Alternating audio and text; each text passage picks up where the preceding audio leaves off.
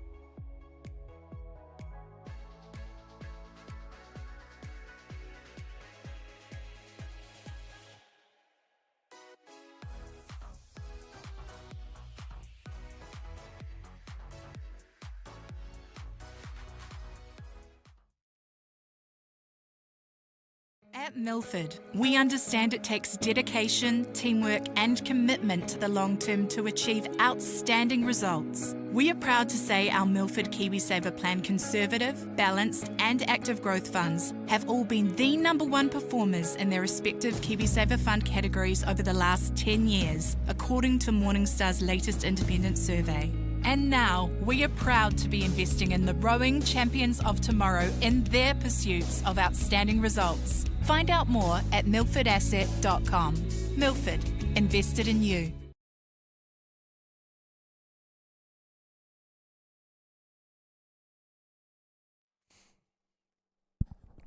Morena and welcome. As we scan through the start here at Lake Regatta for day 3 of the 2024 Maadi Cup. Look at that. Too easy. Boys Melted HD treating us this morning before we get underway with the day of Regatta. So here's your draw for the first race of the day. Girls under 16 quad. In lane 1, Sacred Heart Girls of Hamilton. Lane 2, Diocesan School for Girls. Lane 3, Otago Girls High School. Lane 4, Glendowie College. Lane 5 is Marion College out of Christchurch. Lane 6, St Paul's Collegiate from Hamilton. And Lane 7, Whangarei Girls High School.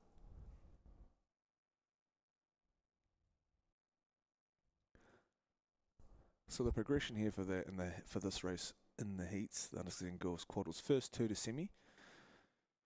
And just looking through the heats here, we've got quite a bit of a backlog after those first 2, so should be expecting some pretty close racing here.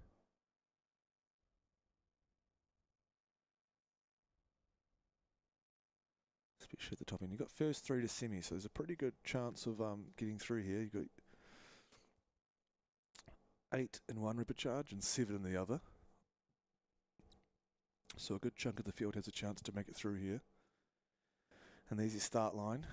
See the boat holders out bright and early with our unique boat holder system, where they kind of use like a hand crank like you'd see on like an America's Cup boat back in the day, rather than when they didn't used to use bikes. They use a chain and you spin it out from the bank all the way out to where the boats are, and then if you have to move the boat forward or back a significant amount, that use the hand crank. That's a chain system that's tied to the bottom. You can kind of see the bottom of the lake there where they come in and out just faintly under the water there, and then you can change the boat holders when they wind all the way back onto the bank. Quite a unique system. I don't think I've seen it anywhere else in the world, so something different for Lake Regatta in the South Island here. You can see the sun rising directly in front of the faces of the athletes, unfortunately.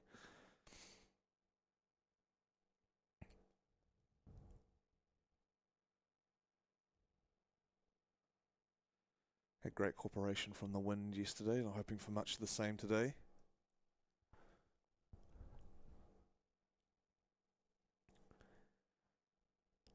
See the start there adorned in Aon banners. Thankful for their 20-year partnership with the Maadi Cup. Sounds weird just saying Maadi Cup with it saying Aon in front of it, so that makes a lot of sense with all the Aon boats stickers. Extremely thankful for Milford as well for coming on board to help support the live stream here. We were discussing yesterday, I don't know any other nation that has the coverage that we have between the National Rowing Champs and the Maadi Cup, South Islands and North Island secondary schools. It's a pretty unique situation we've got here, so extremely lucky to have this sort of all week long coverage. And before we'd have a highlights show that come out maybe 2 weeks after a major regatta. Now we have something that you guys can flick back and watch all the racing through the week.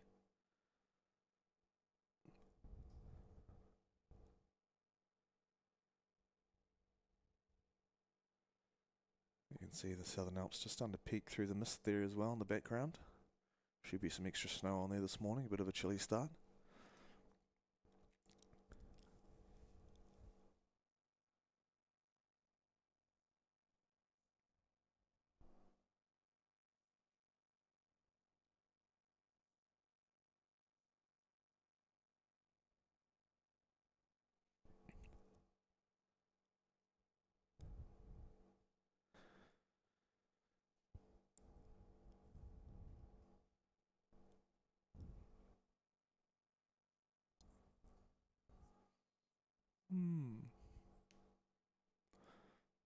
Yeah, Glendower Glendowie College just seems to be a little bit absent right now.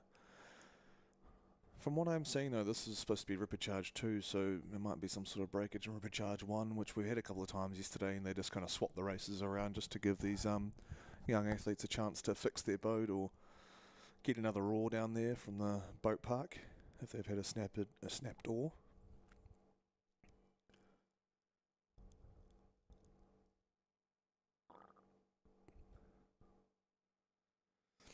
I'll just give these girls a chance just to quell the nerves a little bit with a couple extra race starts and a couple of extra pieces though, just down their lane.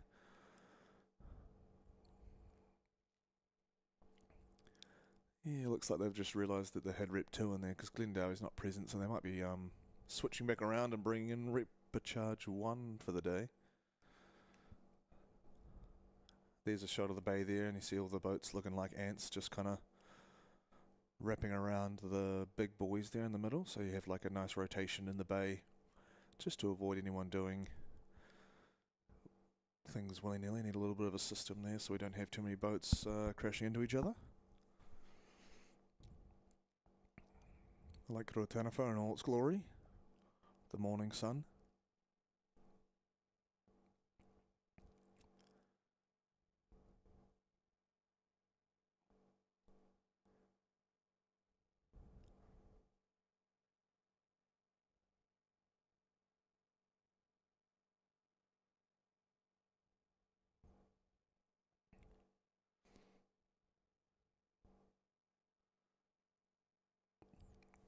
The way the conditions played out yesterday, we were discussing after the whole day how good it would be if you had a World Championships or something along those lines, just kind of lined up here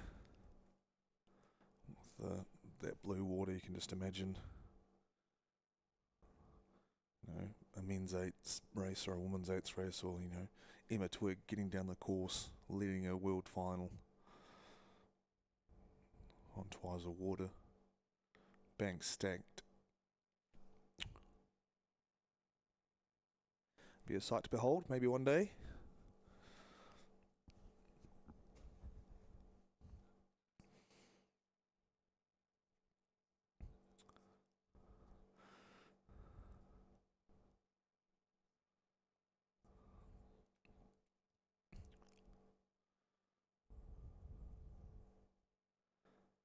So we get a set here of the girls getting in for the blocks for Rep 1 of the girls under 16 quad. First three to the semi-final. You've got Wellington Girls College in 1, Columba College in 2, Marlborough Girls College in 3, Nelson College for Girls in 4, St Andrews in 5, King's College in 6, and then you've got Mount Aspiring in 7 and Cromwell College in 8.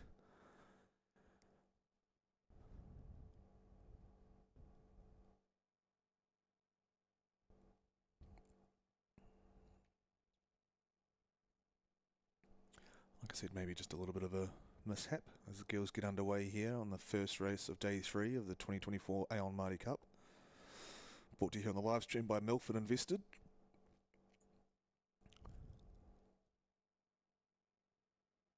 Great start from Columba in lane 2. Thode, Millen, Skevington, Porter, Baskerville. Clean start around, no false starts, so we're underway here. Past the 100 metre mark and we're into it. Great start from Columba. Look, top 3 going through to the semi-final, the rest eliminated, so week could be done for a lot of these girls in this quad racing.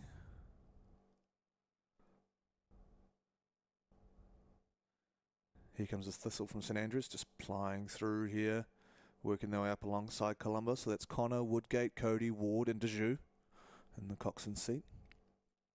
They're taking with them King's College, Ogilvie, Eadie, Lorch Church, Ploughman and Kidd as the coxswain.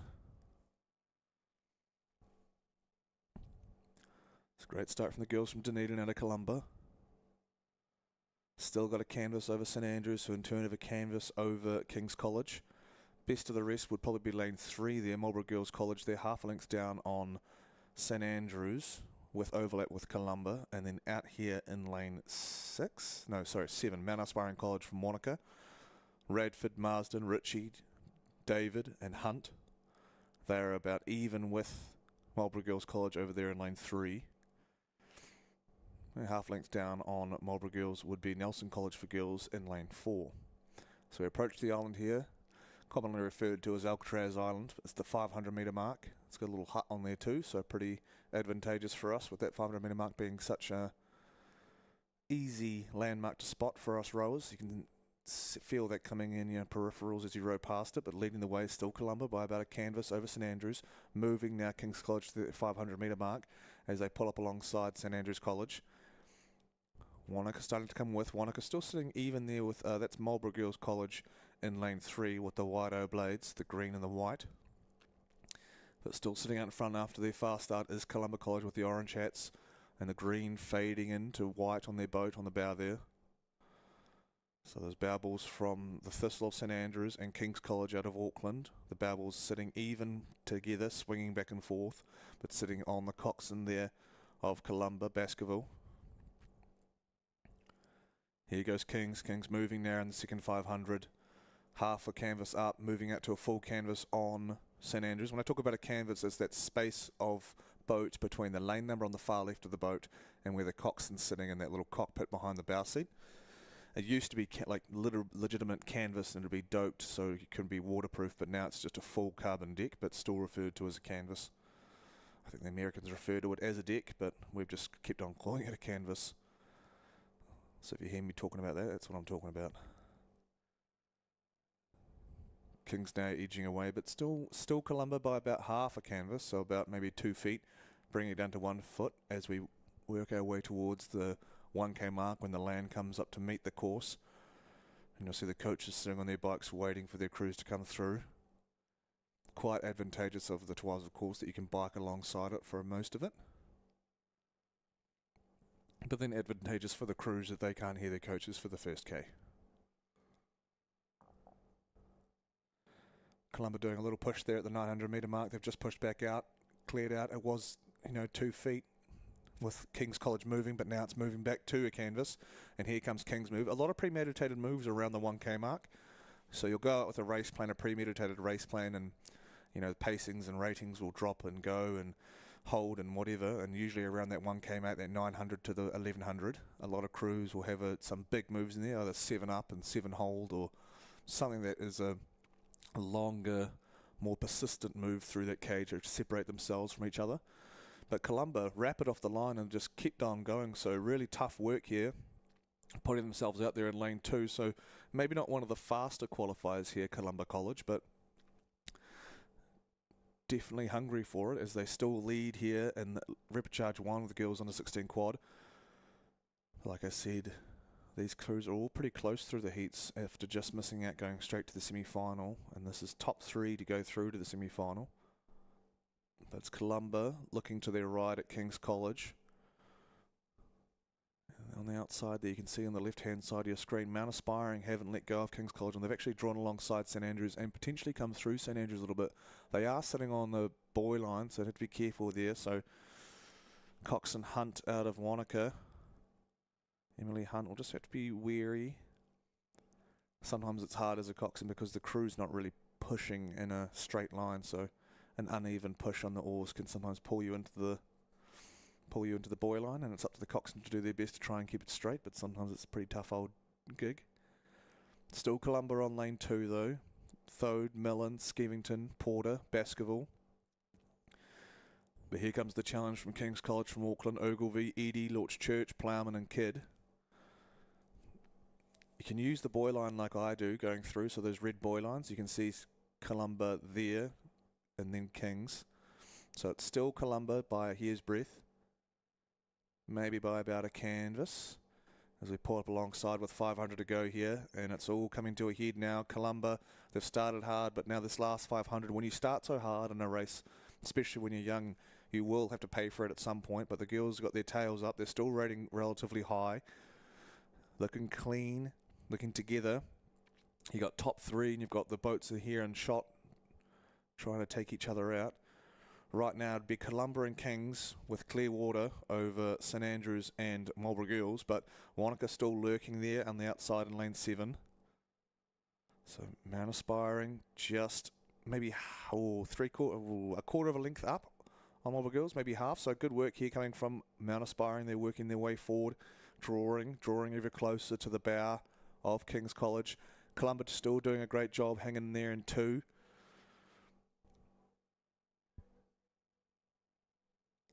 So it looks like 2:50 to run now. Columba clearly still got Clearwater over Marlborough Girls. St Andrews is finding the pace a little bit tough now, but so it's at the moment Columba, Kings and Mount Aspiring are in those all-important top 3 spots.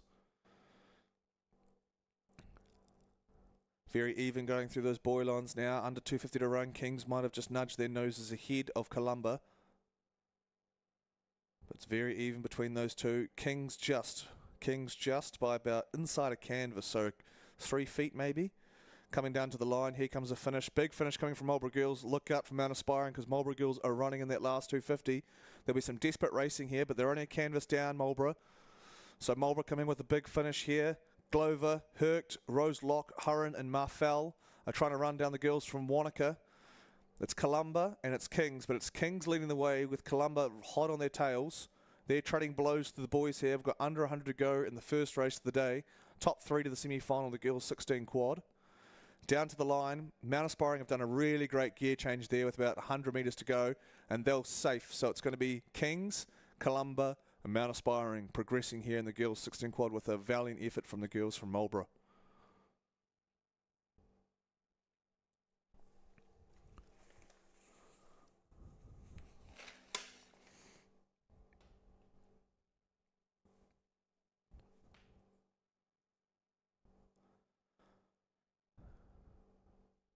And if that's a marker for the day, we're in for a good day, folks. There's what the course looks like from the finish tower. There's your podium right in front of you. On top of those long white poles there, you've got oars representing the major associations of the South Island, so Southland, Canterbury, Otago and Marlborough. There's Rep 2, the girls under 16 quad. They'll be on their way, hopefully. Sacred Heart Girls of Hamilton, Diocesan School for Girls, Otago Girls High School, Glendowie College, Marion College from Christchurch, St Paul's Collegiate of Hamilton and Whangarei Girls High School. Looking at the names here, getting pretty familiar with everyone after spending a couple of days watching this racing, and fairly surprised actually to see St Paul's Collegiate. There's some good names in there. Maybe some younger sisters of older St Paul's competitors. Yeah, just hearing the voice of reason of John Story in my ear, saying that they might have another restart here. So it was within the first 100, so it's either potentially a breakage. I'm not sure if the breakage rule still applies in school rowing. They've kind of taken it out of a lot of disciplines or levels of rowing. The first 100 metres you could usually put your hand up if you had a breakage and they could restart the race. But this might be either that or a false start, where a crew will be awarded a yellow card like in football, and if you get 2 yellow cards you're out. Yellow cards can be awarded for false starts, late to the start, traffic. So when you warm up in the warm-up area, if you have a traffic violation, you get a yellow card from that as well. That could put other crews in danger. You can get a yellow card during the race. So if you were late to the start, and then you can get a yellow card during the race for either maybe crossing a line or something unsportsmanlike, you can get another yellow card during a race and be disqualified.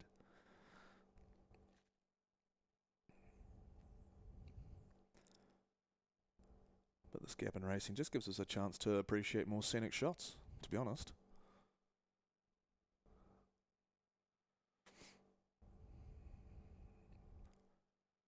Got young former 23 world champ Jack O'Leary on the tools with the drone, along with Mr. Jed Campbell. Appreciate those boys doing their shift work with their drones all day. Those are the guys we will you'll swap the drones every wee while to make sure they don't crash into the lake. See Twiles on the background, still sitting in a little bit of mist.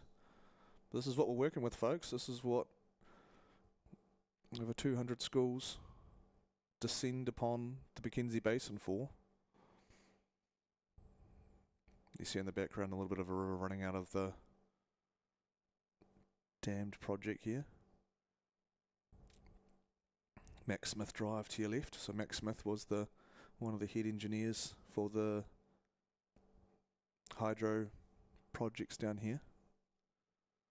And we can thank him for having the vision just to slot in a cheeky wee 2K course for us rowers. Wasn't looked favourably upon government spending, but he's looked favourably upon everyone else.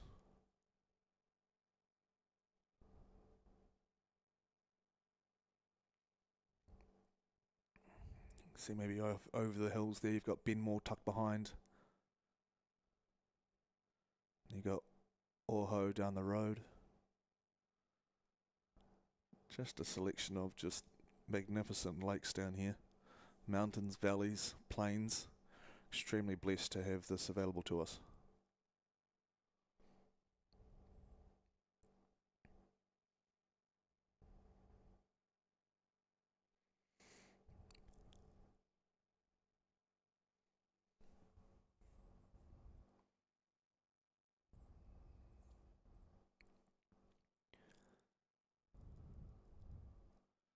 I just wonder if they're bringing in event 28 here, the boys under 16 double sculls ripper charges, which is also first through to semi. Looks quite a backlog there because we do have the girls under 18 single lined up down there in the chute, as we call it.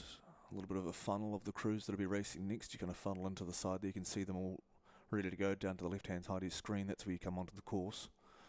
And just waiting patiently for their opportunity to race.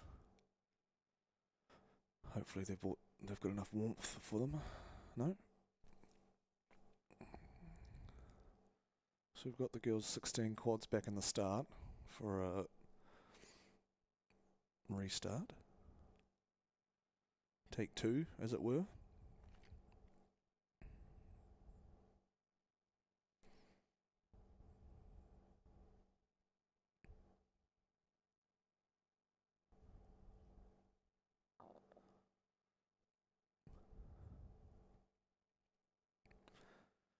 An almost mythical shot as we descend through the mist. And the girls are away. No interruptions, no false starts.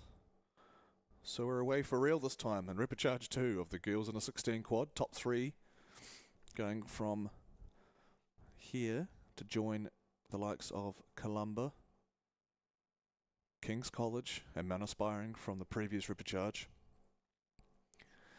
And another good start from another lane too. Diocesan School for Girls, Pierce, Fale, James, Buckland and Benton. They're out with the girls from Marion, Davis, Devlin, Pinfold, Vandermeer and Wayman.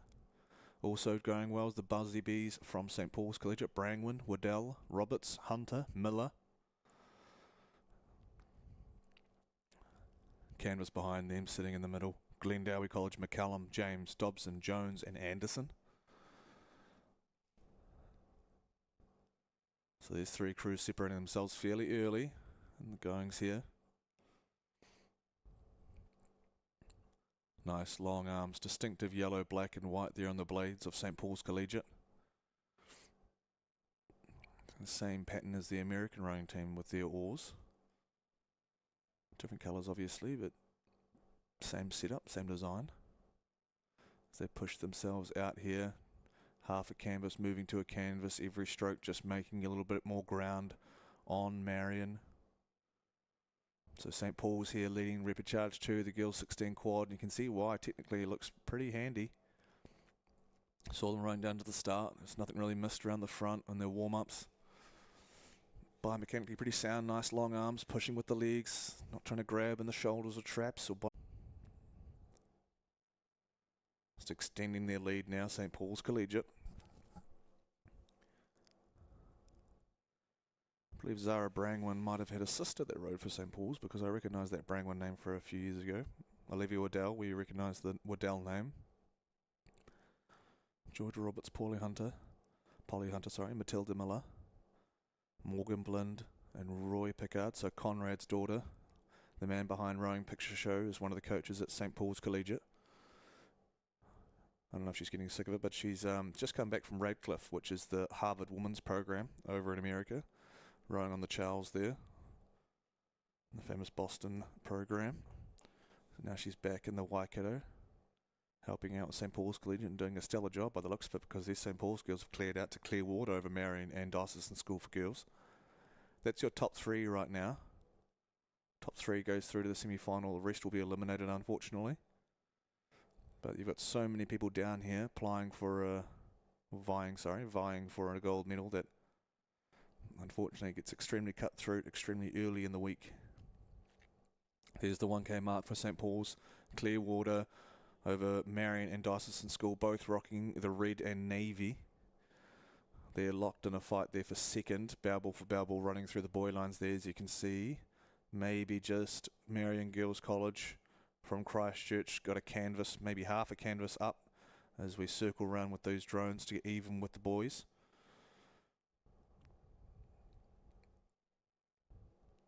St. Paul's, though, the longer this course goes on, the further St. Paul's seem to pull away from Marion and Diocesan School for Girls. They are in their qualifying spots, but this is great rowing from St. Paul's.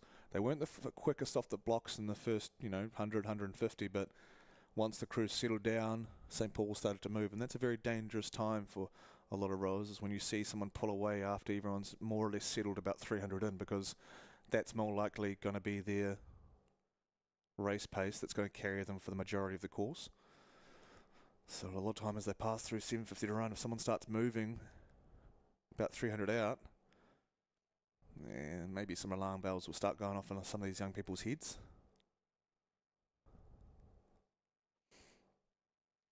Very composed rowing from the St. Paul's, though. Not rating too high, not rating too low. Looks very comfortable, definitive in their rhythm. Really good job of using the full length of the slide there. Nice long arms. Bodies aren't flailing around. That's just good quad rowing. Quad rowing a lot of the time is just a lot about hang and leg drive. There's not too much swing that comes into it, because it is an 8-oared boat without being an 8, so it is a fast boat, so you've got to stay on top of it. You can't afford to get too loose with the body in terms of falling forward or back. Not quite a smaller boat where you can get over, so it's just more about tapping it along just a little bit more on a quad. Don't really have time because it's moving so quickly to swing so much. So good hang and a good leg drive. When I talk about hang, it's more about hanging through the upper body. So nice long arms, like you're picking up something heavy off the ground. You're not going to try and grab it with your upper body. You're going to try and nice long arms and stand by pushing your feet through the ground or floor. And that's what these St. Paul's girls are doing a really good job of. They're about 3/4 of Clearwater up on Marion, who have separated themselves to almost a length up on Diocesan School for Girls. Best of the rest that will be threatening Diocesan School for Girls will be on their left. Sacred Heart Girls of Hamilton, Mace, McGibbon, Johnson, Turner and Tony. They've got quite a bit to make up though as we head towards the boy change of 1750. So boys will change from red to yellow to signify the last 250 metres. But the qualifiers so far sitting quite comfortably in their spots. St. Paul's down there on your left. Brangwyn, Waddell, Roberts, Hunter and Miller. Apologies there. Marion, Davis, Devlin, Pinfold, Vandermeer, Wayman. They're in second. So the Navy and the Red Halves of Marion Girls College qualifying another boat here. They've had a pretty good regatta so far, particularly in the sculling. Seem to be putting out a lot of fast crews. I haven't really seen a slow Marion crew as of yet, so it's quite impressive from the coaching staff out of Marion and Christchurch. Coaches here, Izzy Crowther and Tori Cox. Tori Cox just competed at the National Champs as a senior rower for Avon, so should be fresh off some success there with the Avon girls in the senior group.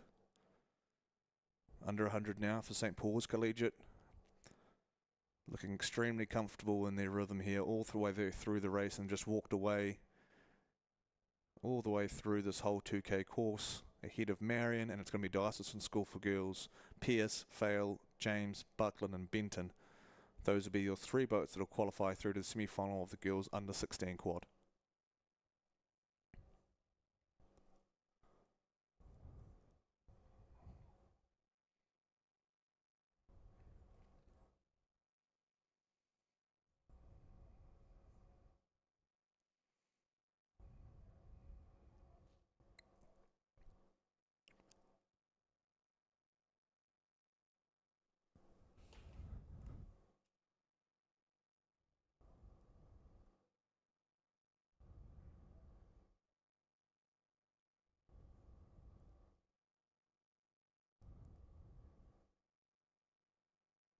Panning back up the course into the sun. Boys under 16, double sculls. First through to semi. Repcharge 1, lane 1, St Kentigern College of Auckland, Gisborne Boys High School in 2, Takapuna Grammar in 3, Wanganui Collegiate 4, Francis Douglas Memorial in 5, John McGlashan College in 6, St Peter's of Auckland in 7, and Onslow College in 8. So first three to go through here for the boys under 16, double sculls. Battling in the front there. Looks to be John McGlashan potentially, and then 2 lanes over to their left, Wanganui Collegiate in the black and the blue quarters. Meeting the sandwich there, just leading the third place getters right now would be Francis Douglas Memorial out of Taranaki and Clifton Rowing Club. On the far right, you've got Onslow down there in the red, and they're having a nice battle over on the far side, and they can see the gold blades of Takapuna Grammar. But out in front right now, just edging their way, would be John McGlashan College, Kennedy and Hamilton. You've got Wanganui Collegiate clearly in the second place, Hugo Giblin and Matthias Pa'a.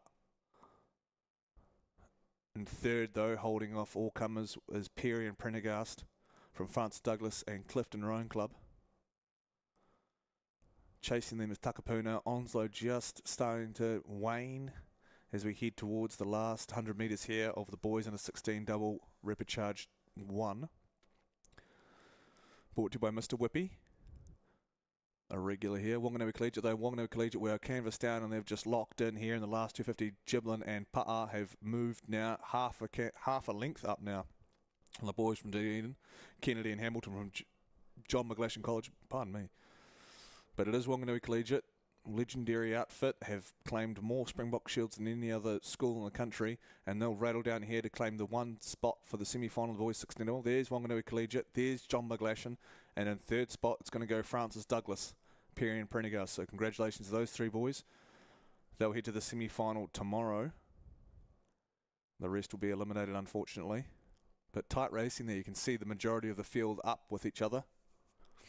So good racing from the young boys. Repcharge 2, well on their way, will consist of King's College in 1, Wellington College in 2, Wentworth in 3, Maclean's College in 4, Marlborough Boys College in 5, Otamoto College out of Tauranga in 6, and Twizel Area School, the locals, in 7.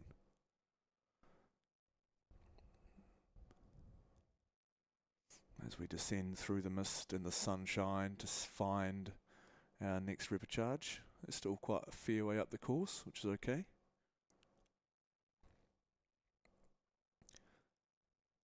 Mr. Whippy is a regular here at the South Island Regattas.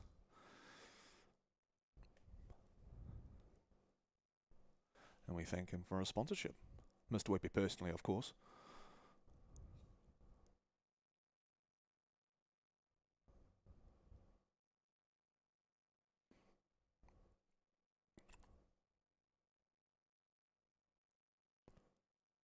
Looks like the boys are still on the blocks potentially, so maybe, like I said, some maybe technical malfunctions coming in from the young fellas in the double. I know they're off the start now. You can see them breaking through the mist. So Repcharge 2, the boys under 16 double here. First three to the semi-final. The rest, unfortunately, the campaign will come to an end today in this boat class. Stunning shots as they break through the sun and the mist. Just crawling its way across the course. Eyes draw up to lane 1, King's College, good start. Also in the middle there, Wentworth College.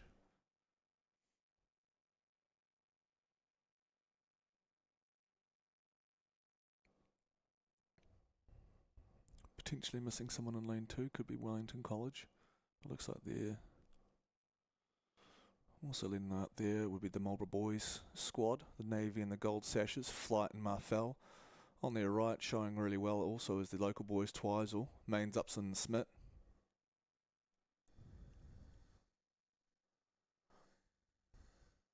So top 3 to go through, 6 crews, half the field will be culled unfortunately.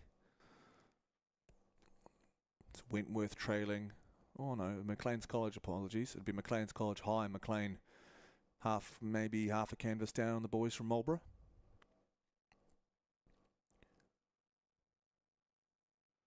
Maclean's quite nifty in that rating there.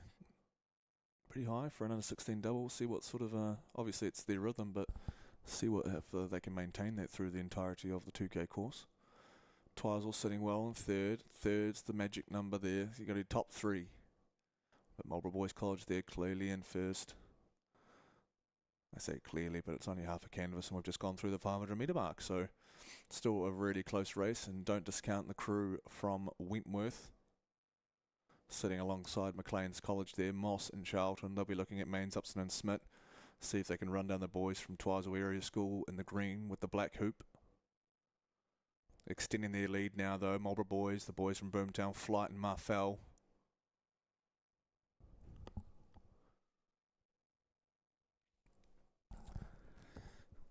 Olympic gold medalist Tom Murray won this event for Marlborough Boys way back in the width of time. Maybe 2010 potentially.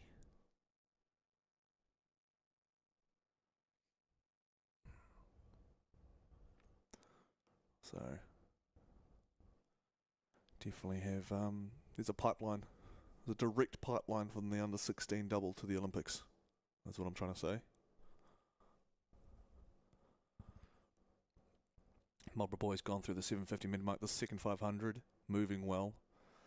We start to like wrestle with the reality of you got to keep this going for another 1250 metres or so. So it can be quite a nice place to move while that doubt is simmering in some of the people's heads, and Marlborough Boys seem to be doing that, clearing out to Clearwater over Maclean's College. Keeping an eye that Maclean's will be looking to their right and looking to their left at Wentworth and Twizel. Twizel hanging tough there. They've got overlap with Maclean's College, the red, white and blue. Keeping an eye also on Wentworth. Wentworth best of the rest, looking to hunt down Twizel Area School. So we'll see what Twizel can do in the second half as they try and secure their place for a semi-final here. There comes the 1K for Marlborough there. You can see Maclean's going through the yellow boys signifying major points to the race every 250. Wentworth tracking well though. Wentworth now pulling up alongside. There's that 1K move that we talk about. Premeditated moves. A lot of them happen around that 1K on either side and during. So working way now is Wentworth. They are one of more of a centre lane than Twizel. So generally as we go through the week, those centre lanes are the faster qualifiers or the higher place getters in previous progression races. Very fast start from Maclean's though. Still keeping that vibrant rating up. Maybe a little bit shorter around the back in comparison to someone like Marlborough Boys, just trying to keep that rate up. But if it works, it works. Individual rhythms, as long as you're doing the same thing, you'll go quickly. It's when you start to get out of time and you start to fight the boat and have different pushing and pulling in the boat, that's when it becomes a problem. But if you're doing the same thing, same rhythm, same push through the drive, you'll be successful. Through that 1250 metre mark, Wentworth and Twizel together, but Otamotai making a nice comeback here. They were slow off the blocks, but maybe I might have a little bit more juice in the legs compared to everyone else. So in the Bay Plenty Coast Club boat there, in lane 6 is Crimmins and Still. They'll just have to be careful because it looks like they're just getting towards the side of their lane, but they've corrected now, so good on them. But we've got 3 boats there going for one spot, and Maclean's are trying to keep their head above the water. As Wentworth now have overlap with Maclean's College in the third 500 here. They'll be getting pretty tired, so you'll see a lot of moves going on. Twizel just suffering as we speak, unfortunately for them. They'll have to have a good shift to try and come back on the likes of Otamotai and Wentworth. As Otamotai look to ply their way through with 500 to run there. There's Marlborough Boys clearly out in front by a good 3 lengths of clear water almost on Maclean's College, but here comes the boys from Bay of Plenty, dragging with them Wentworth, trying to get up on Maclean's College. Maclean's still hanging tough after a fast start, but they do have overlap from Otamotai and from Wentworth. And you've got under 500 metres. Speaking from experience, these under 16 doubles can get up and go quite quickly. Half length now to Otamotai. They've got all the momentum here in the field. They've got the big momentum. Otamotai College moving. If I go to the coach, I would suspect I'd say, yep, Ted Phelps, Julie Still, working away with their young fellas. But now that's got that babble up on the stroke seat of Maclean's College, so High and McLean have to be aware here because on their right, the boys from the Bay are moving. Wentworth still half a length down Otamotai, but a good turn of pace here with 2:50 to run. You can see the boys changing from red to yellow and the big 1750 metre sign on the bank there. This is last 250 of Rapid Charge 2. Only top 3 go through. Marlborough boys have written their name in one of those cards, but there's 2 more tickets to punch here. McLean's looking right because here comes Otamotai. Crimmins and Still been working in that second K, and they've got all the momentum in the world after a slow start, but here they come. Reminiscent of New Zealand doubles in the past, but they're half a canvas up now, McLean. So Otamotai in that second spot now, top 3 going through. Wentworth have to have a huge shift of pace in this last 100 metres or so to try and catch the boys from McLean's. But it is Marlborough, it is Otamotai. There's the 100 metre boys, the red boys there, and McLean's right now. So a huge second half from the boys from Otamotai, just kind of having a little bit more of a laboured start. Has worked in their favour is they've just kind of meticulously worked through a few crews now, and they're in the second spot, going out of their lane a little bit now as we approach the finish, but they'll cross in second with McLean's College 3/4 of length up on Wentworth.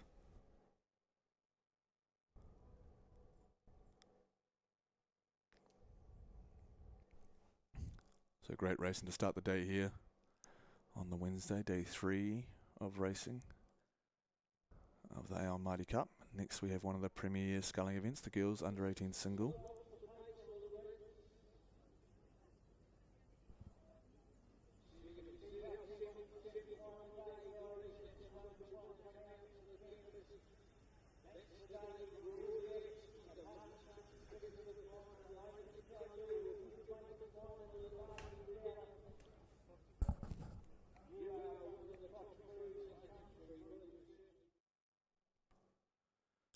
Already well into the second half here is the girls under 18 single. First 2 to the A final. Oh, sorry, I'm looking at the wrong one. My apologies. They've got quite extreme. First 2 to the semi-final, I should say. So you got Columba College, Rotorua Lakes, Onslow, Otago Girls, Hillcrest, Dunstan, Southland, Cashmere at Christchurch. Looking 3 from your left there. Maybe 4 from your left, right in the middle. Darker row suit next to the red, so that's Dunstan. So that'll be Giles from Hillcrest, leading Otago Girls Hepburn.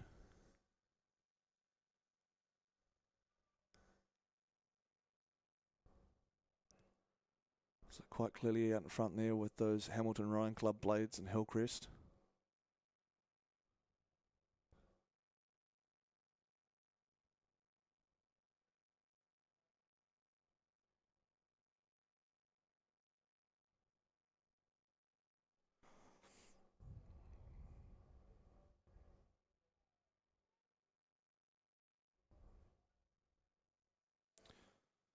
Hepburn competing in the under 18 quad last year, so she knows tough racing. She's raced under 18 level before, and you've got Rowan Giles coached by Georgia Allen. She raced this event back in the day. Very accomplished single sculler in her own right, Georgia, so she's back here helping in Hamilton with Hillcrest. Pardon me. And you got Dunstan in third, but it is only the top 2 going to the semi-final.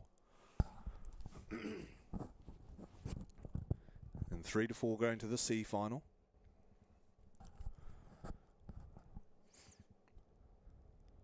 Simple, strong rowing is what I've seen from the Hillcrest lot.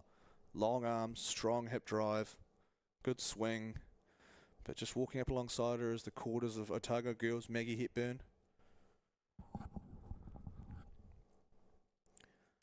They're both going to qualify, so we're all good there. You can see Maggie might be a little bit of a smaller athlete compared to Rowan, but she's using it to her advantage, just having a few more strokes a minute. 2:50 to run now for these 2 scullers on screen. Quite a snappy catch from Maggie, sitting a little bit lower in the body. Rowan just sitting tall, longer strokes there, maybe not rating just as high. Using the levers well though. So a good juxtaposition of the way to approach a rowing stroke to fit body types. To row to what's comfortable and what you feel like it's going to be the best, but great finish here coming from Rowan. We talked about it yesterday. If you have a chance to win a race, any race at the Aon Maadi Cup, you're probably going to take it. So under 100 now for Ryan Giles out of Hillcrest High School out of Hamilton. The Hamilton Rowing Club Blades. She's still holding off a very valiant effort from Maggie Hepburn at Otago Girls High School and most likely North End Rowing Club. Down to the line though, it's just a 2-horse race for the top 2 spots here. Nice flat water on Twizel, so no excuses. Down to the line.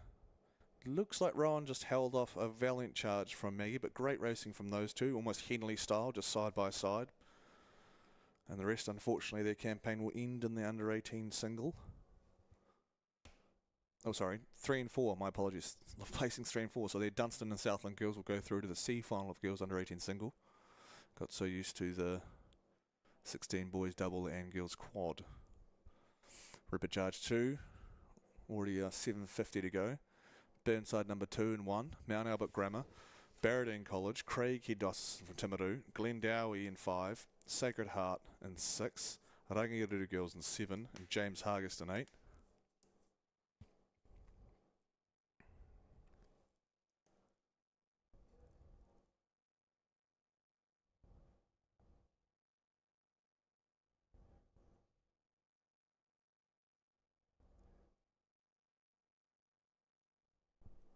You can see their 500 to run there, and can automatically see the green of Craig Hidos in school. So Craig Head up, out there on the far side with the blue and the yellow.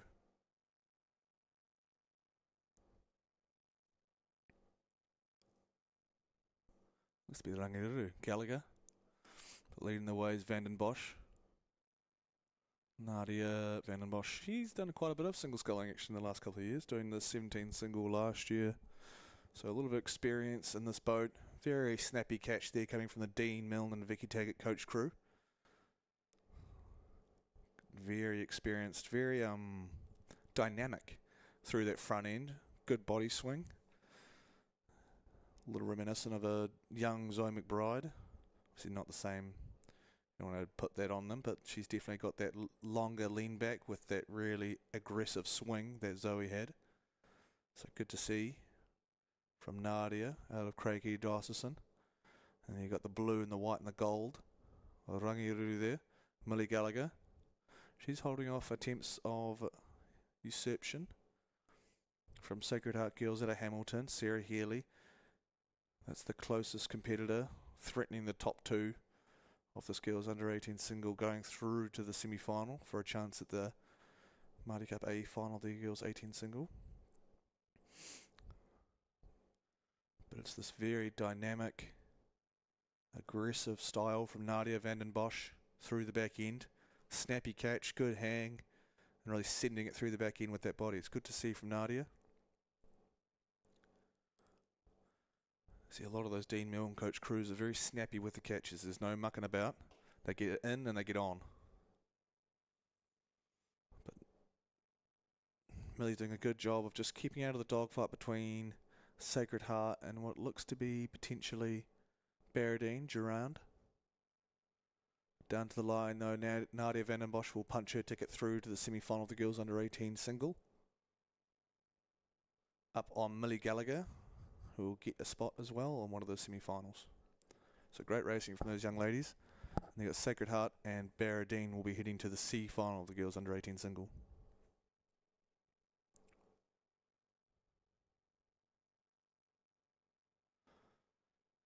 So if anyone's just tuning in, there was a few breakages and a few mishaps at the start of the day today, so they are a little bit behind the regatta start. So if you assume that we're behind, it's just that the regatta unfortunately had a few mishaps this morning, so we're running a little bit late. Maybe about 20 minutes or so.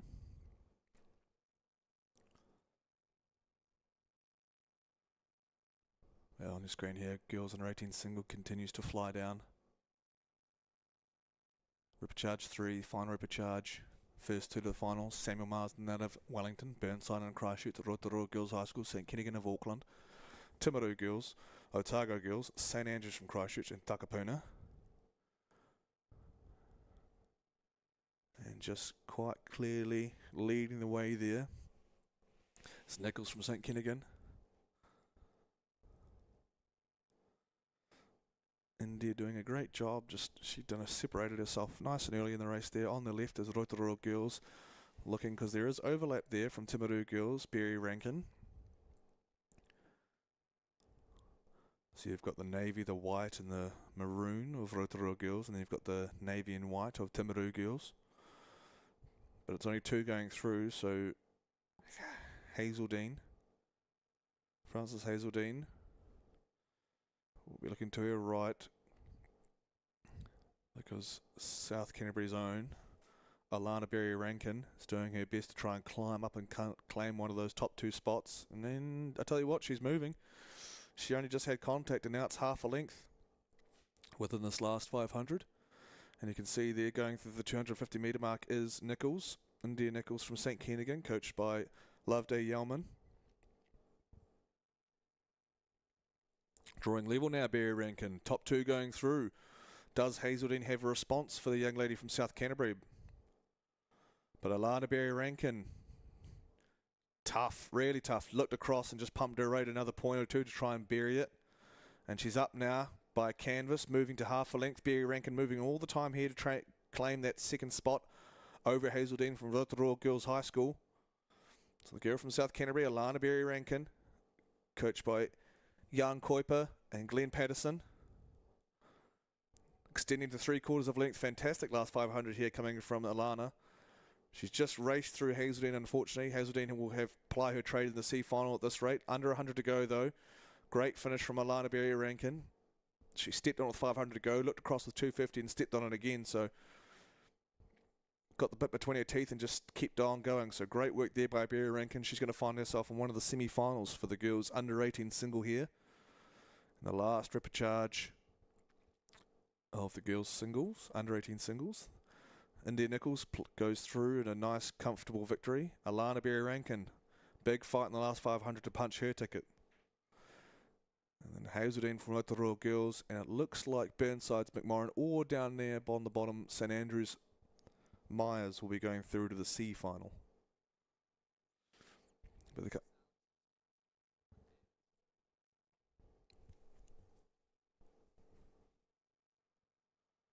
just going to have a word from one of it.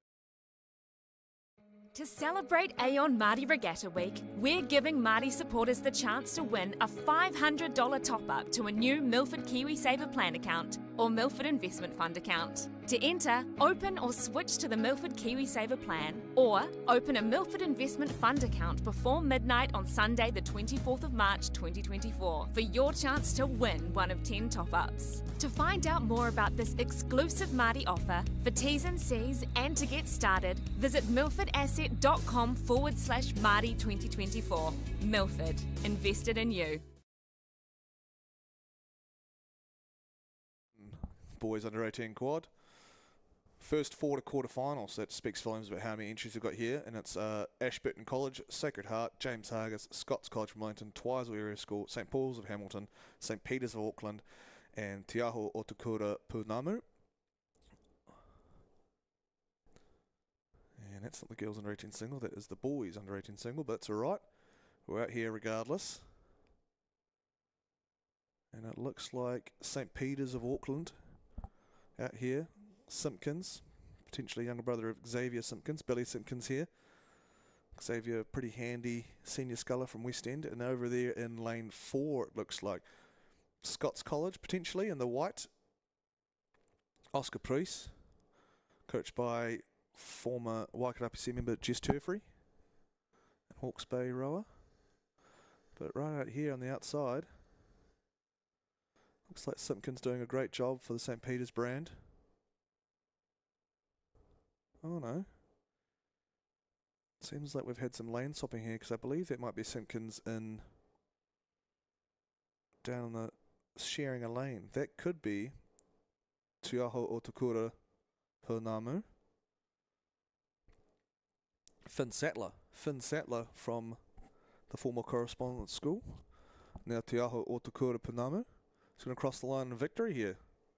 The boys 18 single to go through to the quarter final. It is top 4. So Billy Simpkins will qualify alongside Scots College, and way over on the inside there, Looks to be Ashburton College, Isaac Carr. So I'll just confirm those results for you as they come through.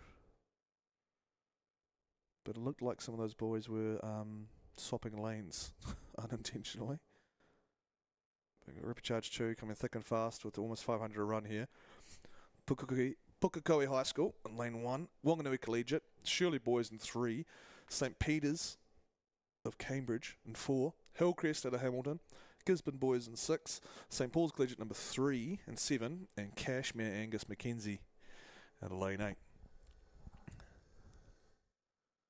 So I got that around the wrong way. Don't pay attention to the graphic there, it's all good. Out in front though, looking to the right of Yalman. It looks to be, it could be Hillcrest.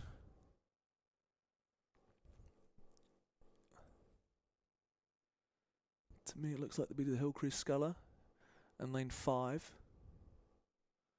You've got Kahukura Hagi, coached by maybe mother, Kamira Hagi. And then sitting in that second spot over there looks to be Shirley Boys, Hamish McIntosh.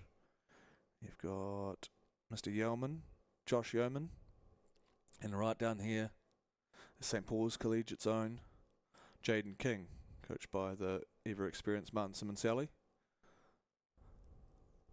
But out in front, Kahukura Hagi from Hillcrest and the Hamilton Rowing Club leading here. Top 4 going through for the boys under 18 single ripper charge. Doing a great job staying really long. Feeling good momentum through that back end. So the back end is what I'm talking about, is when the blades are coming out, the bodies are back, the legs are all the way down. That's the back end, the finish, if I ever refer to it like that. And Mr. Kahukura is doing a fantastic job of just keeping on top of that momentum around the back turn. Nice long arms. What we've seen from Hillcrest is a very strong stroke. So what I mean by is they sit low, they've got long arms, they drive the hips, and they swing aggressively. Nice and long in the shoulders, sitting low in the boat though. You can see why he's out in front. In second place is Shirley Boys, holding off a late charge from St. Paul's Collegiate King. McIntosh with the blue and the gold from Shirley Boys, the Spartans, is half a canvas up on King from St. Paul's. Looking to snag a spot there is Wanganui Collegiate's own Zhang. Edwin Zhang, coached by Tyler Scott and Dan McSweeney. But just rocketing up alongside Kahukura is Shirley Boys, and he's dragging St. Paul's alongside with him. All 3 of these boys will make it through, along with Zhang, barring anything disastrous. But down to the line, we've got 3 coming to the line. It's still Kahukura Hagi from Hillcrest. He'll get the victory here. Second place is going to be a split between another King. I think it's going to be Hamish McIntosh from Shirley though. And in 4th is going to be Wanganui Collegiate's own Edwin Zhang.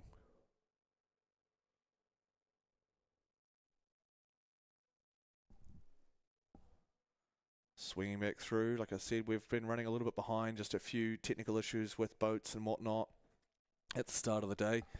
Means we're just playing catch up a little bit now. And we're going to have the girls under 15 double coming through. And because we can't show the visuals here, I'll leave it to the racecourse commentator to lead you through the racing here.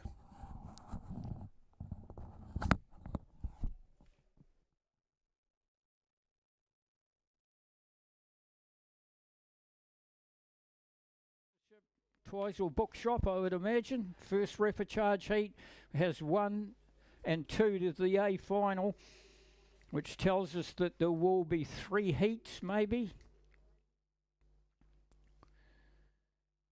4 heats. It doesn't sound right that taking 2 from each of 4 heats going through to the, oh yeah, no, there's 2 heats. Lane number 4 that has the advantage, which is Twizel Area School. Oh, this is a very good crew. They have had a really good 2 seasons. So Twizel Area School looks like the crew that's in front. Queen Margaret on the left-hand shoulder out of lane number 3. That's the one we had going through the 500. Both these 2 crews have now opened up a reasonably big gap of about 3.5 lengths over St Hilda's Collegiate. St Hilda's Collegiate's got 2 lengths over Cambridge High School. Cambridge High School was locked up with James Hargis down in lane number 2. Mount Aspiring just off the pace a little bit. Then we go out wide. Cambridge High School, back off the pace. And also Villa Maria's not in the firing lines as well because ahead of... Both these two crews opened up a big gap on the rest of the field. It's being chased up by lane number 2, which is James Hargest High School. So Russell and Diane will be happy with their rower, but unfortunately she might go through. They go through to the 3, 4, 5, with 6 going through to the B final. It would be good for them to get that James Hargest crew into the B final. Two very good coaches coming out of the by rowing sheds. Absolutely nothing between these two crews sitting out in front now. Twice will look out. You're going to get a little bit of pressure put on you today, so you're going to have to really start to work, Lucia and Hazel. They're still sitting in front by a half a length. We know they come home very hard. They've had an exceptionally good season of what rowing they have had, but they also had a very good season last year at Nosmith's grade. Opened it up to a 3/4 length lead. We knew they were going to come home pretty hard. It just seems to be something that the Twizel schools have been rubbed from their coaches. Kelvin and Sarah just seem to make sure that they get their hill crews coming home very, very strongly, and that's exactly what's happening out here. They've now opened it up to a length of clear water, a length and a quarter now, just going away from the Queen Margaret College crew. Got nothing for them, but they're clearly in qualifying position. Through the 100-metre buoy line they go. We go that big distance back now to the inside. James Hargest will certainly go through into the B final. They'll bring with them the crew from St Hilda's Collegiate. They will go through. Then we're looking for 3 more. We're looking right out wide. We're looking to Glendowie, and inside them to Cambridge. And then maybe down on the inside, Mount Aspiring College could get into that B final as well, over the top of Glendowie College. Oh no, it's Glendowie, it's over the top of Villa Maria. So great racing from the girls under 15 double sculls. That's the first repechage heat. The second one coming up now has got Wanganui High School in lane 1, ACG Tauranga in 2, St Peter's in 3, Gisborne Girls High School in 5. Gosh, Gisborne have got a big squad down here. Marion College in 5, Takapuna Grammar in 6, Hauraki Plains in 7, and Mount Albert Grammar out on the outside lane. Through the 1,000-metre peg, they're in the third 500. We picked them up for you. Again, we see, second out wide.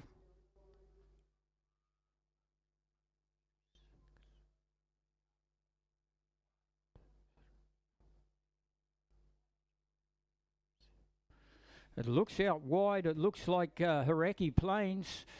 I don't know, Hauraki Plains or St Peter's. St Peter's out of lane number 3, and they're bringing with them lane number 1. That's one of the sleeper lanes. This would be an unbelievable row if Wanganui High School can get up into the top 2.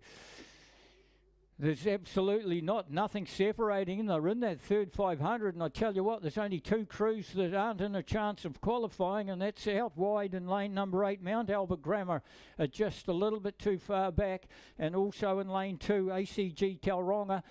Everyone else has got a chance. Just a little drip off now of Gisborne Girls. They're just starting to slip off, and that's one of the fast lanes as well. But the sleeper lane down here on the inside, Wanganui High School, I tell you what, some of those centre crews won't even know they're there. They'll be so concentrating on the crews alongside them, thinking because they've got the fast lanes, all they have to worry about is the crews alongside them. And then all of a sudden you'll see a sleeper lane, just like we see here. Wanganui High School out of lane number 1. They won't even know they're there. Right in the middle of the course now, starting to move. We're looking at the 2 to go through. Coming out of lane number 3, which is St Peter's School. They've moved up into second place.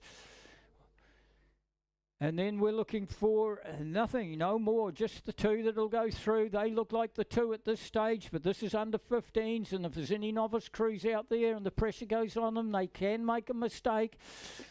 Even the under 15s, even though they may be in their second year rowing, See, Wanganui have done a really good job down here and upset the whole apple cart. This is like an upset at the Greyhound Racing on Ascot Park.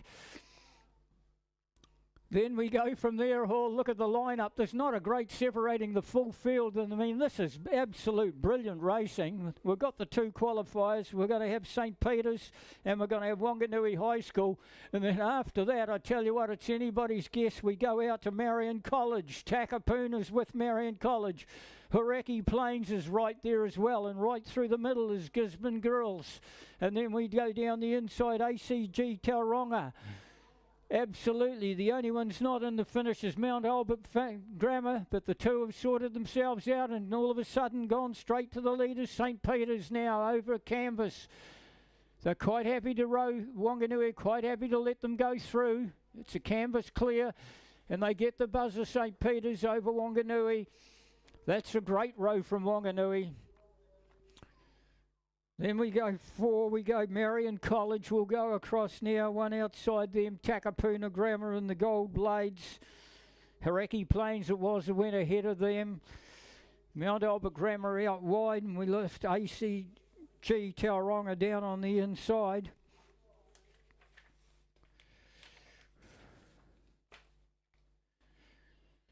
Boys under 15, Cox Quadruple Skulls, High Country Lodge. We appreciate your sponsorship. 1 and 2 to the A final, same. 2 heats, 3, 4, 5 and 6 to the B final. Shirley Boys High School out of 1. Takapuna Grammar out of 2. Wakatipu High School out of 3. St. Peter's College out of 4. Burnside High School 5, Marlborough Boys 6, Otago Boys High School 7, and Marlborough Boys College number 2 crew. Oh, we go right out, 3 in from the outside, Marlborough Boys College right out wide. Then we go 3 from the inside, Wakatipu High School. Marlborough Boys, Wakatipu High School are locked together. We're looking for 2 to go through. Trying to push up in between them, left-hand side of Marlborough Boys, which is Burnside. Burnside, they're about 2 lengths down off qualifying, though, to go through to the semi-finals. Burnside, there's nothing between Burnside and Otago Boys, and what's happening down the inside, just drifting off a little bit, is that lane number 2, Takapuna Grammar, and Shirley Boys is ahead of them, and right out wide we go back to Marlborough Boys number 2, but it's Marlborough Boys. Marlborough Boys go down towards the 100-metre buoy line. They are clear by a good length and a half over Wakatipu High School. Marlborough Boys, nice tidy crew, just a slight break in the bodies there, but they're out in front. That's the big thing. Marlborough Boys will go down and get the buzzer. They'll be the first of the qualifiers for the boys under 15. Cox Octoball, quads they are, Millsy.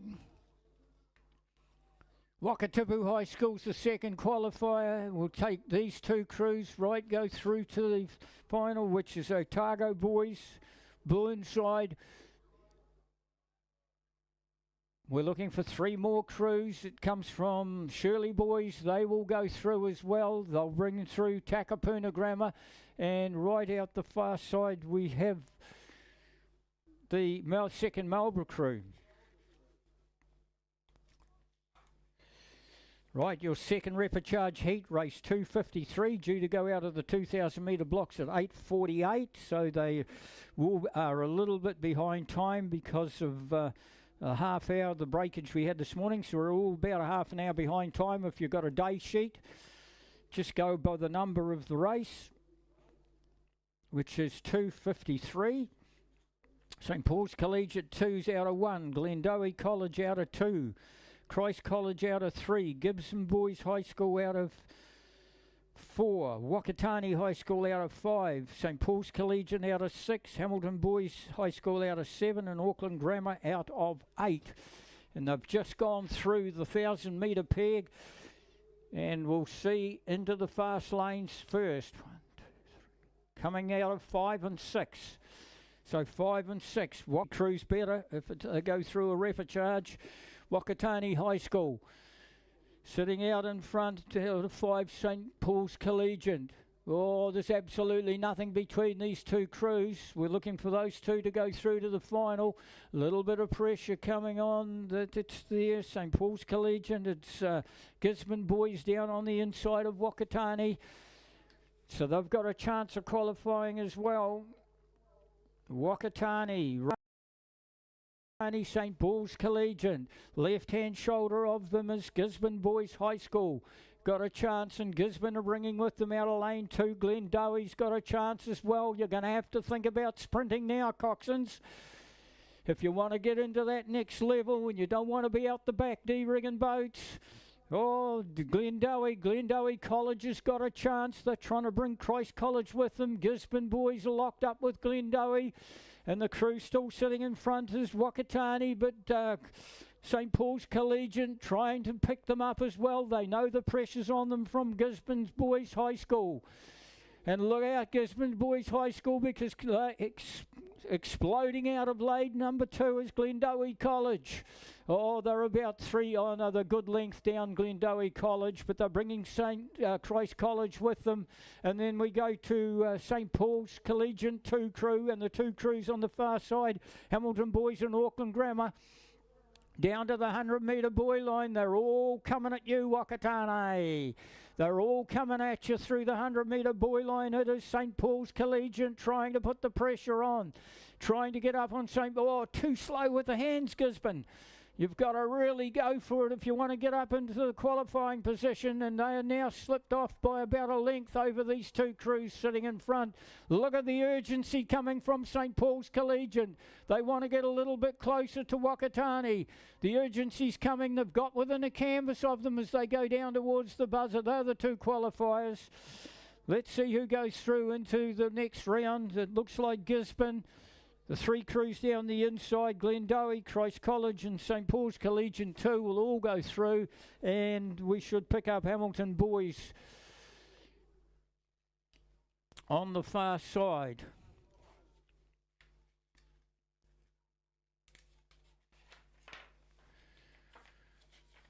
Final 2, 3, 4 and 5 will go through to the B final. So she's cutthroat here. You've got to win to go through to the final. So they're in that third 500. We've got St. Andrews in lane number 1, Christ College 2 and 2, St. Peter's 4, Auckland Grammar out of 5, Mount Albert Grammar out of 6, Christchurch Boys out of 7 and King's College out of 8. You've got to win, guys.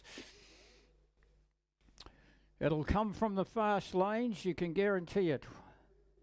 Lanes 3's the crew that's in front, but pressure going on them from 4 and 5. So lane 3 is St. Peter's College.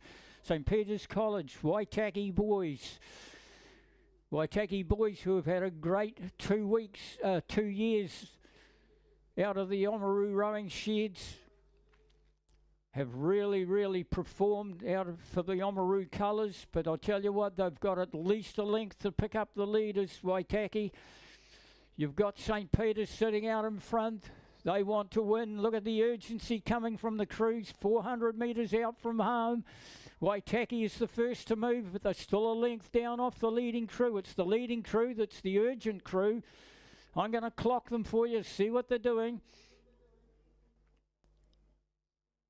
They're on 36. Oh, good stuff, guys. You won't let the boat drop down in the water at that sort of rating. They look really urgent. They want to keep hold of that lead. They can see Waitaki on their right-hand shoulder. The coxswain won't see them unless the head goes around like the Exorcist. Click, click, click.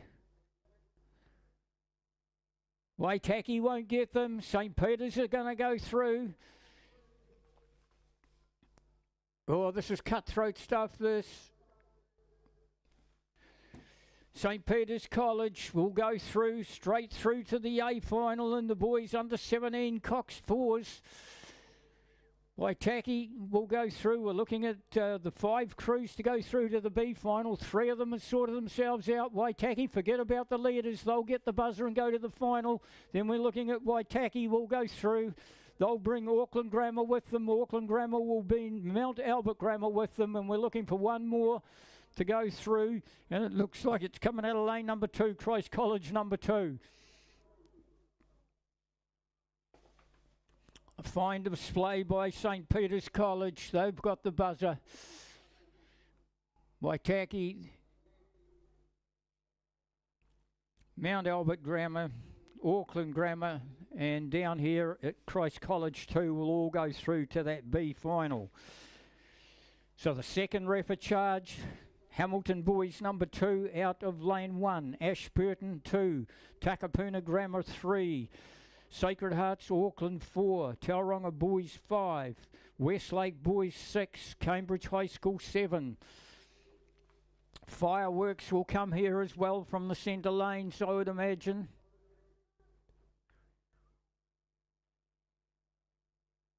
If you're a new person through to the course today and a novice person, we always talk about the centre lanes because everything's seeded throughout the regatta. The fast crews go into the fastest crew seeded as goes into lane 4 because we're using 8 lanes only instead of 10. Normally it would go into 5, then it goes to 5, then it goes down to 3. The slower they get, they flare out to the outside and the inside. So ideally in all the finals, you'll get an arrowhead coming down the lake, and you virtually see a little bit of an arrowhead here. Very rarely will you see a gold medal coming from lanes 1 or 8.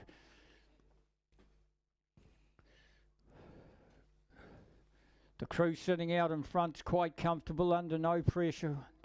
Coming out of lane number 4 it is, and it's the crew from Sacred Hearts Auckland with their powerful under 17 crew sitting out there doing a great job. In the Cox and Cedars, Ryan Slater. Good work, young Ryan. You're doing a good job, buddy.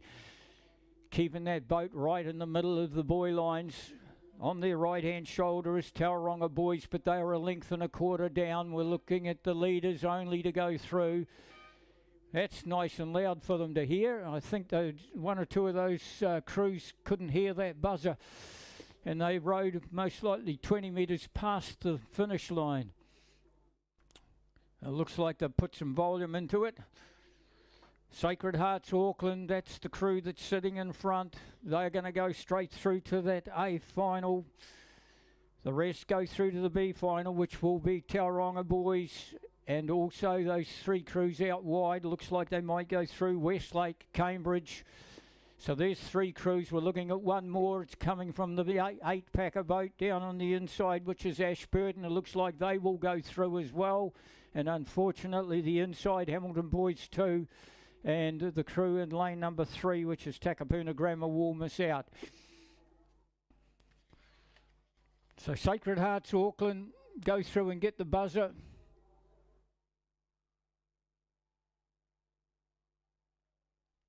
Couldn't hear the buzzer. Tauranga will go through. Out wide, Westlake, Cambridge, and the yellow boat of Ashburton's down the inside, followed along by Hamilton, and we go Takapuna Grammar.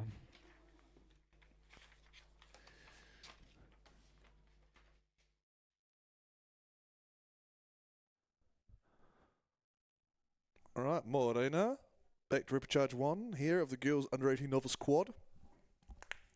Lane 1, Glendale College. Lane 2, St. Cuthbert's College and out of Auckland. Lane 3, Ashburton College. Lane 4, Sacred Heart out of New Plymouth. Lane 5 is Mount Aspiring out of Wanaka. Lane 6, Dunedin's own Columba College. Lane 7, Whangarei Girls High School. Lane 8, Craighead. So top 2-day final, 3, 4, 5, 6 to be, or not to be in the A final, unfortunately. Through the K now, looking directly into lane 4 as I can see it. Unsurprisingly, Sacred Heart Girls, Beale, Perry, Honeyfield, George and Wimsett. Fairly surprised to actually see them in the repechage. Must have been a very tough heat with the North Island novice double champions there, Neil and Perry, on board. This group out of the Clifton Rowing Club. I believe Neil and Perry might have also won the national champs novice double. On their left, though, is Ashburton College out of Lake Hood. Howden, Moffat, Scammell, Marriott and Reed is the coxswain. So great work here in the third 500, arguably the hardest part of the race, that third 500, coming from the girls from New Plymouth.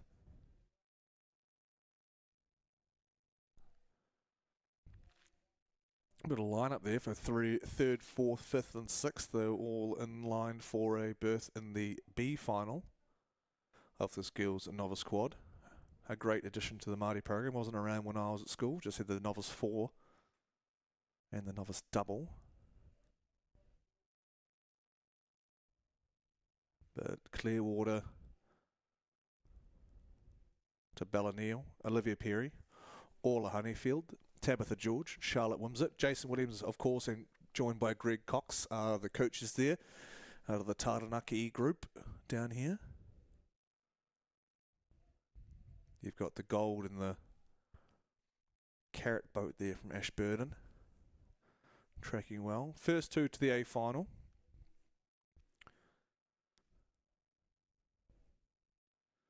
Of course, Sacred Heart Girls of New Plymouth winning one of the under-17 single a couple of years ago with Sophia Holden, who took home a boat from Laszlo as the prize for the 17 girls and boys singles. So there's a nice Aon-sponsored red Laszlo boat sitting in the Clifton Rowing Club, I believe. I said it the last couple of days, and I'll say it again. It's Clifton Rowing Club, pound for pound, the best club at the National Championships, I believe. They got the Triple Crown in the men's club sculling, single, double, quad. Women's, obviously, novice double, as I mentioned. So they come down here, those boys and girls from Clifton, with a bit of pedigree. So don't be surprised if you're seeing kids out of Taranaki up the front of the field. Great work there. Keeping the foot down. Charlotte Wimsett in the coxswain seat. Quite easy sometimes for the rows to get distracted if they get out in front. They may be finding it not too easy, but they think the confidence kind of rides a bit high and they might get a little bit complacent. So good to see the girls from New Plymouth just working away from Ashburton ever since the 1K mark. And then you've got the likes of Glendowie, Mount Aspiring, Columba, Whangarei girls, all looking for a B final berth. Third place currently is right there is Mount Aspiring, Richie, Hay, David, Smith and Hunt.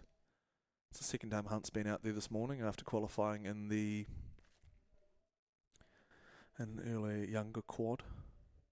So doubling up there the coxswains, ever so important for a crew to be able to race here at the National Secondary Schools Champs, Maadi Cup. Columba College half lengths down on them, Stevens, Colquhoun, Hefford, Petty and Davey. Coming down to the line, New Plymouth girls, Sacred Heart, Neal, Perry, Honeyfield, George and Wimsett take the victory here in Rep 1 for the girls novice quad. Joining them in the A final will be Ashburton College. Like I said, we're a little bit behind on schedule, but we had a few hiccups earlier in the morning at the regatta here, a few technical issues, a few breakages, so we are running approximately 17 minutes behind, give or take. So if you're tuning in and you're a little confused why you're not seeing who you want to see racing at the time they were supposed to race, we just had a few breakages this morning that set us back a little bit on our program. But should be able to catch up, I'd say, just throughout the day. We're pretty handy volunteer squad down here that makes our regatta run really smoothly at South Island Rowing. Repecharge 2 here of the girls under 18 quad.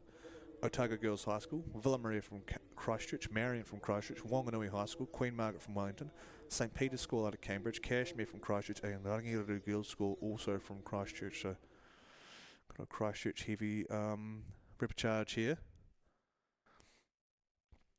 Just recognising some names here. We'll look at Wanganui High School, Hoekstra, Franks, Bullock, Barnett, Davies.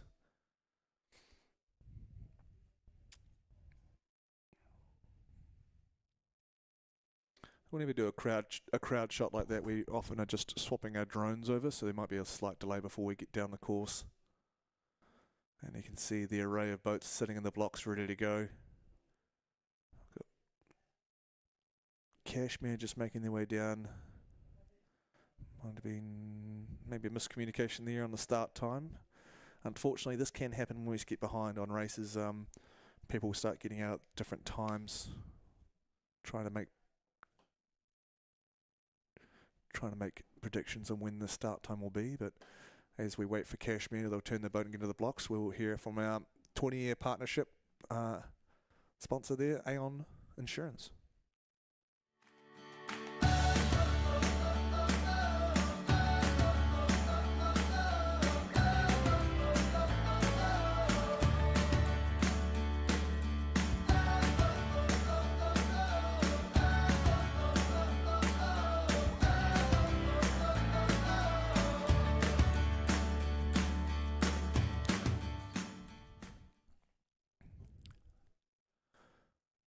Always thankful for the help that Aon provides here at the national secondary schools level of rowing in our country.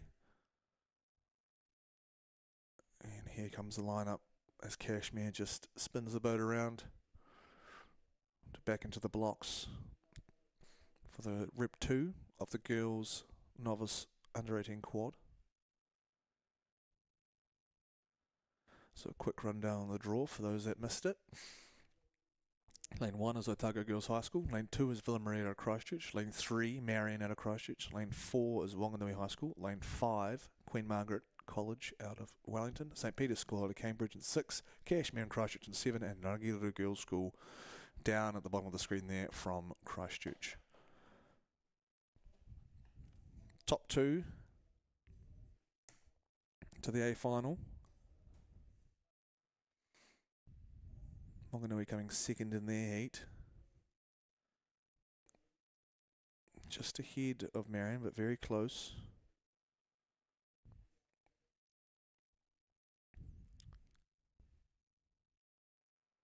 So we'll keep an eye on them. Villa Maria not far behind them either. So we'll look to the... And that crew that got third will be placed on the outside of the course as the girls get underway here. So sometimes the faster boats might not be exactly lined up in the middle lanes as we progress through here in like the reps and the semis and whatnot. By the time they get to the final, majority of the time, the cream has risen to the top sort of thing, and you've got the top crews in the middle of the lanes. So we'll cast our eyes to Marion, Wanganui, potentially as well as Villa Maria.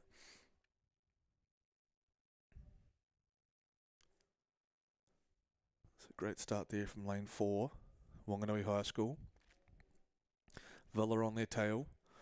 Also coming out well with St Peter's alongside Queen Margaret College and Marion. It's the gold and green though, Wanganui High School. Ruby Hoekstra, Edith Franks, Ruby Bullock, Bailey Barnett, Lauren Davies is the coxswain. Coached by Adrian Van Bussel and the busy man himself, Axel Little Dickinson.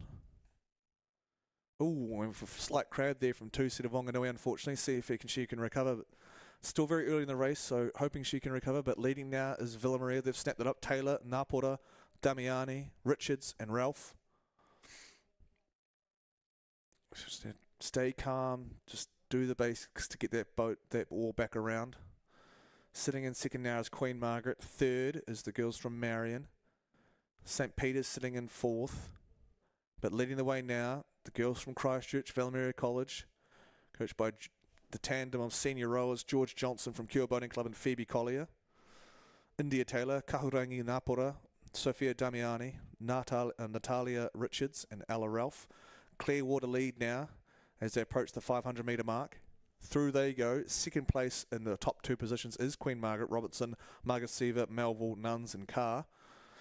Closely accompanied by Marion College, Pinfold, Vandermeer, Courtier, Everly and Swain. Down on the inside, Otago Girls also lurking. Row, unfortunately those, I'm not just singing the song. Row, Nicholson, Stibb and Merriman is the coxswain.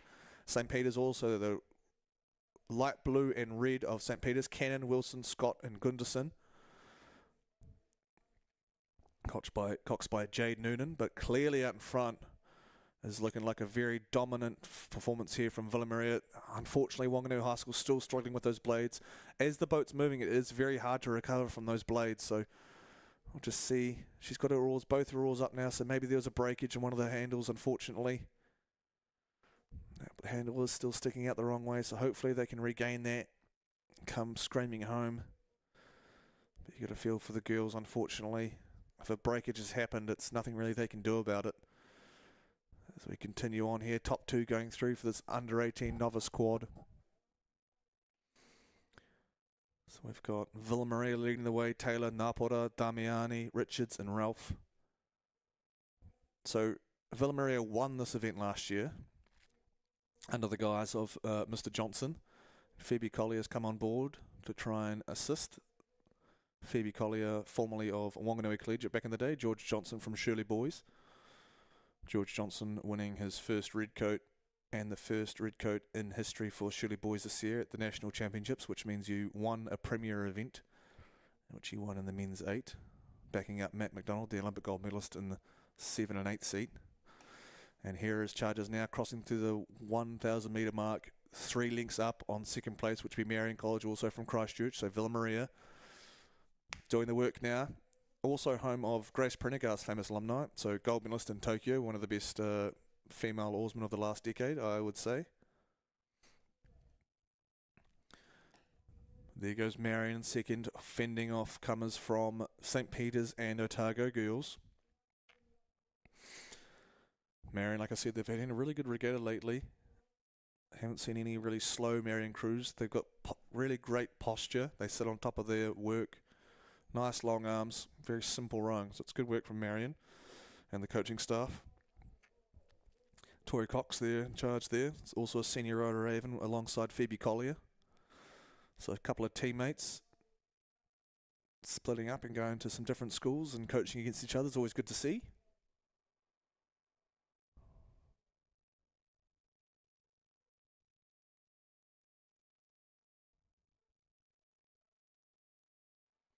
But out of sight, out of mind is Villamaria, doing really well here.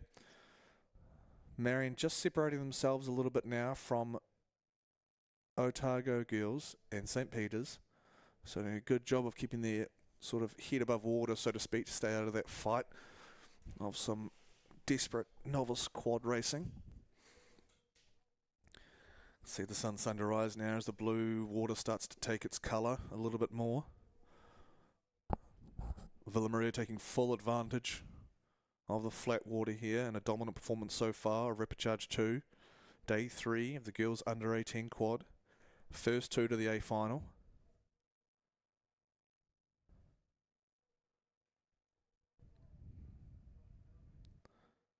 Seems like the novice quad is something in the water there with Villa after winning it last year and having great performances the year before that. So they've obviously got some sort of technical model down for novice quads that seems to be doing the job.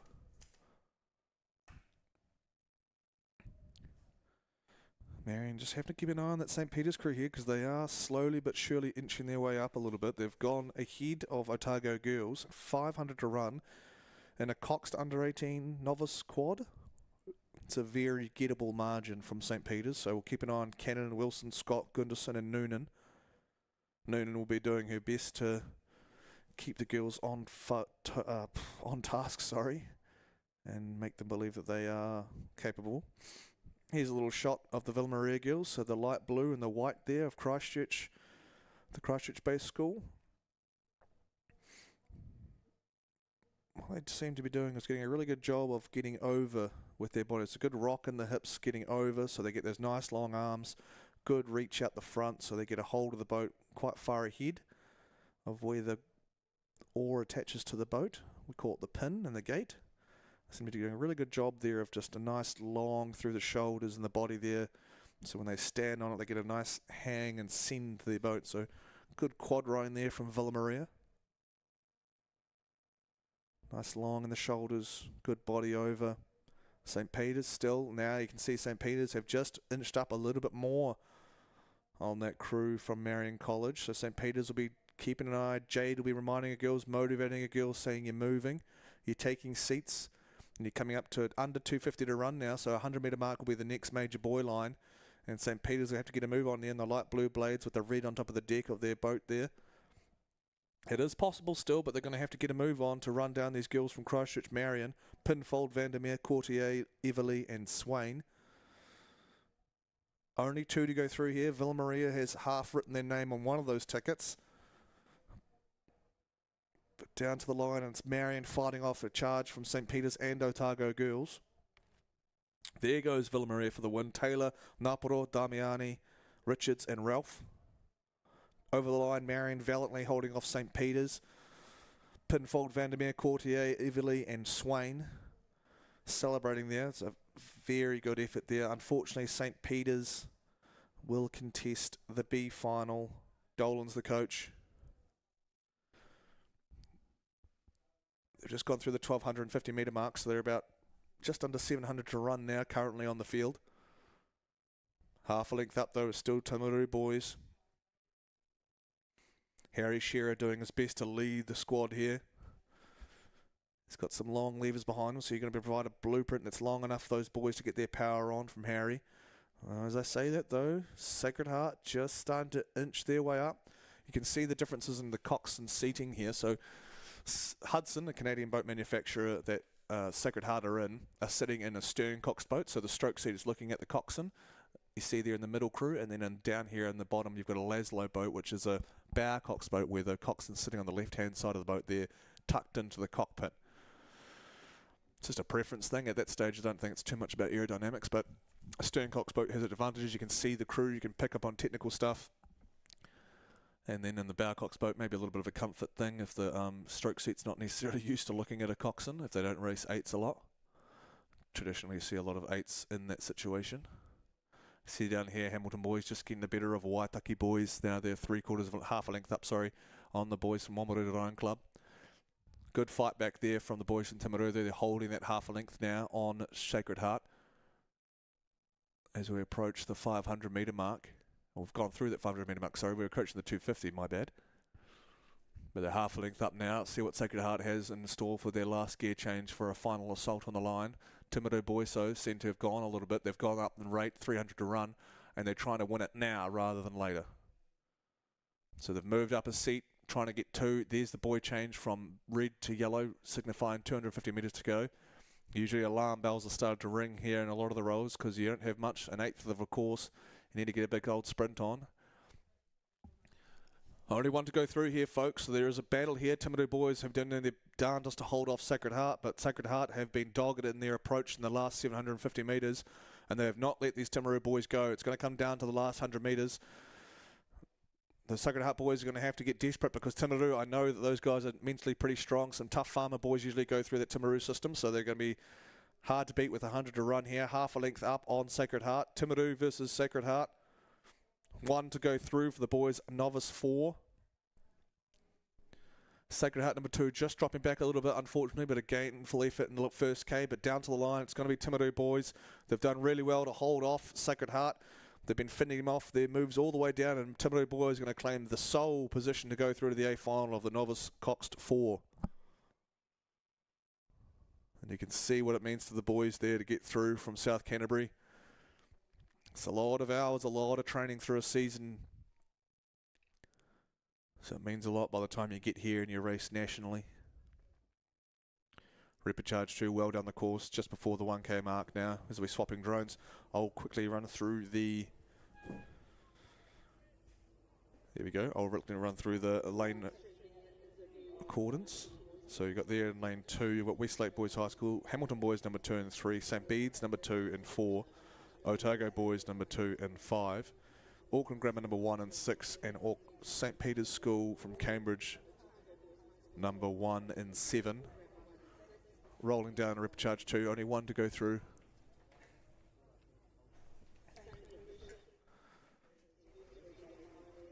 Again, we're just changing drones over so we don't drop one in Lake Ruataniwha. 1 to go through here from Repecharge 2, the boys novice 4 on a picturesque day here in the Mackenzie Basin. Looking at second from the left there, it's going to be Hamilton Boys, the red and black of Hamilton Boys, Ryan, Hugh, King, O'Connor and Arnold. They're half a length up on the boys from Dunedin, Otago Boys, Kiwara, Dean, Templeton, Glover and Perkins in charge with the reins there in the coxswain seat.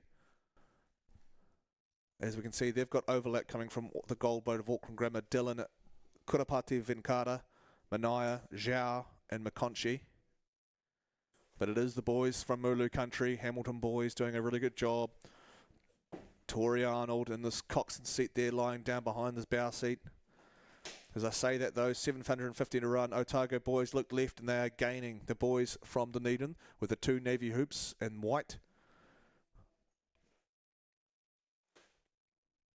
Fred Strawn, the stalwart of South Island rowing and New Zealand rowing, spent a lot of time down there, Otago boys, and hence why their Instagram handle is Fred's Army. So the boys from Otago doing a great job, just inch by inch, working their way up the bow of Hamilton boys number 2.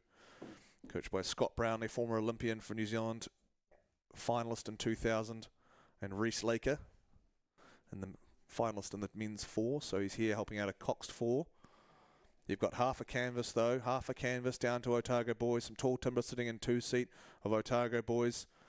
See what they can bring in the last 500 here. Hamilton boys usually have a pretty nifty last 500, so we'll see what they can produce here. Number 2 crew for the under 18 novice Coxed 4. Otago drawing level though. Otago snatched the lead with 500 to go. Here we go. 1 to go through, 2 crews battling. Otago have made their move. They're up by a canvas now and they're gunning for the line. So a great move there from Otago boys. We'll see if Hamilton boys can respond in lane 3 and 5. So not too far away with the lane split, but Otago boys have gone. Rating a little bit higher, gaining a seat every single stroke. A fantastic gear change from Kirua, Dean, Templeton and Glover and Perkins.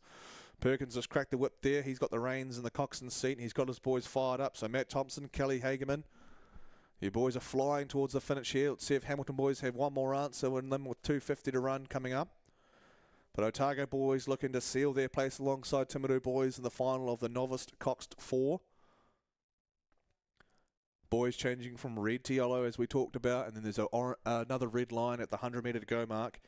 As we swing around for a scenic shot on top of the rise, you can see the coordination and the timing that is required to get these boys to go in a straight line. The coxswains will be battling with these novice 4s a little bit, but it's all part of the learning process. But Otago boys, at their 500 metre ball, they just cranked it up like 3 points and just said goodbye. And they just haven't looked back, and they're extending out to almost clear water on Hamilton boys. They're super impressive from the boys. So running down to the line, looks like it's going to be Hawani Kiwata, Carlos Dean, Jackson Templeton, Ben Glover, Angus Perkins. Great response from the boys from Angus's call there in the coxswain seat. And they're probably going to secure a spot here. The white with the 2 navy hoops through to the novice 4 final. Hamilton boys looking right now, having to be aware of the boys from the Waimakariri River. Same beads with Molander, Campbell, Lynch, Dent and Gilson. But down to the line though, it's going to be Otago Boys High School punching their ticket through to the A final of the boys novice Coxed 4.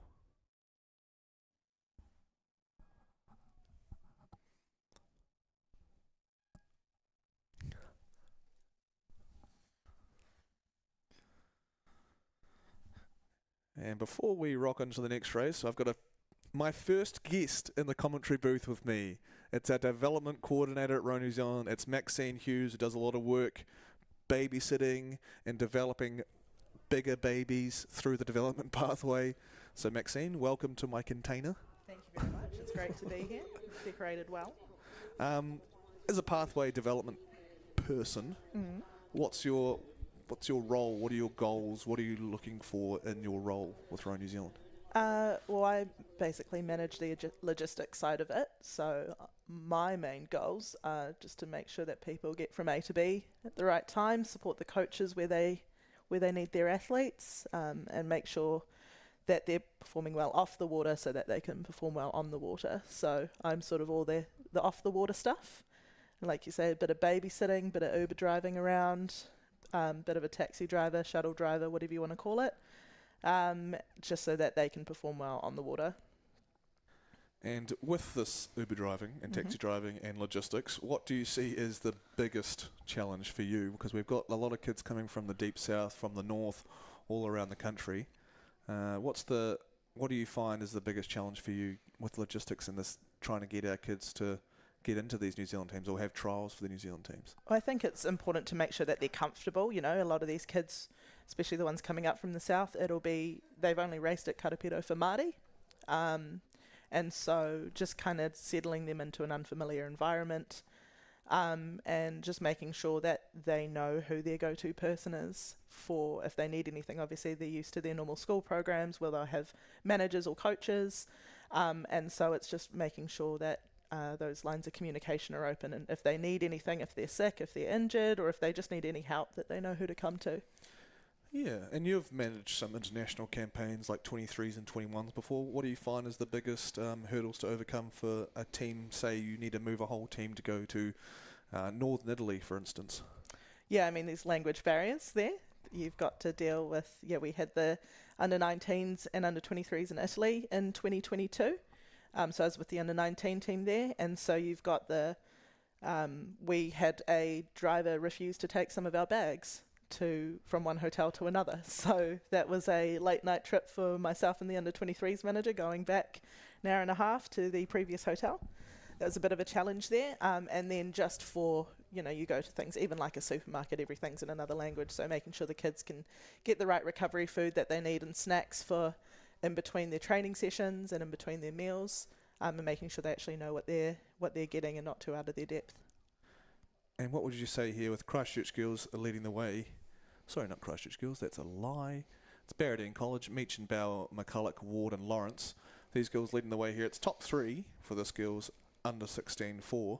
What would you be advice here for Barradine, who most likely have a few races now with this repechage going through to the semi-final for the Cox 4? What would the advice be post-race and for the rest of the day?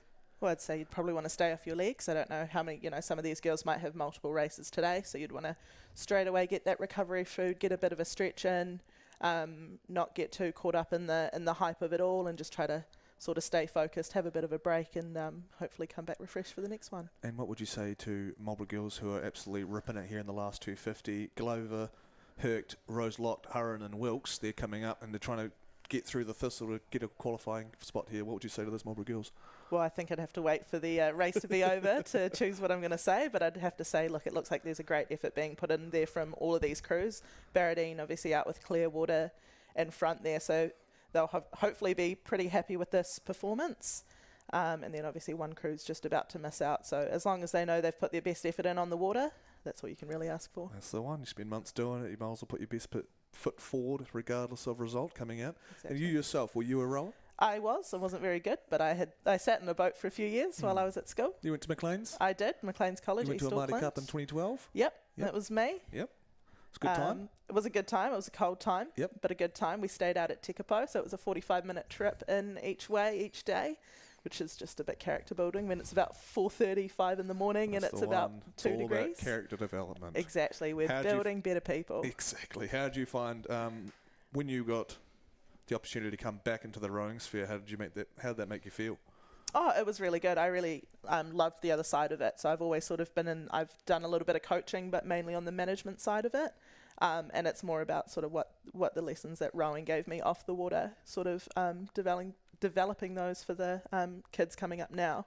So just sort of passing on those lessons and making sure that they're supported. And, there's so much more than just the on-water rowing that comes with the sport. So. And what do you get out of what you do personally? That's a great question. I've not thought about it too much. I just enjoy my sort of thing is, if the team's gone from A to B well, and I know my job has been done well and the kids feel, like I said earlier, supported and they've got all the right things to get them going on the water, then I feel like that's my job done quite well. Beautiful.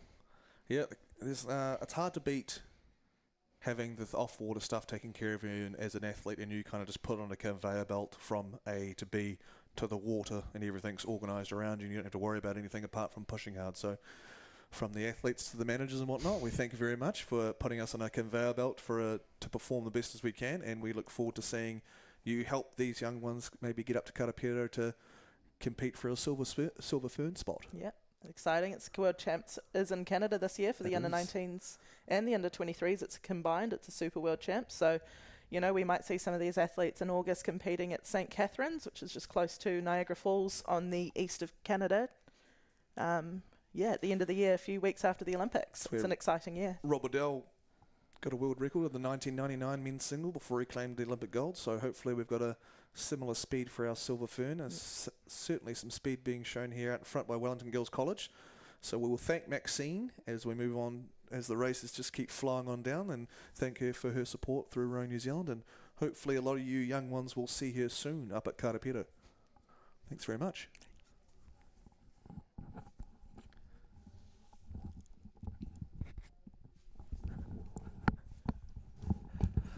Alrighty.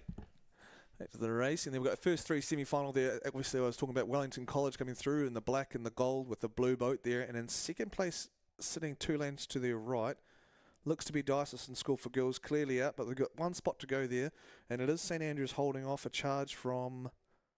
Sorry, it's Sacred Heart holding off a charge from St Andrews. So out in front, Wellington Girls College, Stewart, Dunlop, Turnbull, Lucas and Lees. Dysison School for Girls, Dazzler, Erickson, Kirk, Berry. They're the top 2 so far going through to the semi-final for the girls under 16-4. And they've got a great battle here for the last position from the Thistle from Christchurch, Woodgate, Cody, Ward, Connor and DeJoux. Called their names already this morning, so it's interesting. They're back out there from potentially a quad.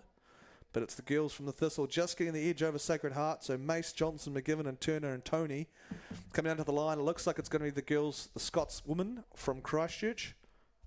So fantastic finish from the navy blue and the white of St Andrews as we pan through. And that's the girls 16-4 edition here. And we're going to hear from our live stream partner, Milford Assets now, before we move into the next under 16 boys 8. At Milford, we understand it takes dedication, teamwork and commitment to the long term to achieve outstanding results. And we are proud to be investing in the rowing champions of tomorrow. Official live stream partner to Rowing New Zealand. Milford, invested in you. So yeah, if you, or Mike's got my number, so either one of you can just be like, hey, we need 5 minutes, or whatever it is. You should get Buzz as well.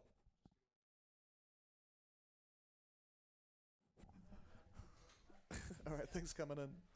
Yeah. Line up here of the boys under 16-8. Rep 1. First 3 to A final. Lane 1, St Peter's out of Auckland. Lane 2, Auckland Grammar. Lane 3, Mount Albert. Lane 4, St Andrews. Lane 5, Auckland Grammar number 1. So Auckland Grammar number 2 in lane 2. Cambridge High School in lane 6. And Tauranga Boys in lane 7. 4 lanes in. Looks to be another St Andrews crew. Hughes, Curry, Barker, Graham, Gilray, Maloney. That's Tig Maloney. Hendrick, Todd Hunter, Harry Pitts, and William Carmo. They've got maybe a length, almost clear water, just looking to break clear of Cambridge High School, I believe. Just up half a length, or maybe a quarter of a length on Auckland Grammar number 1. So Klein, Abenhouse, Simmons, Gillanders, Jackson, McClutchy, Bacon, Stevenson, Sampson and Simmons. 250, under 250 run now for the boys from Christchurch, yes. But the Thistle with the St Andrews cross on the back of the oars. Top 3 pretty clearly right now, so great work from the boys from Cambridge. St Andrews trying to break clear of them. Auckland Grammar slipping back just a little bit, maybe 2 seats in the last 200 metres, but they'll still qualify for the final here of the boys under 16-8. So they only had 2 boats go through from the heats, with 3 going from both of these repecharges. St Andrews will take one of those. So great work in the coxswain seat with the reins. William Carmo, coached by Mike White, Josh Kelly, a couple of Avon senior lads on the bank for St Andrews.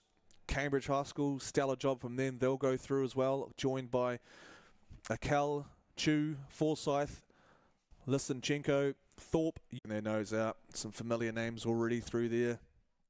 I think we had some boys already out this morning potentially, but some familiar names from there. But we've got very close racing here. 3 boats in the middle. Christchurch boys, Hamilton boys and King's College. Leading the way potentially could be the boys from Otatahi, Hong, Rhodes, Moyle, Dennehy, O'Regan, Carmo, Parnham, Fifield and Moffat's the coxswain.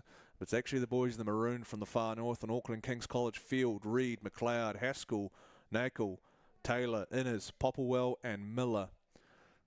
Those 3 will be looking odds-on favourites to head through to the final here of the boys under 16-8. Half a length down on Kings. The Mule men from the Waikato, Hamilton boys, Cable, Brownlee, Bowker, Filippo, Bork, Alley, McNay, Bunting, Ezra Scott, the man with the reins.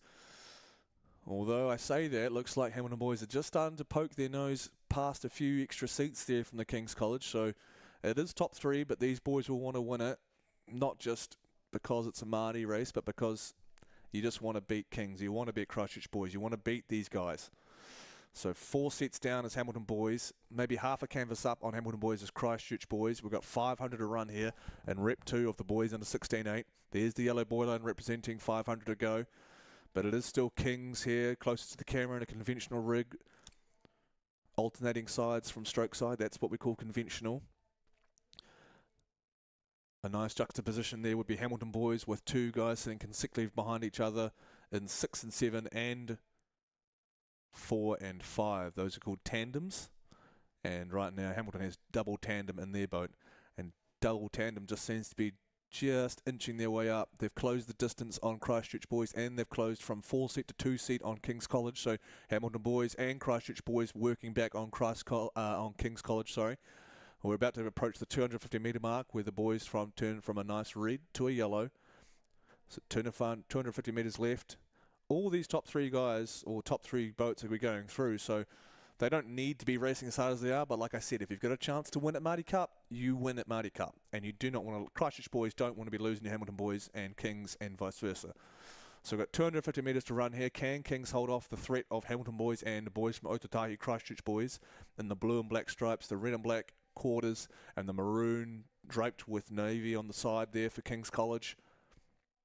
All 3 boats steeped in New Zealand rowing history, producing Olympians that went to the Tokyo Olympics. Jack Lopez from Christchurch boys, Sean Kirkham from Hamilton boys, and Dan Williamson and Ollie McLean from King's College. Down to the line though, Kings have done a really good job in this last 500 to hold a 16 repechage there, and they'll join Christ College and Westlake in the final alongside St Andrews, Cambridge and Auckland Grammar from the other repechage in the under 16.8 final.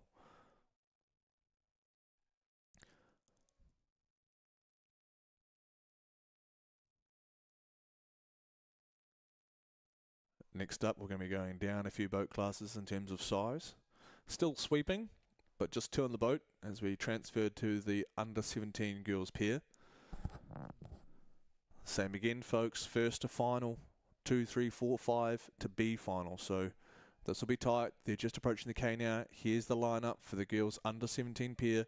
Repechage 1, St Peter's School of Cambridge, Wanganui Collegiate in 3, Queen Margaret in 4 from Wellington, Mount Albert from Auckland in 5, St Margaret's out of Christchurch in 6, Diocesan School for Girls out of Auckland in 7. So it's only first 2 to final in the heats, so there'll still be some good speed to be had here in the repechages. Oh, Queen Margaret not too far off, Mount Albert close as well. As we go here, it looks like the 3rd one in from the left, Queen Margaret College, Douglas in Edgerton, coached by Bianca Martin and Ollie Fahey. They're clearly up. 2nd place going to the crew on their right, Mount Albert. Schmulian and Burson, coached by Hassan Pathan. Or Pathan. Apologies if I'm messing that up, Hassan. Clearly out in front of the girls from Wellington, Queen Margaret. They'll have 2 lengths at least of Clearwater over top of Mount Albert, who have got maybe 3/4 of a length of Clearwater from the girls from the Kaipoi and Waimakariri Rivers, Tuck and Rooks from St Margaret's. They've got 3/4 of a length up on the right hand side of them, Rapson and Hume, from Dyson School for Girls, and having a nice wee battle on the inside there would be St Peter's, who have just about a length up on Wanganui Collegiate. So O'Leary and Crampton just up on Smith and Dreyer.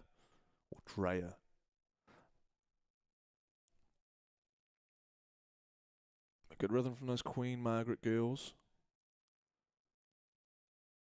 Good speed off the back, keeping on top of their boat rhythm. Like I said, only first to final. So Queen Margaret staking their claim early here. And 17 girls pair.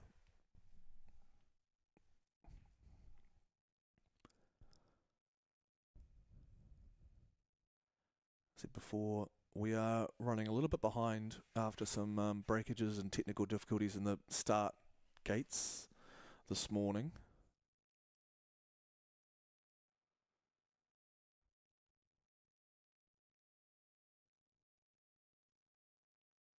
So we are still running maybe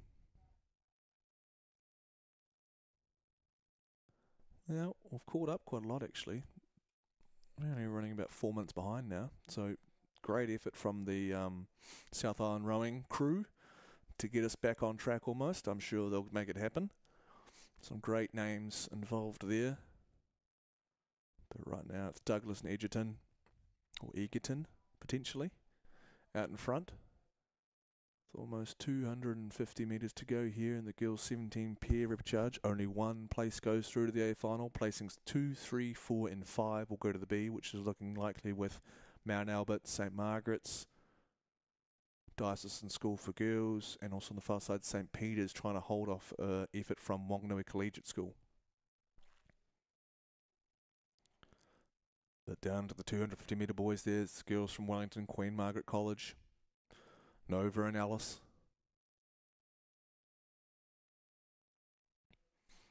Sitting comfortably out in front and hopefully enjoying themselves. It's nothing quite like leading a race.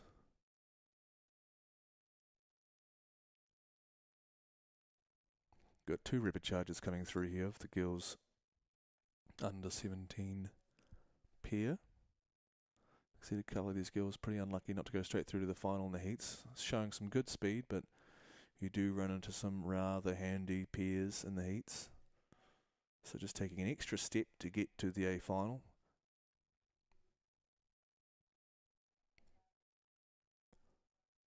I'm going to let the picture do the talking there. Almost 4 boat links up. Queen Margaret take the victory here. Nova and Alice from Queen Margaret College in Wellington will go through to the A final of the girls under 17 pair. Placings 2, 3, 4 and 5 will progress to the B final. So Mount Albert, Diocesan School for Girls, St Margaret's, and it looks like St Peter's School out of Cambridge.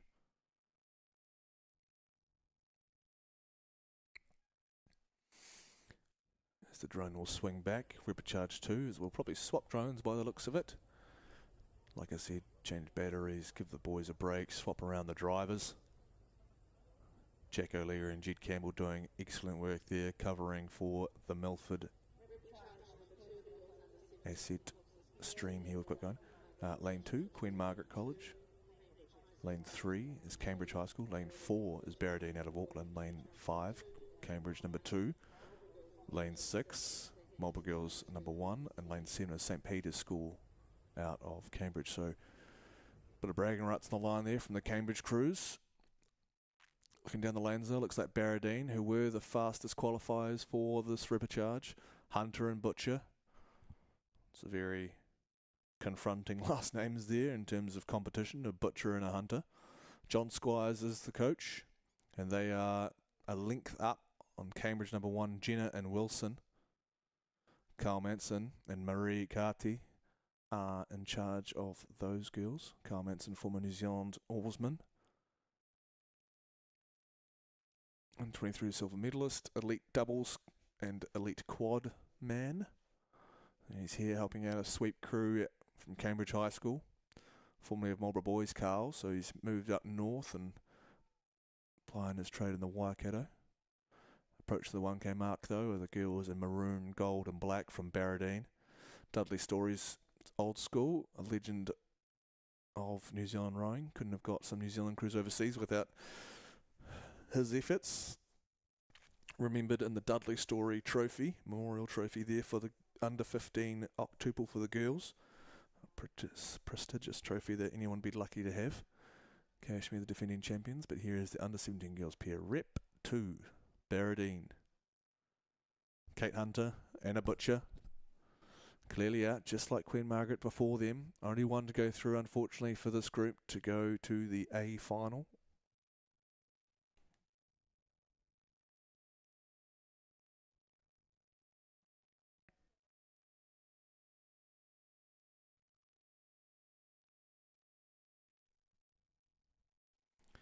Three links up now. Approaching that big yellow sign on the bank there, you'll see 1250, so it's signifying 750 to go, 1250 metres covered. These girls from Barradine have just continued to extend their advantage over Cambridge High School. Similar to the Queen Margaret girls, just a nice quick hands away around the back turn to clear the hands over the knees, get their sequencing right so they're not smacking the oar handle on their knees. They're just sitting on their bow side, buoy line a little bit. So bow side is the left-hand side of the buoy. So left-hand side, if you're rowing on bow side, your oar goes out to the left. Stroke side, your oar goes out to the right. So they're sitting on their bow side, so their left side of the lane there, just adjusting themselves back into the centre. You don't want to be smacking one of those rubber buoys. Otherwise, you could be looking at catching a crab, so you're all getting caught upside down in the water and potentially in a pier, potentially falling in, and another boat probably getting pretty injured if you get smacked by a handle by an oar stopping in the water. So you want to steer clear of those buoys and not really want to hit them if you want to stay in the boat or you want to keep going quick. So Kate Hunter, the stroke seat, doing a good job of correcting the course there in the pier. Usually you have some foot steering there from the girls. So the foot steering, one of the feet will swivel. Generally the right foot will swivel on the ball of your foot underneath, and that will have control of the rudder of where you steer, so you point your toes where you want to go for the steering. So it'd be quite hard sometimes to be multitasking, trying to set a rhythm in the stroke seat, steer the boat and push hard, but sometimes it goes into the bow seat if you're more comfortable with the bow seat steering, or your stroke seat just wants to stroke the boat. I know Eric Murray had the steering in the men's pier for between him and Hamish, because he's pretty handy in the bow seat there with his steering. So it does happen. I know the Brits prefer it in 3-seater of their 4s a lot of the time, because stroke seat's got a pretty important job, so you kind of want to leave them to it in terms of setting a good blueprint for the rest of the crew to follow. See there's the safety boat just kind of edging his way in to frame, just to make sure that everyone's happy and healthy. Well, not happy, a lot of people aren't that happy in the middle of a race, but healthy at least. No one's crossing lanes and disturbing other crews. Here's a nice shot of Barradine over top. You can see how hard it is to steer these boats. So you're wrestling, you've got completely in control of one side there. So if someone's pulling a little bit harder or not as hard, then the boat's going to swing around quite quickly to one side or the other. So you can appreciate how skinny those boats are, just sitting about waist hip wide, and you've got to try and control this, quite long boat down the course and push hard. So there's a lot of factors that go into moving a good pier in any rowing boat, but a pier is a particularly hard boat class, and these girls seem to be doing a pretty fantastic job so far. Ooh, and that's, like I said, you don't want to be caught up on those buoy lines, so it is tough going steering here, and the last 100 in Twizel can get a little bit swirly at times, just the way the currents work here on the Ruataniwha. So no shame in them just getting thrown a little bit into the buoys. But good job from Barradine, claim their spot for the A final. Kate Hunter and Anna Butcher, you can see them collapsing over the oars. But the girls are in from Barradine. A final of the girls 17 pair. Placings 2, 3, 4 and 5 will move on to the B final. And you can see how hard they push to get that result. So sometimes it might look pretty easy and comfortable through the race, but then the rolls will stop and then this will happen. It's not for the faint of heart, so congratulations to those girls on getting the return on their effort. Here comes the boys under 17 paired. Same thing, first to final, 2, 3, 4, 5 to B final. So quick run through, lane 1, Christ College number 1, lane 2, Christ College number 2, lane 3 is Wellington College, 4 St Kentigans, 5 Sacred Heart of Auckland, 6 St Patrick's of Wellington, and 7 is Beads of Christchurch. Have a look there is a crew out in front. They look to be decked out in quite a little bit of white there, sitting right in the middle. So it looks to be, it could be St Kentigin College in the blue and the white, and it is St Kentigin College. So the boys from Auckland, James Nottenbelt, Angus Forrest, coached by Chris Goody. They're about to hit the 250 metre mark, 1 to go through. They're looking to their left, chasing them in that black SL racing boat from Christ College is Reedy and Chan Allen. But these guys got the bit between their teeth. It's going to be good rhythmic setting there from the stroke seat. So it looks like he's got a good handle on how he's doing it. James Nottenbelt. And a very loose back turn and long arms there from his partner, Mr. Forrest, Angus Forrest. So you can see why that pair goes well, with the guys being pretty consistent in the stroke seat and a guy being pretty relaxed in the bow seat. They're just whipping that thing along. 100 metres to go. They've got the rating up and they're looking to drive it to the line. So good on the boys from St Kentigern, the blue and the white there. Like I said, only one going through, so they want to take it and make no doubt about it that they will be going to the A final. Gorgeous pictures coming in here from Altitude HD, the boys here. As St Kitting crossed the line and claimed the only spot to go through to the A final of the boys under 17 pair from this repcharge. Christ College going in there for the B final, and we're just going to cut to one of our mates over at Aon, our 20-year partnership, and hear a word from them.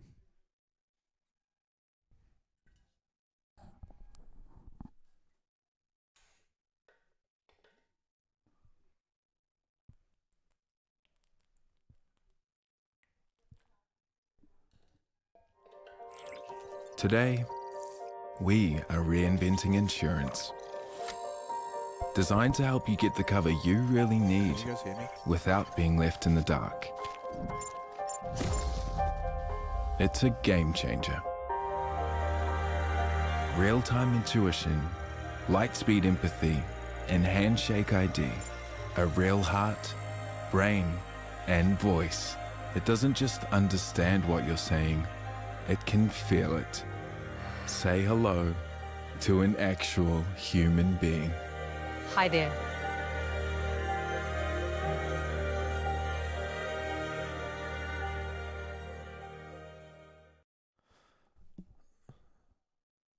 Thank you. Those are words from our 20-year sponsor, Aon, and we're back to the repcharge 2 of the boys under 17 pair.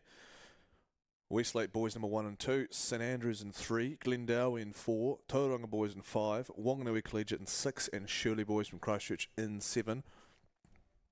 One to go through again. It seems to be a little bit of a pattern here in the under 17 reps. There seems to be someone that is quite clearly quite fast. And this time around it looks to be Glendowie College. Christensen and Blair. Done a great job for the boys from Auckland. So we had an Auckland one in St Kentigern, and then we've got another Auckland crew coming through here. So Finlay Christensen and Preston Blair look to be up. Great battle though coming on the inside between St Andrews and Westlake, and then also just half a length down on them are these boys in the second to outside lane, Wanganui Collegiate, McIntyre and Pennington.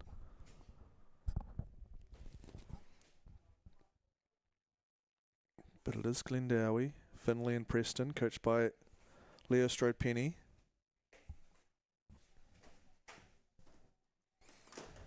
As I'm graced by Altitude's own John Story, scrambling through the container.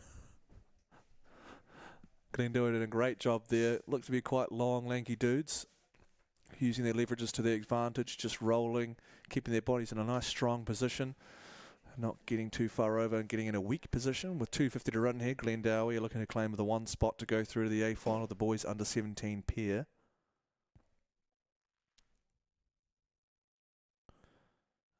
After this, we've got some under 18 sculling events coming through with the girls quad and the boys double. So what you're watching right now is a sweep event. So 2 hands on 1 oar. Sculling is 1 hand on 1 oar. That's sweeping and sculling.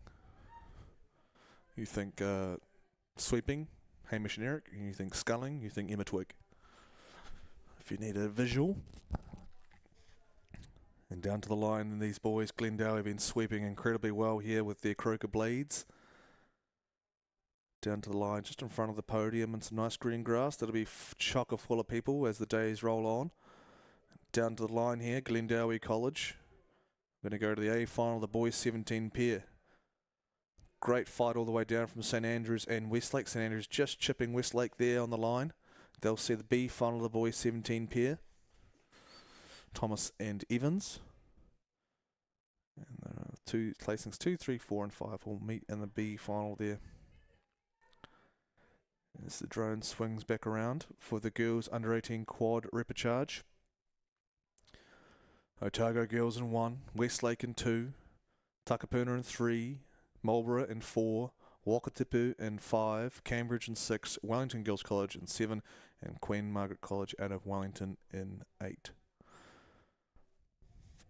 Wellington College have already got a crew through to the semi-final, the fastest, second fastest or fastest qualifiers, I forget. But so here's the number 2 group.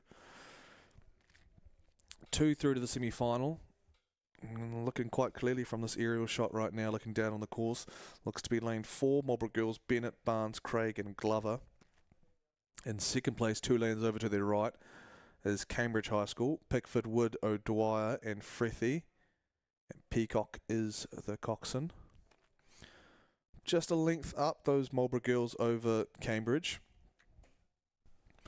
You've got the former under-17 champ from last year, Tegan O'Dwyer, sitting in that Cambridge under-18 quad. So a little bit of power in that boat, doing her job, doing her bit to help her girls get through to the semi-final for this 18 quad, but standing strong out there with the green and the white on the blades there. That's the Wairau Rowing Club colours. These girls row out of there. A lot of these schools will team up with a club or be under a club in a way where they can base themselves out, have their boats sorted, most likely use boats as well from the club. So there's a partnership with the majority of these schools with the club. And Marlborough Girls' partnership is with the Wairau Rowing Club. I've just gotten clear water in those last few hundred metres there, Marlborough Girls. So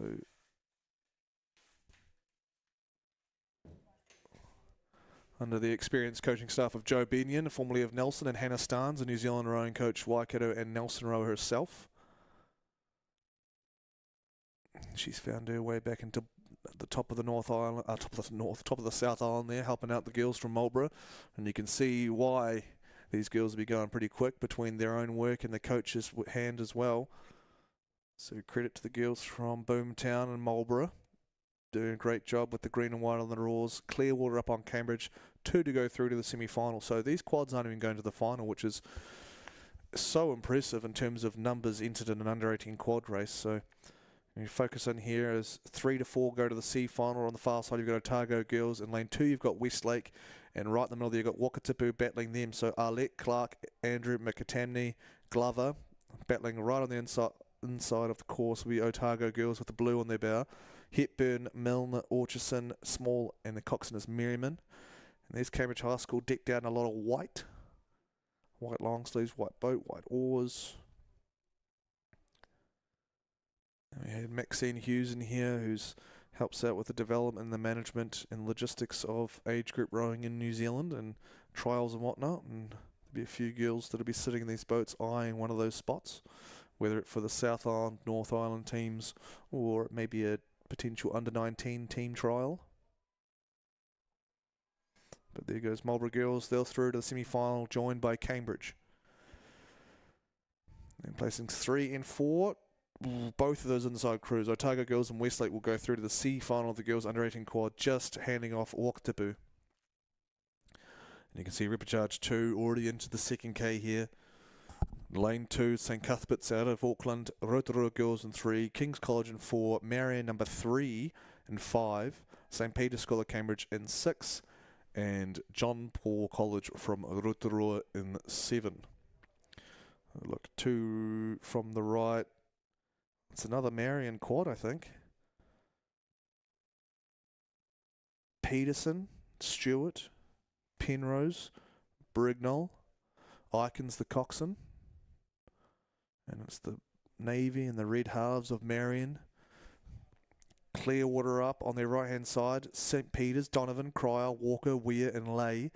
They've got almost a length up on King's College, Dryden, Eadie, Lorch Church and Lorch Church. Already said one of those Lorch Church names this morning. I've already said Kidd this morning, the coxswain. So some doubling up there from the girls from King's College. They're back out here in the under-18 quad, trying to catch up to St. Peter's with the red and the light blue quarters, the girls from Cambridge, but it is the girls out in front. It is Marion number 3. So super impressive that Marion's got 3 under-18 quads out there, and they've got one that might be heading to a semi-final, so you'd have to assume that the number 1's in the next one. So number 2 is already in one of those semi-finals. So stellar work from the coaching staff at Marion. Izzy Crowther in charge of this number 3 crew. And the number 1 crew in the next repechage. So Izzy will be so far pretty happy with her charges as they come into the last 500 here on Lake Ruataniwha.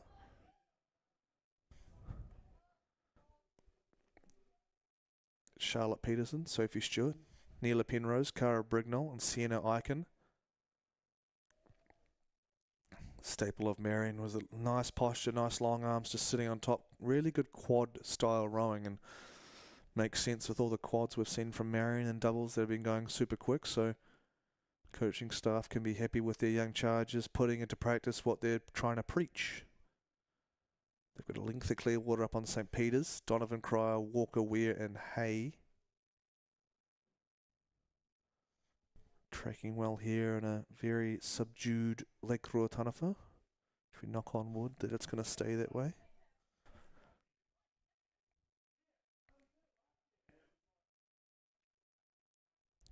Under 250 now is obviously in the yellow boys remaining. And then that line of red that you see there is signifying 100 to go. So Marion College rattle their way down to the line here. And Repechage 2 of the girls under 18 quad. Top 2 going to the semi-final. They'll be joined by St. Peter's, going alongside Marlborough Girls and Cambridge High School from Rep 1.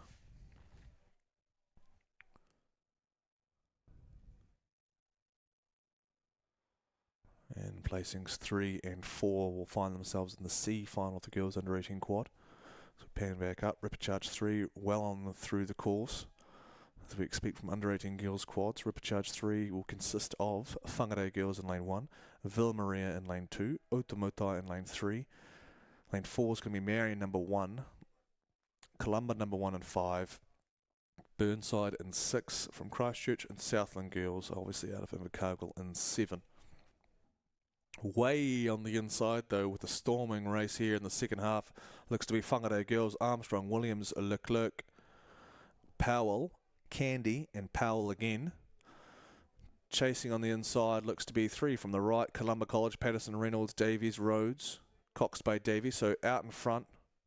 Ooh, my apologies. I think I want to mix that up. They are way on the inside, but it's not Whangarei, it's the other light blue crew. It's Lotta, Niehoff, Martin, Scott. And Ella Ralph is back out there with the girls. She was just there for the novice quad. She's back out with the under 18 quad. It's Villa Maria of Christchurch. They've got a canvas lead over the girls, the Orange Hats and Columba. Approaching 500 to run here on Lake Ruataniwha. 2 to go through. And right there you can see the boy line. It is Columba, sorry, apologies. Columba up by canvas. Mixing up the graphics there, making it hard for the boys to do their job. But quite clearly out in front, Columba from Dunedin, Villa Maria from Christchurch.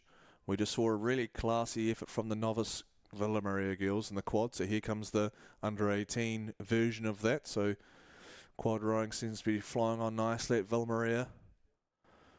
Coached by Kevin Mates. His son is on the coaching staff at Cashmere, so hopefully they run into each other a few times on the water. And they've got Columba. I'm guessing would be coached by, Jared Brensel and Alan Foley. Jared himself out of the Oamaru Rowing Club, and he was a senior rower for Avon for a few years there. Very successful campaigns for him. Now he's back down in the Otago region in Dunedin helping out Columba, as they are almost moving it now to a half a length over the girls from Christchurch from Villa Maria. So great work from Patterson, Reynolds, Davies, Rhodes and Davey. And those orange hats with the green fading to white of Columba College. They are the defending champs of this boat class, the girls under 18 quad. So good to see them back into the semi-final, boating a crew worthy of making an A final, potentially. Villa Maria sitting quite clearly in second. Placings 3 and 4 will go to the B final. Looks to be Southland Girls with the Waihopai Club colours on the back of their oars there. And right in the middle looks to be Marion College number 1. Tohio Riki, Wayman, Jameson Timor, Harper and Wayman again. There's the coxswain, 100 to go there. Half a canvas behind Southland Girls, that's Marion.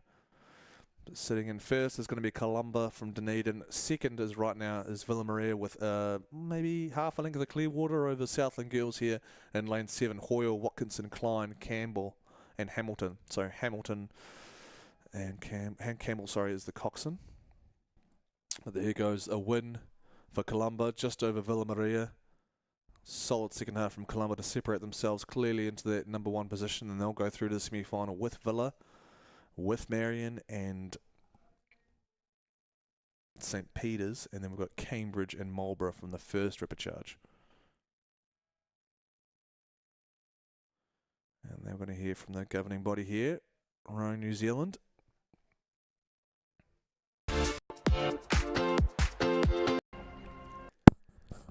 Yeah, and we're back, straight back into another under-18 sculling event. We've got the boys under-18 double sculls. We'll quickly run through the run sheet here. Lane 1, Sacred Heart. Lane 2, James Argus. 3 is Otago Boys. 4, Nelson Boys.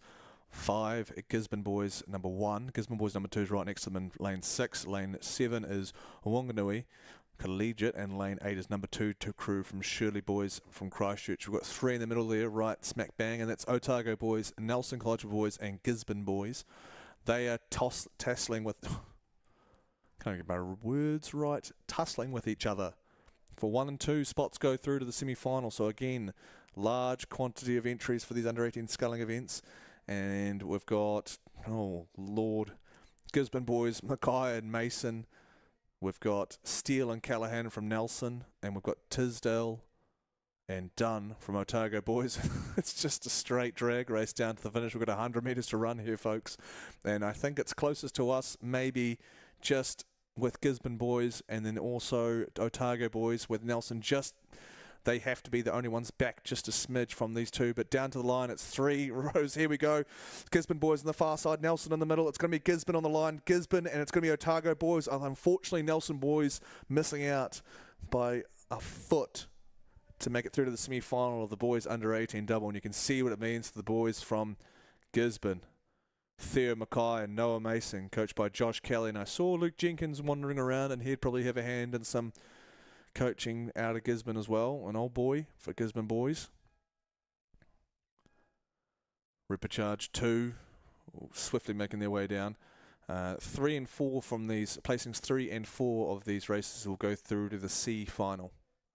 Repechage 2, most likely into the second K, and it'll be Takapuna Grammar in lane 1, Kings in lane 2, St. Paul's Collegiate of Hamilton in lane 3, Onslow from Wellington in lane 4, St. Peter's of Auckland in 5, St. John's of Hamilton 6, Scots College from Wellington in 7. Like I said, top 2 going through, and looks like smack bang in the middle there might be Onslow College, potentially St. Peter's. St. Peter's, yeah, Onslow College. So the combo of Sid McQueen, Ted Henderson, coached by Jason Theobald. He's been around the joint for a while as a rower and a coach. And they've got on their hip there St. Paul's Collegiate, Palima and Fairweather, coached by an extremely decorated and experienced coaching staff of Martin Simonselli and Bruce Jones. Copious amounts of national Maadi medals between them, and also international rowing experience between those two men. The Clearwater up those, the boys in red and green from Onslow. This is quite a few Olympians coming out of there. James Hunter, former lightweight, went to heavyweight, bronze medal in the 2017 world champs behind the Sinkovich brothers, if anyone knows rowing. That's pretty impressive. They also beat the Sinkoviches in Lucerne, so James Hunter will be one of the few people that can say that he's beaten the Sinkovich brothers in a 2-person boat, and he did it in the pair with Tom Murray from Marlborough Boys. And so James Hunter from Onslow. Joe Wright, Rio Olympian, the 5 seat for the men's 8, was also an Onslow boy. So plenty of talent coming from all schools, all regions of the country. And they've got half a length now as it's getting whittled away actually by the St. Paul's. So the Bumblebees from St. Paul's, Austin Plummer and Liam Fairweather. As we continue now, I see those red boys turn to yellow with 2:50 to run. Top 2 going through, so these boys are clearly quite in front. Best of the rest would be on the far side there, potentially King's College there, Compain and Upton. And then back down here in your foreground, it looks to be the boys from Scots College, Bruce and Kingston. So already seen a Mr. Oscar Bruce this morning. He's back out there in the under-18 double, trying to get into that semi-final spot, but right now it's looking odds-on. Favourites will be Onslow and St. Paul's. Onslow were leading with 500 to run, and just St. Paul's have just nah. We'll just yoink that off you. And so St. Paul's are up by a quarter of a length. Canvas trying to extend further as they go, but the line's approaching quite quickly, so St. Paul's will take victory here. In Repecharge 2, the boys under 18 double. Onslow in a company with Sid McQueen and Ted Henderson, and they'll go through to the semi-finals for the under 18 double. I'll be raced tomorrow. All of tomorrow will be semi-finals. Repecharge 3. Placings 3 and 4, by the way, will be going to the C final. So that was Scots College, and I think it would have been Kings, because they're named 2, and it looks like the maroon of Kings.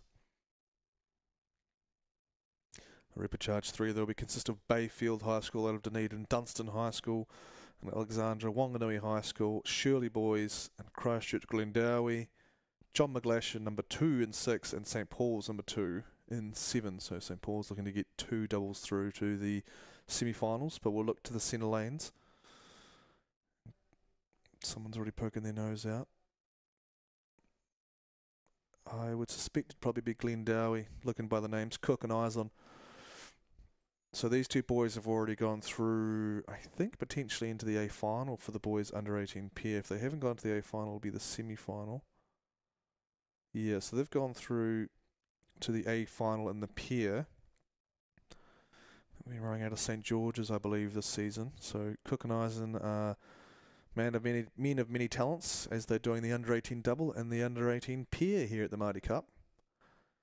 And there's been a few people that have been able to do both and win both.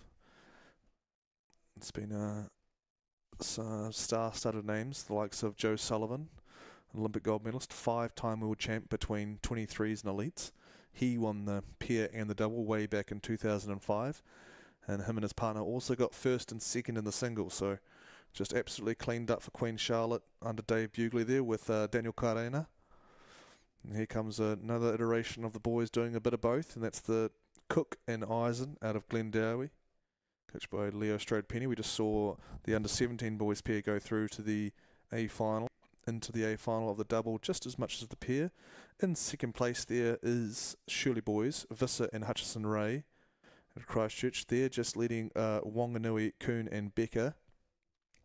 But down to the line, though, it's going to be the boys from Glendowie, Cook and Eisen, punch their ticket for the semi-final of the under-18 single alongside Shirley Boys. Going to the C-final will be Wanganui High School, and I think that's John McGlash and Hamilton and Karan. Or Karen. So that concludes our reps for the boys under-18 double. Yep, next up will be some under-15 races. So we're going to hand over the commentary to the commentators on deck, and obviously we cannot show the under 15 races due to Sport New Zealand's wishes. So see you in a bit. Thanks for watching.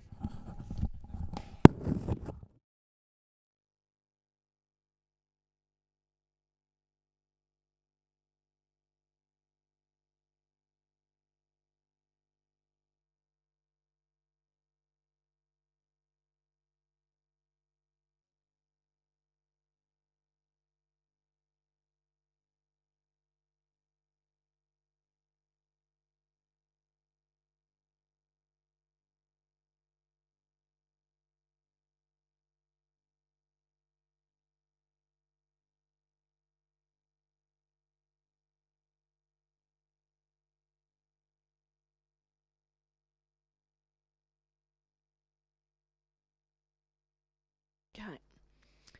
Race 274 on our program is the girls under 15 Cox State Repecharge 1 of 1, sponsored by Sport Canterbury. We are looking at St Margaret's College number 2 in lane 1, Westlake Girls in lane 2, Christchurch Girls High School, Barradine College, Diocesan School for Girls, St Margaret's College, Epsom Girls Grammar and James Hargis College. First 4 will go through to the A final, the rest will be eliminated.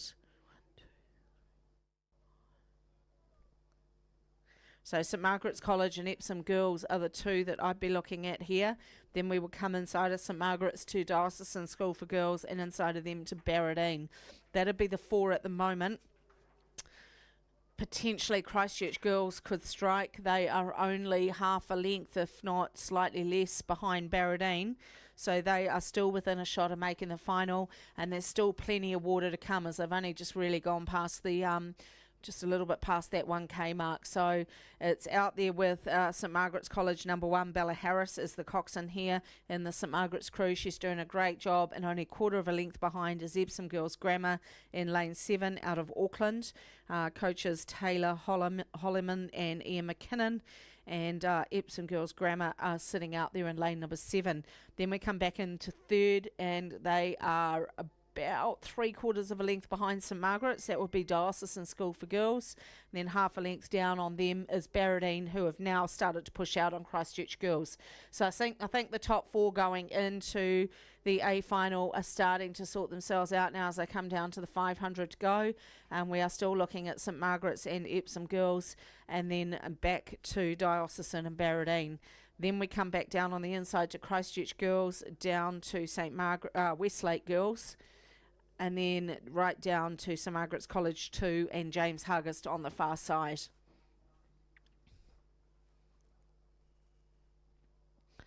Good work from Epsom Girls here. They're doing some pretty hard work here as they head down towards the 250, and they're not letting St Margaret's get too far away from them. Epsom Girls are just doing a bit of a move here, and they've pulled in probably about 2 seats on St Margaret's, so that St Margaret's coxswain will be starting to sweat a little bit here. She'll be asking for a little bit more from her girls. So Bella Harris is keeping a very close eye on Michaela Sadler from Epsom Girls Grammar, and just as I say that, there goes St Margaret's. St Margaret's have responded now. They've taken another seat back off Epsom Girls, and these two are drag racing down to the 250, and clearly sitting in that 3rd place now is Diocesan School for Girls out of Auckland, and then taking that last spot into the A final will be Barradine College in lane number 4.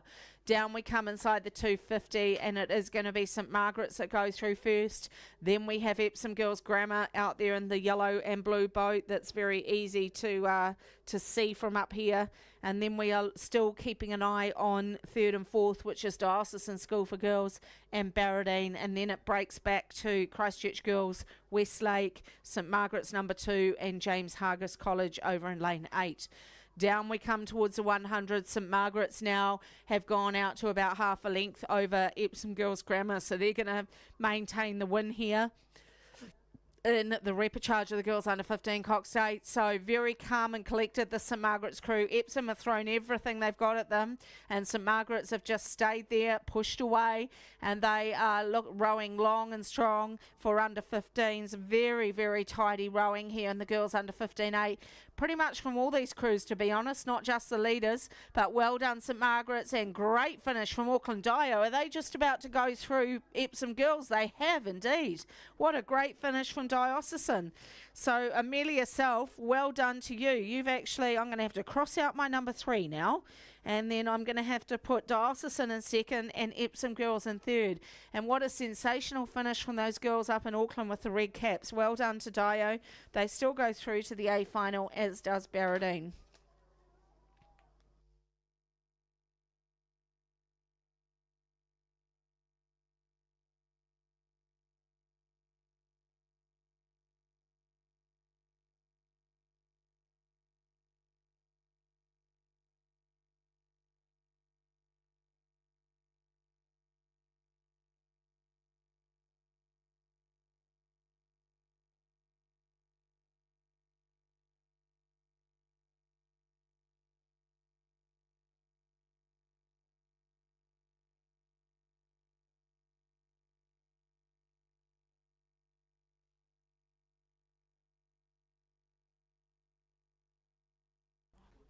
Thank you, Kirsty. Good morning, everybody. Welcome to day 3, for those that haven't already been welcomed, of the AL Maadi Regatta here at Lake Ruataniwha. Stunning conditions yet again as the repechages continue, and out through 750 metres to run is race 275. This is the boys under 15 Cox 4. sponsored by Sport Canterbury. Lane 1, we've got Whakatane High School. Lane 2, Timaru Boys High School. Lane 3 is St Thomas's of Canterbury 2. In Lane 4, and leading them down, it looks like to me, is Westlake Boys High School number 1. Right outside and alongside them is Wellington College number 1. St Thomas's of Canterbury out there in Lane 6, laying down the gauntlet to Westlake Boys.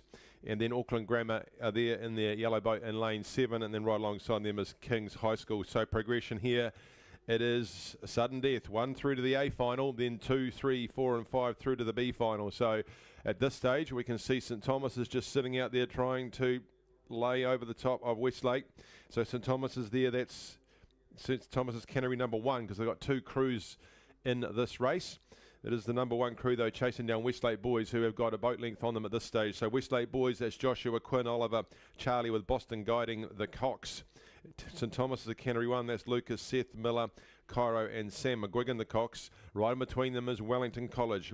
And they will be looking to try and push up alongside St Thomas's. Remember that 2, 3, 4 and 5 through to the B final. Westlake Boys, though, with a boat length over St Thomas's. A boat length back, we go to Wellington College. Then we come back to St Thomas's number 2.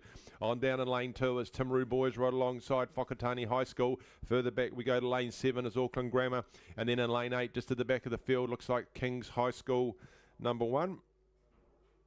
No, that's not their colours. We don't want them changing lanes like they did yesterday. That was very confusing. We won't worry about that. We'll worry about what's in front of us, though, so we can see that Westlake, with the red swan on the back of their shirts, coming down through the 120 metres to go. They look like they've got this under control to get themselves through to the A final of the boys under 15 Cox 4. Working hard out there still are St Thomas's. They're being caught, though, by the crew from Wellington, but neither are going to do enough to take this Westlake boys out of the A final. They've come down with 70 metres to run now.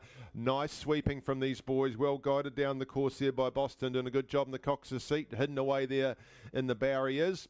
But he will see the finish line coming upon him, and then about 3 more strokes time, the Westlake boys will be through to the A final of the under 15 Cox 4. Congratulations, gents. Through to the B final goes St Thomas's of Canterbury number 1. Joining them will be Wellington College. St Thomas of Canterbury number 2. Down here in Lane 2 will be Timaru Boys High School.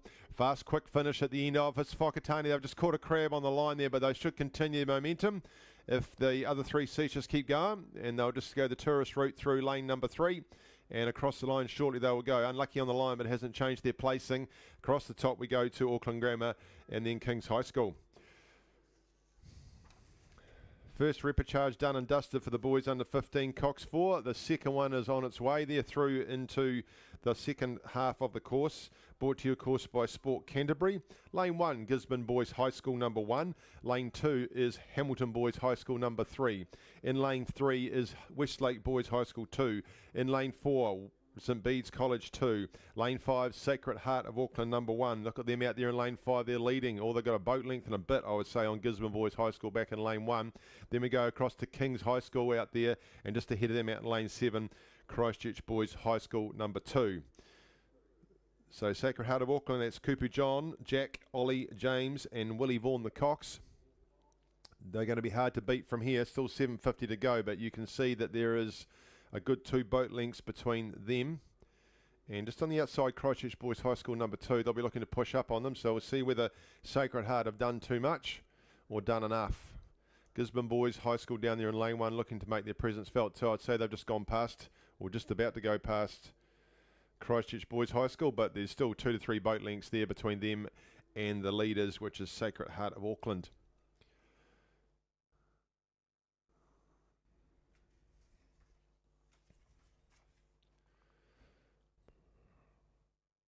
Sun starting to shine through. We're gradually starting to thaw out and warm up. Bit brisker this morning, wasn't it? Good day for bacon buddies and hot coffees. So when that's worn off, you can hook into the ice creams. And then you can laze yourself on the green bank and sleep while we get through the rest of the repechage. And then last thing today, we start on some of the bigger races. As we get towards, we're in the midpoint here, hump day for Aon Maadi for 2024. And still holding this nice lead. They've done the work early, have Sacred Heart of Auckland. Just coming, finished second ahead of Christchurch Boys, getting themselves a better lane in the B final.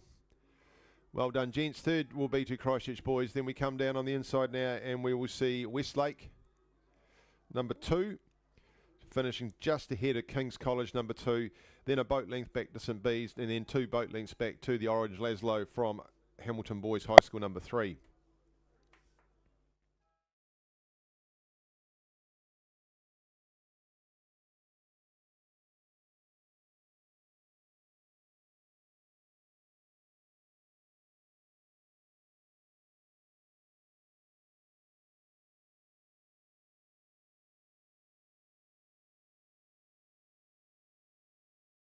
We are all in the same boat.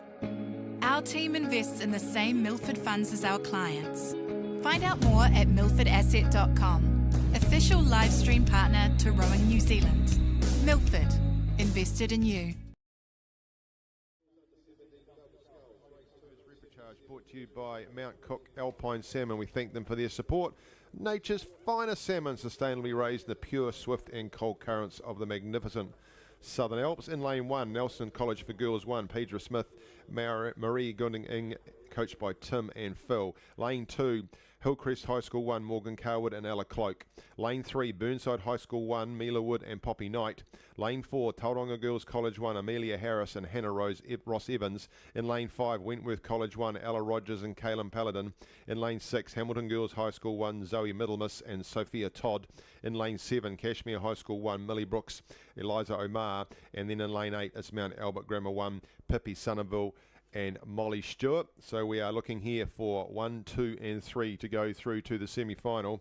Tauranga Girls College looking pretty they're in the middle of the course there, aren't they? So either side of them there, they've got Wentworth College and Burnside High School laying down a gauntlet for them. Then we go across to Hillcrest in lane 2, thereabouts. Then it is Hamilton Girls High School number 1. So it's coming from the middle.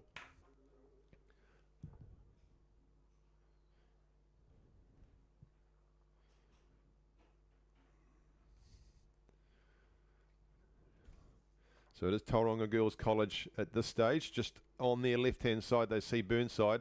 2 across to Wentworth College. And Hamilton Girls High School is their 2 across. So it's Hamilton Girls and then Tauranga Girls College. Those are the 2 showing at this stage. Then we're looking to see who comes next. At this stage, that's between Burnside and Wentworth.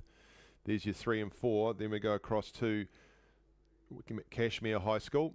Back we coming down to Hillcrest in lane 2. Then it would be a toss-up between lane 1 and lane 8 for the back marker, which is Nelson College for Girls and out to Mount Albert Grammar. I think Nelson College for Girls might have the advantage there. But still looking at Tauranga Girls coming down the course, leading this field down. This first repechage, the girls under 17 double sculls.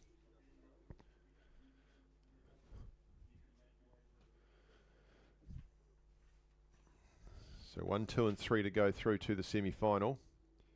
It's just starting to even up now. Tauronga's still there and still with Hamilton. In between them, though, is Wentworth College and then Burnside High School looking to get themselves in through the semi-final. The rest of this race, the contenders will be eliminated. So up they come now. 300 metres to run now for Tauranga. In control of this and moving nicely is Hamilton Girls. Zoe and Sophia out there in lane 6, just pushing up, getting closer to Tauranga Girls.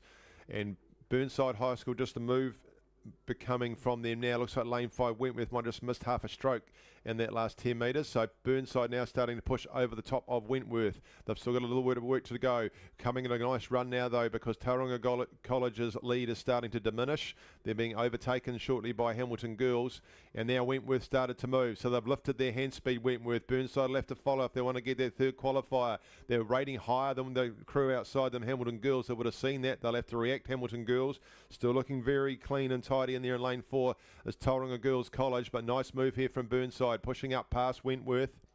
Not much to go now though. Those 3 will move into position for the semi-final.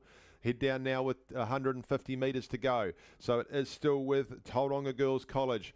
Across we see the crew from Hamilton Girls High School. Then we come back inside to Burnside. Wentworth going to go again. Oh, it's going to be close in the finish for that third spot. 100 metres to run now for Tauranga Girls College. Hamilton Girls High School on the outside. Burnside third. Fourth back to Wentworth. Then we go across to the outside to Cashmere. Back and the inside we come to Hillcrest. Then it is Nelson College for Girls and Mount Albert. But in the middle of the last 100 metres, it is the crew from Tauranga Girls. They've got this sewn up. Moving through nicely is Burnside now taking that third spot happily. Second will go to Hamilton Girls High School as they come down to the line. Over you go, Tauranga Girls. Hamilton Girls now then a good finish from Burnside. Fourth will go to Wentworth. Across the top we'll see Cashmere High School back by 3 boat lengths. 2 more boat lengths back to Hillcrest. Then we go 4 back on the inside to Nelson College, and across out there in lane 8, Mount Albert Grammar number 1.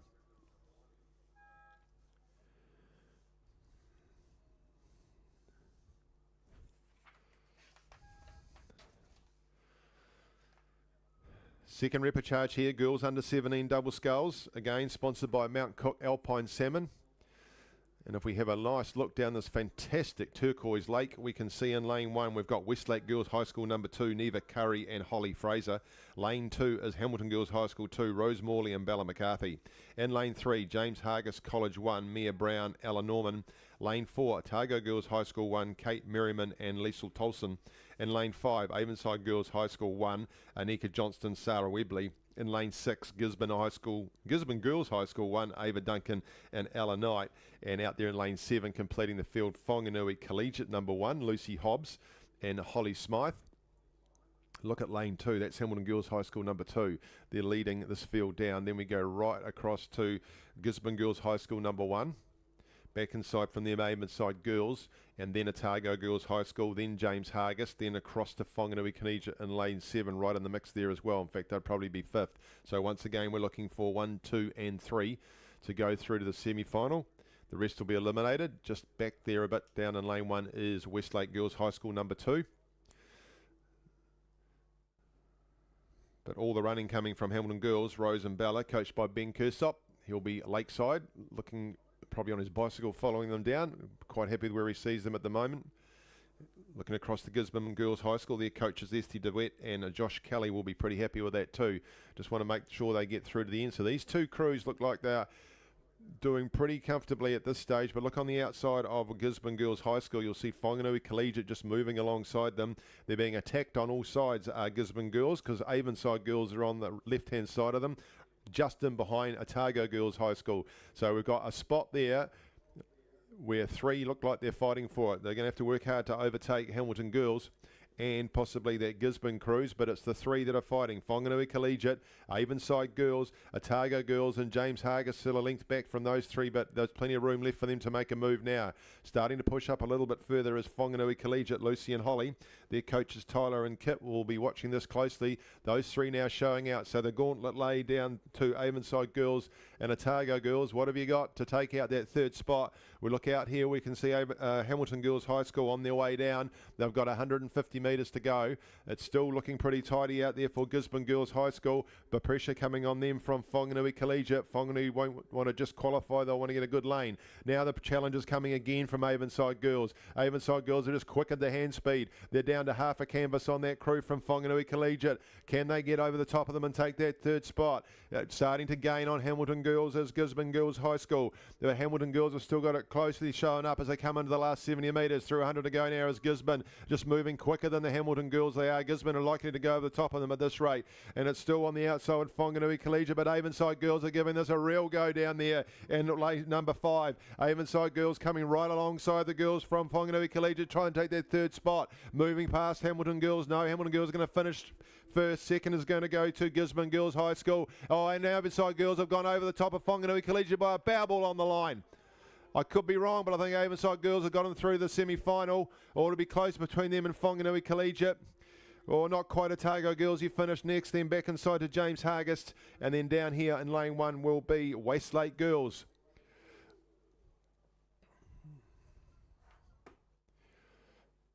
We'll wait for the official result, but Avonside may have done enough. It's always hard to tell on the angle. Be very little between them and Whanganui Collegiate. We move on now to race 279. It is the first repechage of the two that we have for the boys under 17 Cox quadruple sculls. Through 1,000 metres, they come in lane 1, Christchurch Boys High School number 2. In lane 2 is Ashburton College 1. In lane 3, Otago Boys High School 2. In lane 4, St Paul's Collegiate 1. Right next to them, St Paul's Collegiate 2. And then in lane 6, it's St Kevin's College 1. And then in lane 7, it's St Paul's Collegiate 3. And lane 8, Waitaki Boys High School number 1. So St Paul's, you would think, have got a reasonable chance of getting someone through. And their number 1 crew's leading out there in lane 4. And then it looks like it is their number 2 crew, which is second. Not much between them, though. St Kevin's out there in lane 6, right in the mix. Who's going to spoil the St Paul's party? Then we come back into Otago Boys in lane 3, right next to them, Ashburton College. And then we go across to Waitaki Boys High School. So boys under 17 Cots quadruple sculls, we are looking for. And Avonside girls did get through in the third qualifying spot in that previous repechage just by, 3/100ths of a second. No, 0.3 of a second, whatever that works out to. I'll get my abacus out. Back to this race here, though. Boys under 17 Cots quadruple sculls. Looking for 1 and 2 to go through into the A final. 3, 4, 5 and 6 will be eliminated. Such a cutting remark. St Paul's Collegiate, though, look at them out there in lane number 4. That's St Paul's Collegiate number 1, but St Paul's Collegiate number 2 are just ahead of them. Then we go back to St Kevin's. So St Kevin's, you're going to have to get a wriggle on if you want to get past the two St Paul's crews. Looking comfortably out there in lanes 4 and 5. Then next best will be across to St Paul's Collegiate number 3, I think, out there in lane 7. We come back inside to Otago Boys. Ashburton College just moving past Otago Boys. We've got a bit of a run on that boat. They're going to need to get going, though, if they want to get themselves through into the semi-final. Christchurch Boys High School number 2 down there in lane 1. Then right across we go to lane 8. Waitaki Boys High School are in danger of being eliminated and missing out on the B final. So St Paul's number 2 continues to lead down there in lane 5. That's Caleb, George, Lachlan, Gus and James Very, the Cox. Just inside of them, the number 1 crew of Sam, Caden, Finn, William and Fletcher Rogers. St Kevin's there, Patrick, Orlando, Kobe, Nye, Jones and and Henry Robertson. Just out there, need to put some pressure on to get past these St Paul's crews, but they look like they've got it under control, don't they? Otago Boys and Ashburton College fighting out against each other, but they're just a wee bit too far back, I think. It's going to be St Paul's Collegiate number 2. Just edging out St Paul's Collegiate number 1. There's about 3/4 of a boat length between them. St Kevin's starting to move. Their hands are moving a lot quicker, or they're going to start putting some pressure. You're going to have to respond, St Paul's number 1. You've still got a boat length on them, but there's 100 metres to go and fading. The St Paul's Collegiate number 2 just still leading their number 1 crew. St Kevin's having a run at it down through the middle of the course. Oh, look at this. They might have enough to run on the boat. They've got them back up to less than 3/4 of a boat length is the difference. Now it's down to a canvas. Oh, they've gone quickly, but St Paul's Collegiate number 2 go through. St Paul's number 1 go through, and St Kevin's just miss out, but into the B final they go. And there's a lineup there with Ashburton, Otago Boys and St Paul's number 3 that will join them there through in that B final.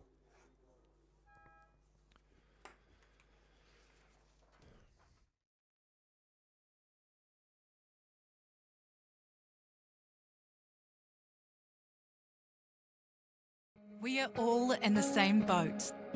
Our team invests in the same Milford funds as our clients. Find out more at milfordasset.com, official live stream partner to Rowing New Zealand. Milford, invested in you.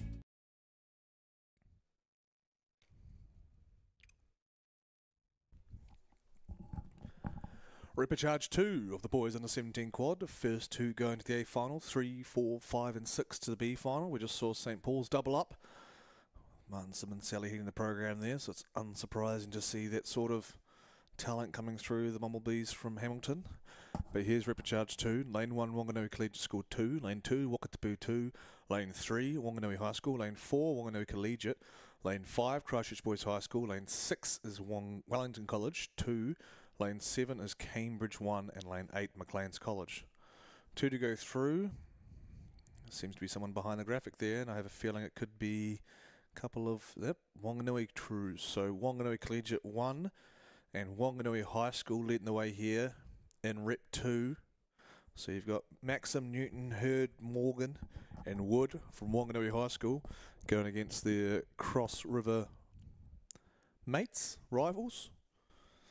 Wanganui Collegiate School, Hanacum, Poulton, Thompson and Corcoran. Walker's the coxswain there. Tyler Scott, Axel Dickinson are joined by Dan McSween and Dave Dudley between the respective two Wanganui schools. Half length down in Wanganui High School, about to approach 7:50 to run. Really long, strong from Wanganui Collegiate. They are really getting out there with that pack up and bodies over. So strong stuff coming from the boys in the black and blue quarters. Just starting to walk away a little bit. So good move going through that 12:50. That 7:50 to run there by Wanganui Collegiate. It was half a length. Now it's gone to, quarter of a length. So the boys from Wanganui High School just had to keep their wits about them. So Morgan Wood just keeping tabs on the boys from Wanganui. They are 3/4 of a length down now on Wanganui Collegiate. Top two to go through, so no real need to hit the panic button. But they wouldn't like the idea of just letting Wanganui slip away there into a final unchallenged.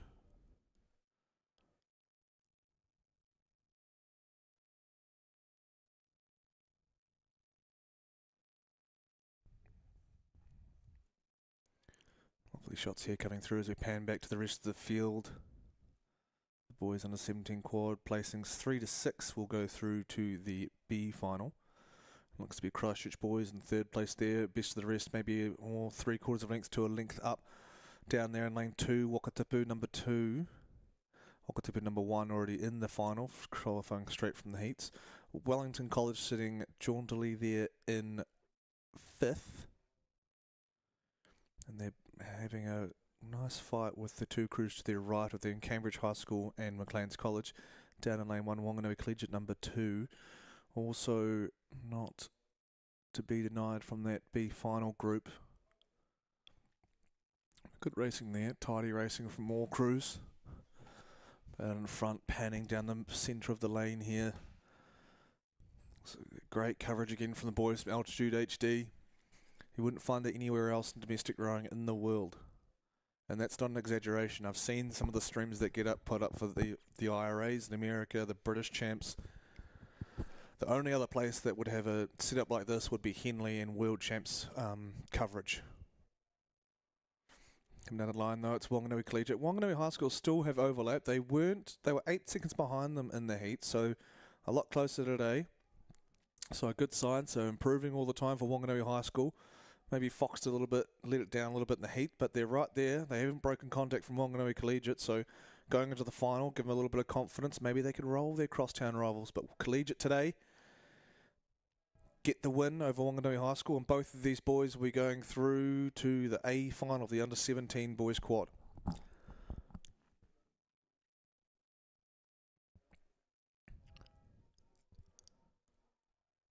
There's Christchurch boys joining the B final, along with Wellington College, Cambridge High School there. Next in the program will be the girls under-18 novice 4. First two going through to the A final. And we've got lane 1, Avonside from Christchurch. Lane 2 is Wanganui High School. Lane 3, Nelson College for girls. Lane 4, Waitaki girls. Lane 5, Hamilton girls. Lane 6 is Tauranga Girls College. Lane 7 is St. Peter's School from Cambridge. And lane 8 is Marlborough Girls College.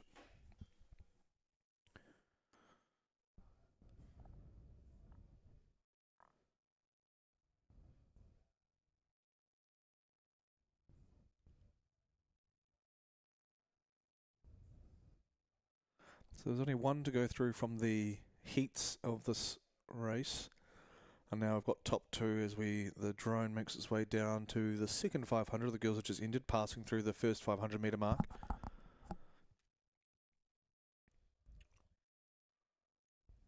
Looks like some fast times coming out of Waitaki Girls, Nelson College,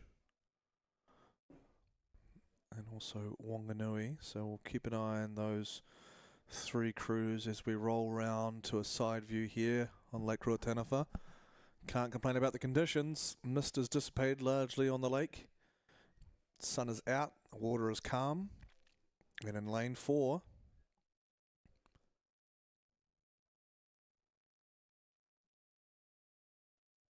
Waitaki Girls, Wright, Spittle, Strawn, Wainwright, Kingan. Up by almost a length over Nelson College of Girls, Newbury, Palmer, Forrester, Turnbull, Williams. And in turn they've got maybe 3/4 of it, or sorry, just a quarter of a length up on Wanganui High School. Hoekstra, Bullock, Franks and Barnett. Good to see those girls back out at it after an unfortunate situation in their quads. So they're back into it here. Top 2 going to the final, so they'll be chasing Nelson College for girls all the way down to the line. But leading the way out of the Oamaru Rowing Club under the guise of Ivan Doherty, Tessa Wright, Bridget Spittle, younger sister of Emma, who's a medalist in the club single at national, so it's in the family. There's another one there, Sophie as well. You've got Hannah Strawn, Emily Wainwright, Brianna Kingan. And as I mentioned that, Nelson doing a move now to try and separate themselves from Wanganui High School. Waitaki trying to keep their head above water away from that lot, and they are clear water up on Nelson College, so Ivan will be happy so far with his girls. They're getting clear. They were one of the fastest qualifiers not to make that into that battle between Wanganui and Nelson. They've actually drawing themselves up and closing that gap on the red and black of Waitaki girls. So the cocks in there for Waitaki. Brianna Kingan will be wary of that, and the girls be communicating back and forth of movement that the coxswain can't see, but right now the coxswain can't see anyone, so it's a positive sign if you're a bow coxswain.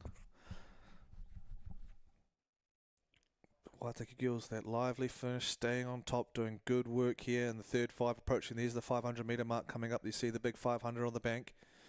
There it is, 1500, 500 to run. Yellow boys signifying that 500. Nelson doing some really good work through that third 500. Just enduring the pain a little bit to go up by a length over Wanganui High School. So top 2 going through right now. It's Waitaki and Nelson. Placings 3, 4, 5 and 6 will go through to the B final, and right now that's looking like Wanganui, St Peter's, Hamilton girls, Marlborough girls, and right down the inside, Avonside girls chasing that Marlborough girls on the far side, so quite close games there. But as we stride through the middle of the race course here, you can see all the tents that supply the food and the drink and the shelter for the athletes on the side of the bank there. Parents starting to line the banks with their school-coloured chairs, taking their spots for the cinema that is 2K racing here on Lake Ruataniwha. See there on the right-hand side of your screen, you've got a tandem running for the Wanganui girls in the green and the gold, so they've got 2 girls on the same side sitting in consecutive seats. And then Nelson, more of what you'd normally see probably is the conventional rig, so just stroke bow, stroke bow. But it's just a preference. Maybe you've got some people that you want to sit together, just how the boat moves best and how you want to configure the boat. So Axel Dickinson, the Wanganui coach there, with Adrian Van Bussel. I think that works best for their girls, and they're pretty handy. They haven't. Nelson girls did move away a little bit, but they haven't broken contact either, so there is a chance there if the Wanganui girls can dig and find a big change of speed there, but it's going to be a tough ask against the blue of Nelson. Waitaki girls done a really good job of keeping their head up, breathing, working through that third 5 after a fast start, and they're going to rumble down to the line here and probably take the victory. I say probably because you never want to count your chickens. But you're going to have Waitaki girls going to roll through here and get a ticket to the A final, and the girls a novice 4.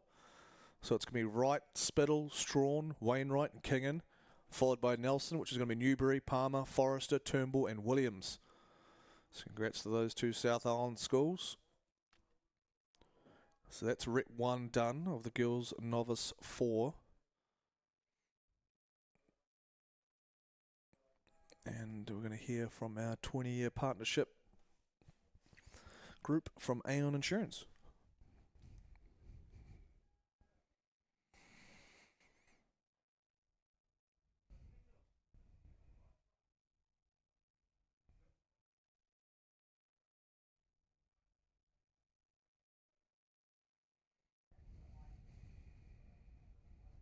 Today, we are reinventing insurance. It's a game changer. With a real heart and voice, say hello to an actual human being. Hi there.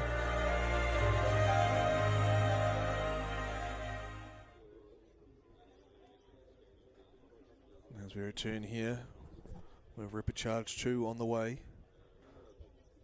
of the girls under 18 novice 4. The lineup consisting of Whangarei girls in 1, Rangiru girls number 2 and 2, Epsom girls in 3, Columba College in 4, Rangiru girls number 1 and 5, Diocesan School for Girls in 6, Marlborough Girls 7, and Iona College taking over in 8. A couple of scratchings, so a couple of replacements in there. You can see a nice battle developing.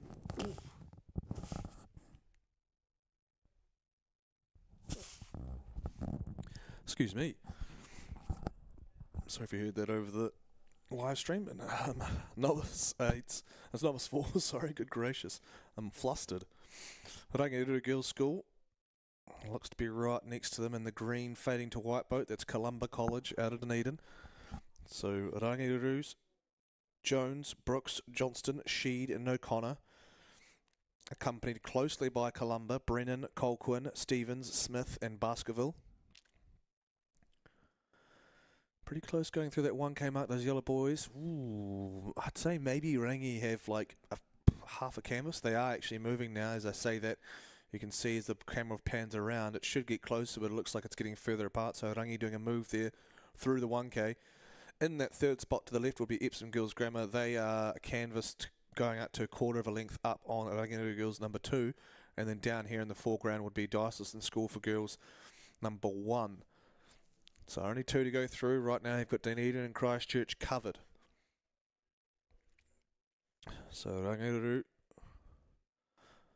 Holly Lil and Bella Murray, Avon Senior Woman, with their hand in the coaching sphere here with the Rangiru. Doing a great job with these young girls. Looking pretty dynamic off the front. Nice long arms getting through the work. So really tidy, competent rowing there for the Rangiru girls. 7:50 to run. Columba College sitting, they were about even at the K, so credit to Rangiru, just starting to walk away from Columba.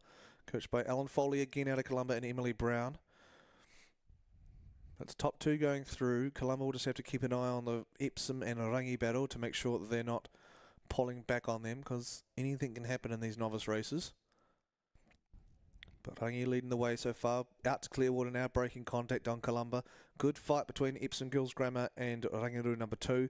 Back out to the outside to the Navy and Red of Diocesan School for Girls down there in the bottom foreground. Bottom right foreground, I should say. And you get an idea of... You see this racing and you think it's quite far apart and these girls won't know, but when you're in there it feels extremely close. So even if it's quite clear for those Rangi girls on top of Columba there, when you're in the boat you just want more and more and more, and even they've just started to break contact with Columba, they'll still want more because they feel a lot closer than they are when you're right in those lanes and your lungs are burning and you just want it to stop. You don't want people too close to you. And then I say that, and the Rangiru on the inside there have just started to walk through Epsom Girls Grammar, so Maxwell, White, Long, Reege and Britt were even with Epsom Girls, and now they've gone up to half a length, continuing out to 3/4 of a length. As we get a little bit closer here on the drone shot there of Amelia Jones, Ashley Brooks, Lucy Johnston, Mania Sheed, Grace O'Connor. They're Clearwater up now on Columba College, heading towards the 500 metre mark, or just under the 500 metre mark now. They'll be 250 with the next set of boys they see.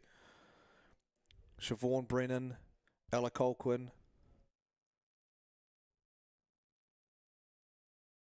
Sarah Stevens, Charlie Smith, Kate Baskerville, Coxon there for Columba. Look left though, ladies. Columba have to be aware. Rangi have been just working in that third 500, and they've actually kind of put themselves... I know it's a fair long shot, but there is a shot there for those Rangiru girls number 2, Maxwell, White, Long, Reege and Britt. They've got Epsom pushing them all the way home, so Columba will just have to be a little bit wary that they don't give Rangiru girls number 2 a sniff there on the inside in lane 2. Out in front, the number 1's done a really good job of just keeping their heads above water, like I mentioned. You don't want to get tied up as a crew.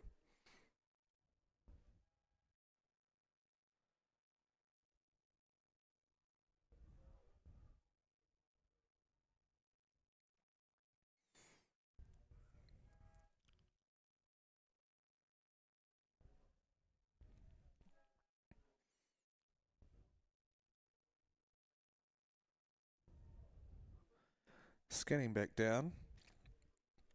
We've got a few more ripper charges to go. after this boys under 18 novice quad, we actually have a quarter final, then we're back to a couple of rapid charges, then we're into the semis already on Wednesday. So looking forward to that, as I'm looking forward to this, the boys novice quad.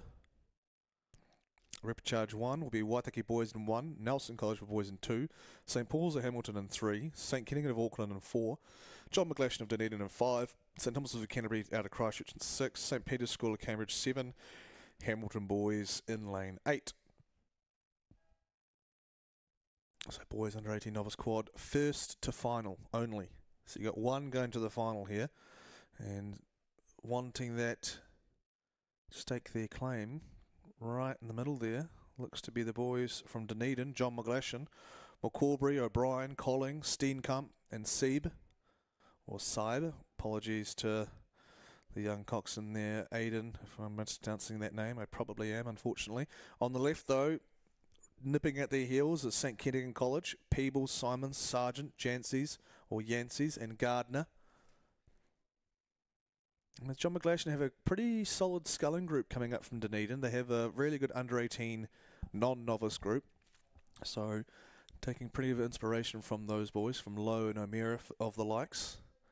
And here comes the novice iteration with Noah, Dan, Oliver, Tristan and Aidan.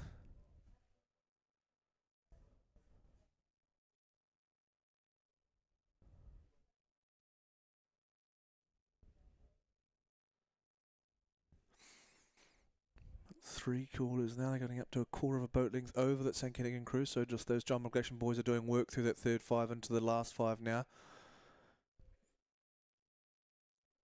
Nice long arms off the front, good swing, everyone in time. Really tidy rowing for the novices. Quad's a great boat for novices to learn in. Nice and balanced. So you can pick it up pretty quick if you're, in the right mood.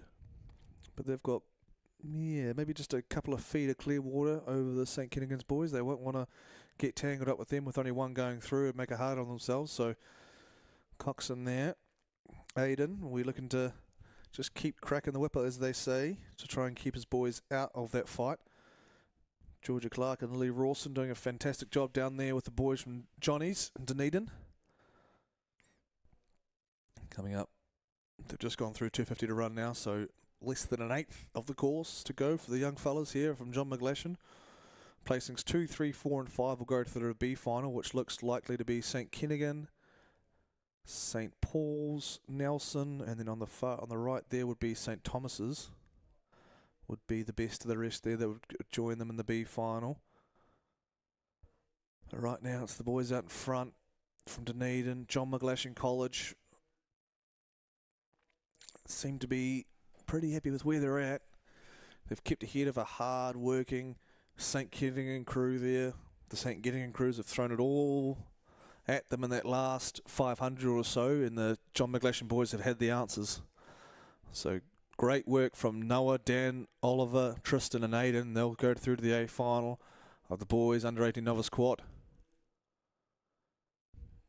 We'll see who joins them in rapid charge 2. This boys under 18 novice quad brought to you by the University of Otago. As we've got the uni games coming up next weekend, I believe. A little bit biased myself, but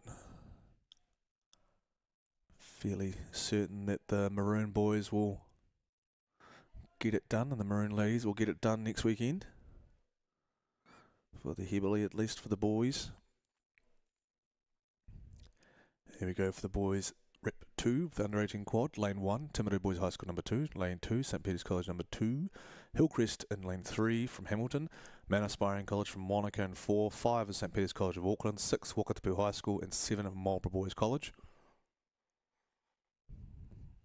Looking down the course there, goes back to the middle there, 4 and from the left, looking at Mount Aspiring, Sinclair, Hope, Pascoe, Peterson and Smith. So the black and the yellow quarters of Wanaka Rowing Club and Mount Aspiring College. They've only got half or 3/4 of a length maybe on the guys on the left. Hillcrest, Topher, Butler, Howard Shee, Greening and Ishmael. I'll do the coxswain. just Clearwater. It's pretty similar actually to the last race there in terms of the 1-2. So Mount Aspiring, also from the Otago region, just like John McGlashan. 500 to run now. They've got quarter of a length Clearwater over Hillcrest, who in turn are up by about a length of Clearwater over, that would be St. Peter's College out of Auckland, Russell, Top Ugart, Doniani, Malone and Neil. Those boys from Hillcrest won't die wondering. They'll just keep going.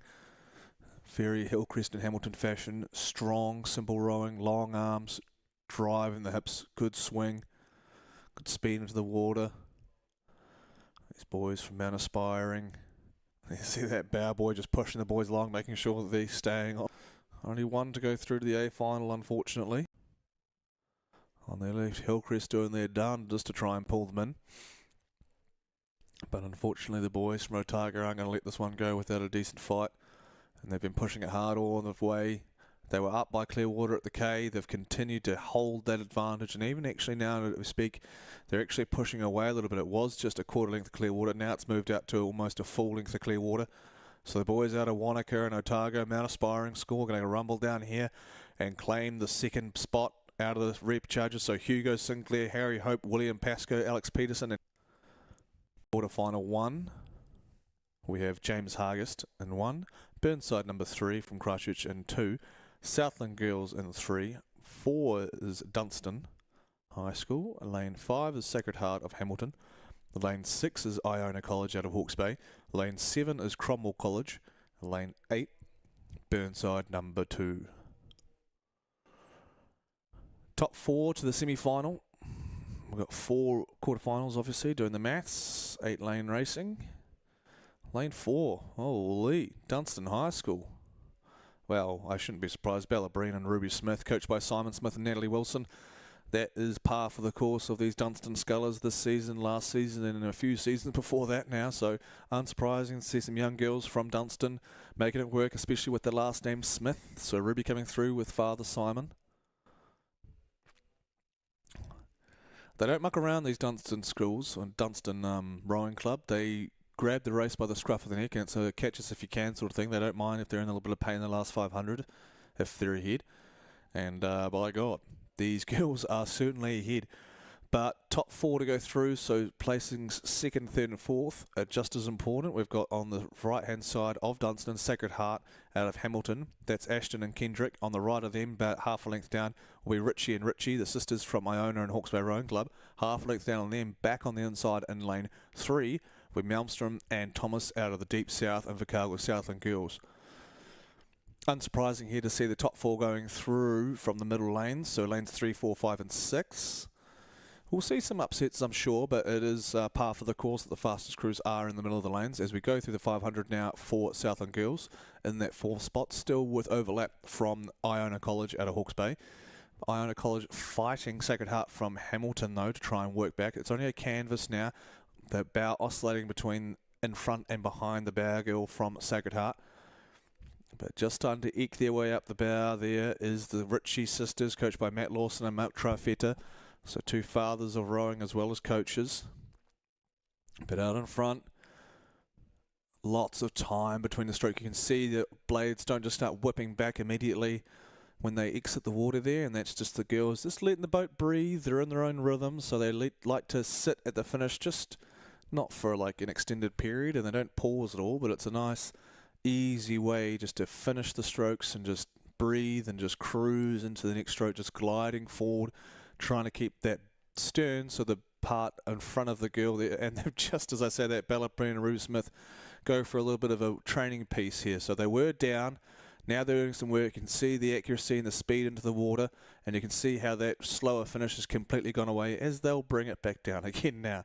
So just doing some training pieces, keeping it together, because they are well in front. They can kind of think about what they're doing, maybe have a discussion on how they're rowing and if they've got any bits to iron out, which I'm sure Simon will maybe have a note or two leading into the semi-final here of the girls on a 16 double. But the other positions have not changed. Still Sacred Heart up on Iona, who in turn are up on Southland Girls, going maybe just over half a length to each of them. So Sacred Heart half a length to Iona, then 3/4 a length maybe to Southland Girls. Down to the line though, Ballabree and Ruby Smith grabbed their ticket to the semi-final here of the girls 16 double in absolutely dominant fashion, following closely by Sacred Heart, Iona and Southland Girls, also going into the semi-finals to join Dunstan. So great first quarter final there. Unfortunately, the rest of the campaign for the placings outside of fourth, the campaign will finish for the under 16 double. Quarter final 2, I'm sure, will be rapidly joining them at the finish line. As we see Lane 1, ACG Tauranga. Lane 2, Samuel Marsden at Wellington. Columba College is in Lane 3 from Dunedin. Wakatipu in 4. Craighead out of Timaru in 5. St Kinnigan in 6. And Hauriki Plains College in 7.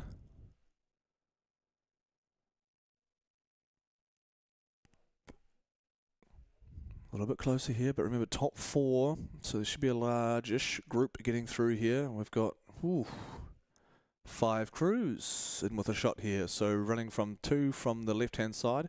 Columba, Wakatipu, Craighead, St Kinnigan and Hauriki Plains are all in with a shot here. Right now leading the way is Wakatipu, the gold and the blue, Key and Patterson. So Key's older sister just came out of Wakatipu, incredibly quick sculler, now applying her trade at Dunstan Rowing Club, funnily enough. Coached by Shane Muir, does stellar work down there on Lake Hayes, but his girls are leading the way here. Closely followed on their right-hand side, Craigie, Diocesan, Crawford and Hurst. Half length up on Columba College, Sutton and Millen, so Sutton's sister also at Dunstan. And then we go out to Hauriki Plains and the orange blades there of the Hauriki Plains Rowing Club, Van Hellemond and Broadbent.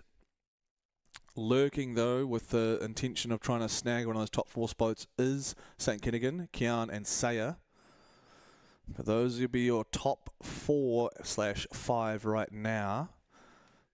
So we'll see what the Wakatipu girls have in store for the rest of the squad here, if they are up now and just trying to edge out as they are, and they are separating into clear water, so no overlap now right now for Wakatipu or any other crew that's on the course. Best of the rest, just edging through the buoy lines ever so much, is Columba over Craighead. Craighead looking to their right to St Kinnigan and Hauriki Plains. Hauriki Plains being acutely aware of the blue and the white of St Kinnigan and Auckland, trying to snag a spot from them. But Hauriki Plains doing a good job of drawing up alongside the likes of Craighead and Columba. We've got under 250 metres to run here. Wakatipu still have clear water out in front, so stellar work coming from Sasha Key and Amy Patterson. As I say, that Hauriki Plains just finding they're going a little bit tough now, and they'll be careful they don't sink back down to St Kinnigan, who can get a sniff, because all you need is one shot and then a little bit of momentum can just flick the switch. So now Craighead moving into second place. Still, now they're working back on Wakatipu actually, so there's still no contact, but they are closing the gap. On the inside, Columba will have to be careful here because Hauriki Plains have just nudged in front of them, and then we've got to keep an eye on St Kinnigan because they're dragging, Hauriki Plains are dragging St Kinnigan up with them. Down to the line though, just a little bit of snag of overlap as they oscillate forward is Craighead onto Wakatipu, but Wakatipu will come through and win quarterfinal 2 for the 16 double. On the outside, looks like Hauriki with a late charge. Hauriki on the outside will snag second, then we'll get Craighead, and then it'll be Columba. So Wakatipu, Hauriki, Craighead and Columba from quarterfinal 2 will progress to the semi-final of the girls 16 double. As we get a crowd shot, and I'm hoping anyway that the Bumblebee little headdresses there are for St Paul's, because that would make a lot of sense to me. As you can see, here's the drone swap, nice and quick, just like an F1 swap. Here we go, girls in a 16 double, quarterfinal 3, lane 1, Craighead in 2, Hamilton girls in 2, Wanganui High School in 3, Wellington College in 4, Queen Margaret College of Wellington in 5, 6 belongs to Onslow College of Wellington, and Twizel Area School on the outside in lane 7. Gold boat right in the middle though, looks to be Wellington Girls College, Neve Dunlop and Natasha Stewart. Followed closely, half length down on their left-hand shoulder would be Ava McDonough, Axel will correct me, and May Emmett, coached by Dave Dudley and Axel Dickinson. Best of the rest, though, far on the right there would be 2 lanes over from Wellington. It would be potentially Onslow College, Stewart and Martin, coached by Angus Todd. And then 4th would be probably lane 2 there, Hamilton Girls. Amelia Kepa and Caitlin Silcock. So Amelia had a really great race in the 16 single. She stormed it from lane 1 or 2. I distinctly remember it was down in the inside and not stole, but she nailed the spot from an outside lane there to progress in the 16 single. And here she is again trying to progress in the 16 double. So Amelia Kepa in a familiar position on the inside, trying to get up in the 16 grade with her partner Caitlin Silcock. But leading the way now, starting to stride out a little bit, is the girls from Wellington College, Dunlop and Stewart. They were half a length ahead of Wanganui High School. Now they're a length ahead of Wanganui High School. Looking to your right, Onslow College out of Wellington as well have seen the movement from Wellington, and they've actually pushed through Wanganui High School. So Abby Stewart and Olivia Martin doing a fantastic job, just kind of churning their way through some competition here, securing their spot in second place. Top 4 to the semi-final here for the girls 16 double. Wellington College leading the way. Coached by Catherine Duffin and Seth Peake. Had said their names a few times. There's quite a few talented girls down here from the capital. No more so than Wellington College here in Onslow. We've also got a Queen Margaret doing really well, trying to snag a spot from the girls, from Hamilton Girls. Definitely not out of it. So Queen Margaret, we're looking to their left in lane 5. Every Palmer and Parker over to Kepa and Silcock of Hamilton Girls. Top 3 look pretty sorted right now, so it's just that 4th spot that we're going to have a look at. So Wellington Girls, Onslow battling Wanganui High School. Those 3 crews all from the lower North Island should be shooting through to the the semi-final, sorry. This is the first of the quarterfinals we've had for the week. We'll go back to the reps for a few times and then we'll have semi-finals for the rest of the day. But Hamilton Girls doing a good job, coached by Benjamin Kersop. Alongside his partner there, Georgia King. There's Charlie Rogerson, even Kelsey Walters, former New Zealand Women's 8 representative. She's involved with the coaching setup there, helping out with Hamilton Girls. So a young coaching group. First year really helping out together at Hamilton Girls, and they've got a few girls on the rise to semis and finals, and here comes another one trying to hold off the late charge from Queen Margaret as Wellington Girls College crossed the line in first place. Clearwater ahead of Onslow College. Third place will still belong to Wanganui High School. Hamilton Girls though fending off the challenge. It's going to be on the line. Hamilton Girls holding off Queen Margaret.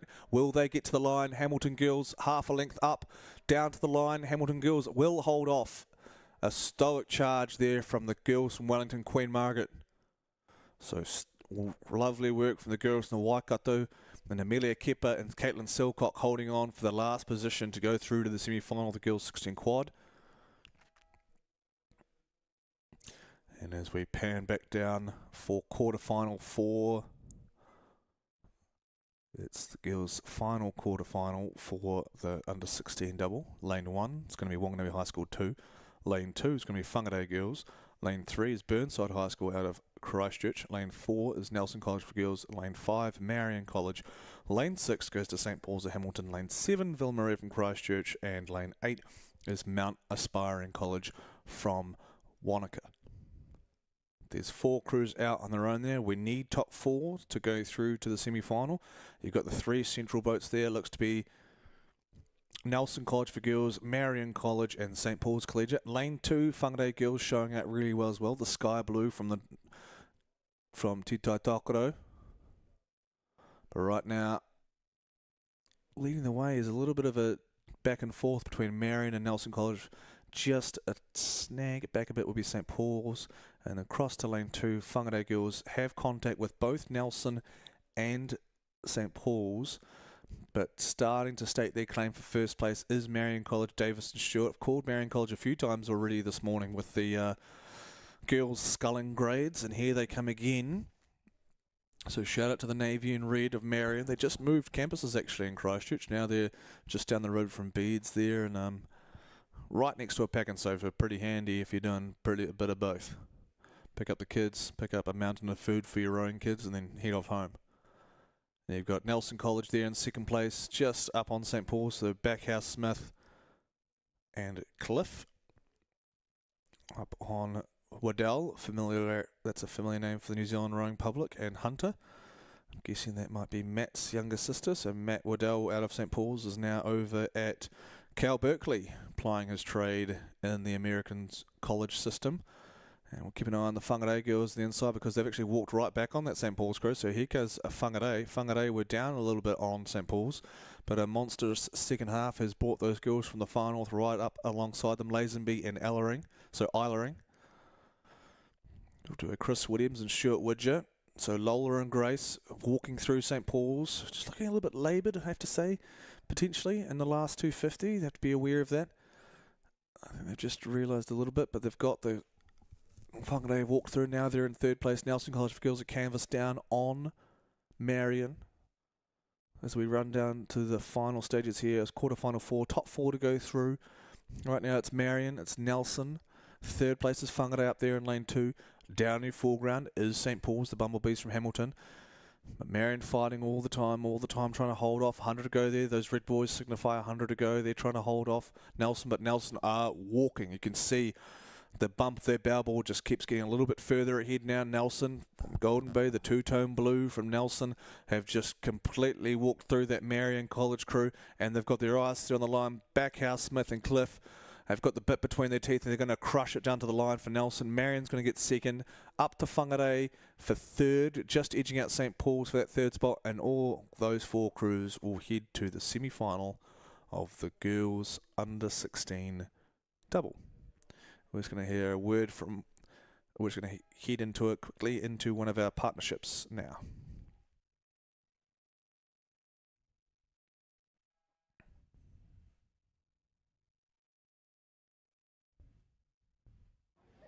We're at the Aon activity tent here at the Maadi Regatta, and it's kind of a place where you can just chill out, play a bit of what? Happy Sack Onslow College. Hello, how are you, Sam? Hello, I'm good, thanks. How are you? Are you having a great day? Yeah.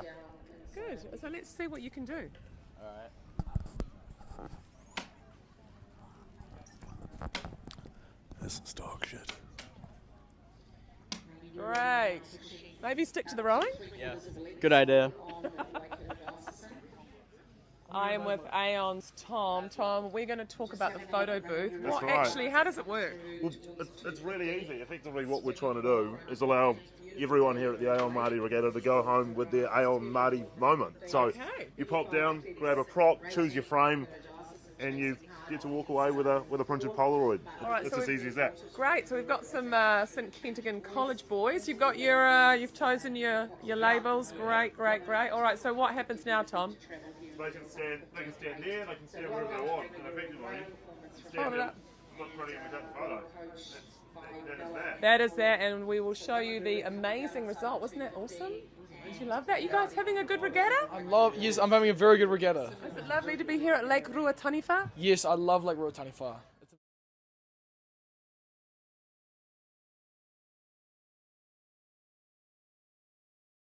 So come on down to the Aon tent, Thursday to Saturday, 1 till 3. You can get a Polaroid photo, you can play Happy Sack, you can do Jenga, you can have a photo. It's great fun. Love it.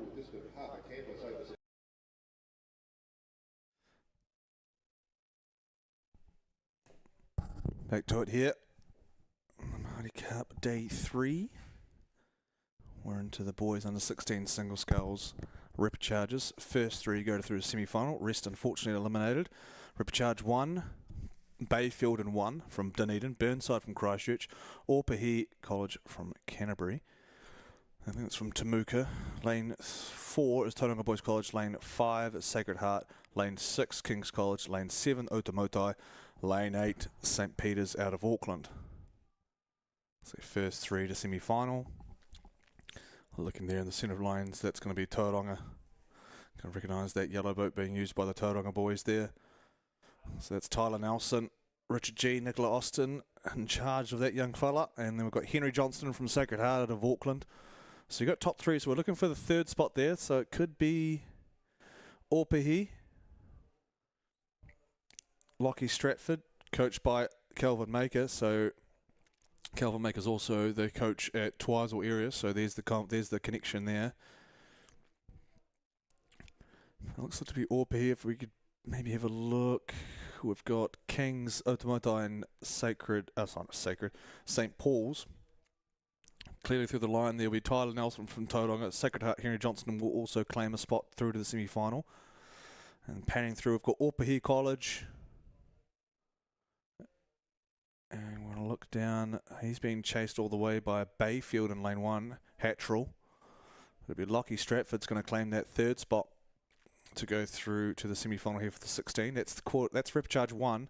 There's only 2 Repcharges here.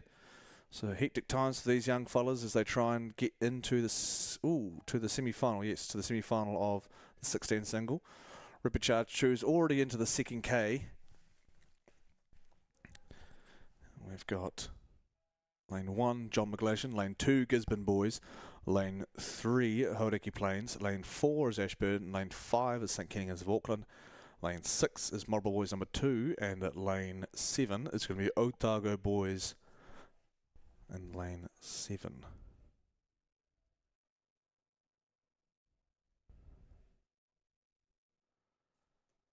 So looking down through the graphic, guys on the outside here doing a really good job. So that looks to be Marlborough Boys College right next to Otago Boys, and then over there in lane 3, or third one in, would be Hauraki Plains. So there's only 3 to go through. These guys are up, but lurking there in the middle could be Ashburton College. So leading the way right now, though, is going to be Hauraki Plains College, Blake Leach. And then we've got, looks to be Marlborough Boys College, Hunter Marfell. He was just out, actually, and he's coached by his father, Glenn. And then you've got Clayton Lindstrom, that famous name, up there at Marlborough as well. And you've got Ben Thompson down here, coached by Lauren Gibb and Beth Anderson. Still with under 500 to run, but still more than 250 because we haven't crossed into those yellow boys yet. And we look, Marlborough Boys look like Mr. Hunter Marfell looks like he's going to be walking up alongside Hauraki Plains College. Keeping an eye on the lanes in the middle there, Ashburton College, to see if Mr. Armstrong, Caleb Armstrong, has anything left to give to try and run down the man on the outside, Ben Thompson from Otago Boys. Currently it is Hauraki Plains College. Those orange oars of the Hauraki Plains Rowing Club.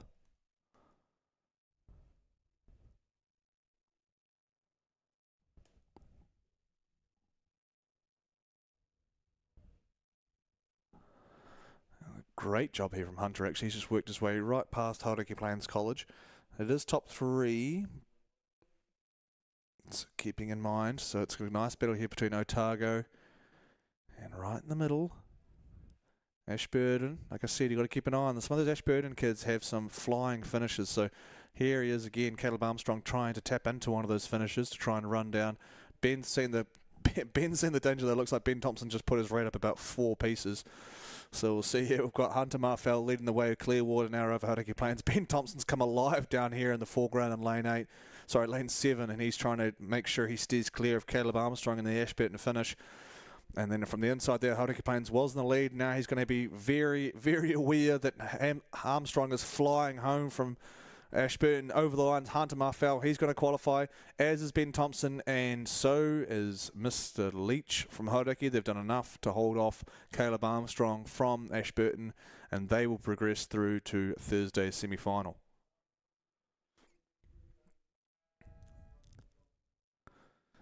So from the smallest boat on the program to the biggest boat on the program. These rip charges for the girls live in Jubilee, so the under 18-8, brought to you by Aon.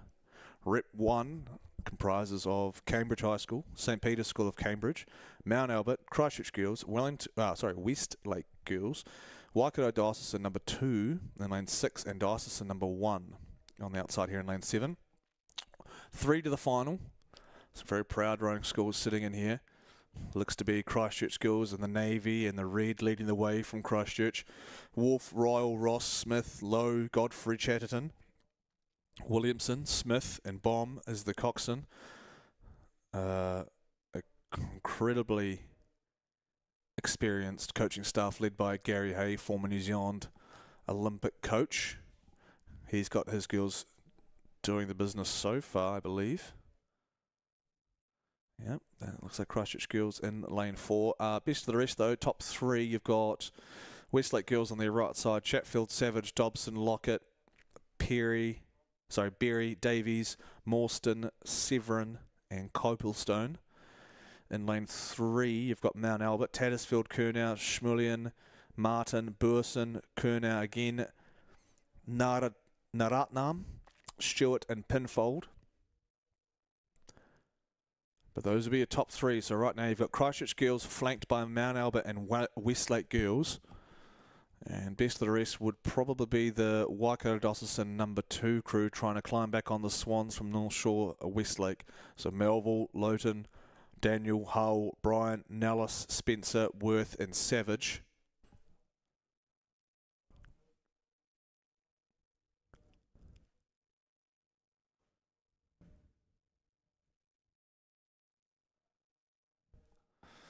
But not too much to write home about that leading crew, though. Christchurch Girls have stopped this one. They were up at the K and they've just continued to walk away in the second K. So we'll have to keep an eye on what they can produce in the A final against the crews that automatically qualified from Rangiruru. As well as, sorry, it's escaping Waikato Dyer. Sorry, yeah, Waikato Dyer number 1 and Rangiruru qualifying straight through. And then the next one, we've got St. Margaret's, who are incredibly quick in the heats as well. So we'll see how they fare against their competition in repechage number 2. But it is these girls with an incredibly decorated coaching staff that are walking through into the last 250 here. The pinstripes of navy, white and red. Great rugby school, women's rugby school, and a great rowing school as well, obviously. Winning the Dawn Cup a couple of years ago for the first time in their history. And now we've got a great battle. We've got to see what the finish is like from Waikato Diocesan, because they're the best of the rest to try and run down either Westlake or Mount Albert. It's two really strong rowing schools. Mount Albert just getting the wood over that Westlake girls, so a bit of an Auckland ego check there. And we've got 100 to go here. The quarter length to Mount Albert, the girls with the sky blue and gold. And that, in turn, that push has pulled alongside Westlake and actually separated them a little bit from the green and the white quarters of Waikato Diocesan number 2. So it'll be Mount Albert coming down for second after Christchurch Girls' dominant performance, and then we'll have Westlake with the red and the white blades there in third to go through to the A final of the Live-In Jubilee.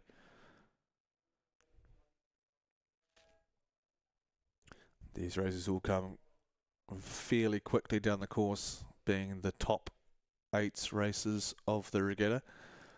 The next repechage is into the second 500, not quite at the K, but almost there. Probably be there by the time we get there with the drone. Lane 1 will be St. Cuthbert's, second year in the Maadi Cup sphere from Auckland. Epsom Girls Grammar in 3, St. Margaret's number 1 and 4, Wanganui Collegiate School in 5, St. Margaret's number 2 in 6, and Villa Maria on the outside there in 7. Not Savin, 7. Good grief.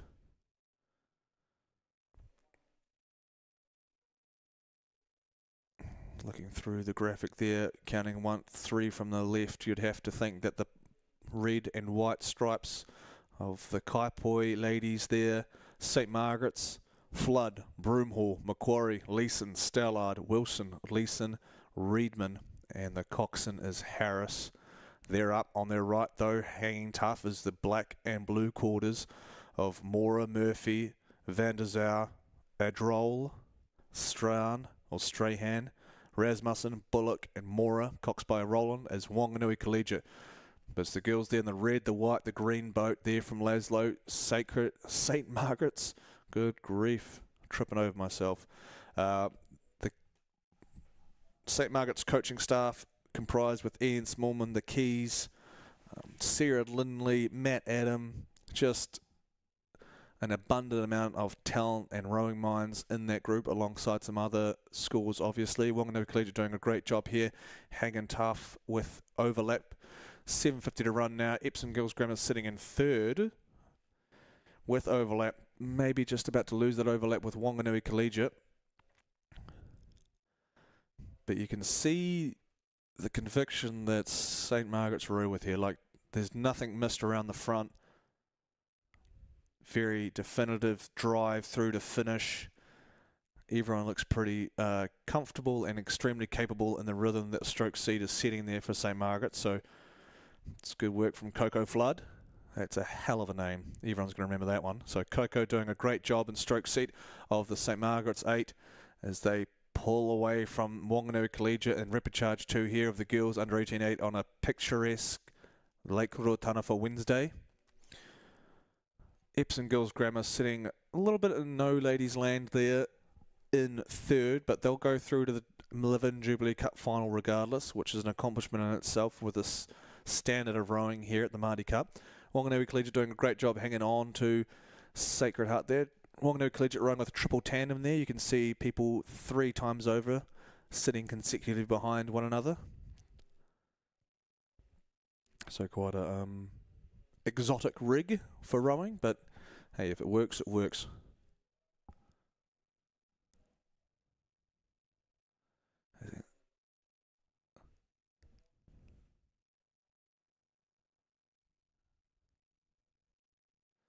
As you can see, we've got this wonderful ability just to kind of sweep around racing so everyone can get an idea of the symmetry, the timing, what it takes to move these boats. So you can see the difference between, say, Epsom down there on your far right and then Wanganui Collegiate in terms of what I'm talking about with a triple tandem.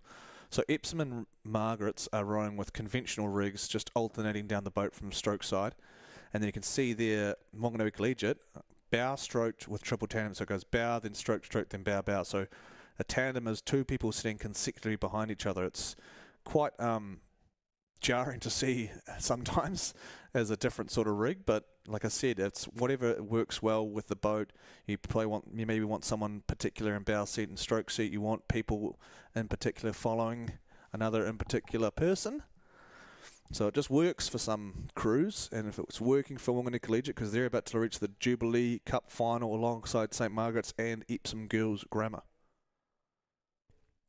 And also have a quick drone change and a message from one of our partners here before we launch into the boys under 18-8 repechage.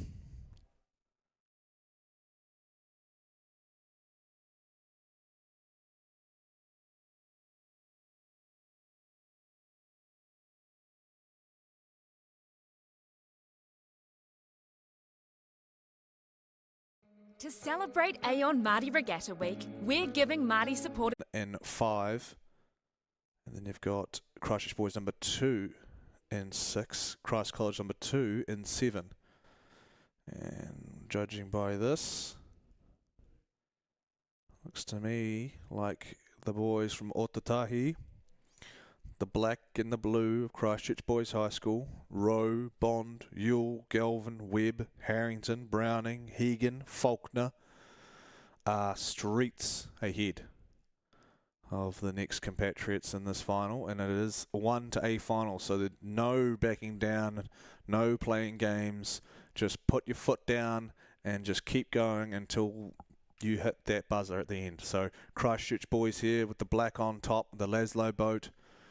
They've got a really good pair in here. It's Ewell and Galvin. I'm not sure what seats they're sitting in, probably up the front somewhere, maybe in 6 and 5 according to this run. Stroked by Mr. Rowe, which is ironic, and then Grayson Faulkner with the reins there. Tim Osmers is the head coach at Christchurch Boys. He was a handy lightweight sweeper back in his day, out of St Thomas's originally. Now he's the head man at Christchurch Boys High School. And they are about 3 lengths up on Westlake number 1. But no mistaking who wants that A final. They only narrowly missed out their Christchurch Boys from Mount Albert. Painful to remind the viewers, but that is reality, and the boys are making it right here today by stomping their authority back into the A final here. So Christchurch Boys High School looking odds on to get back into the A final of the Maadi Cup and maybe get a little bit of revenge on Mount Albert. But we will live and we'll wait for Saturday to bring around that result. Stunning camera work here. You can see the beauty that is rowing.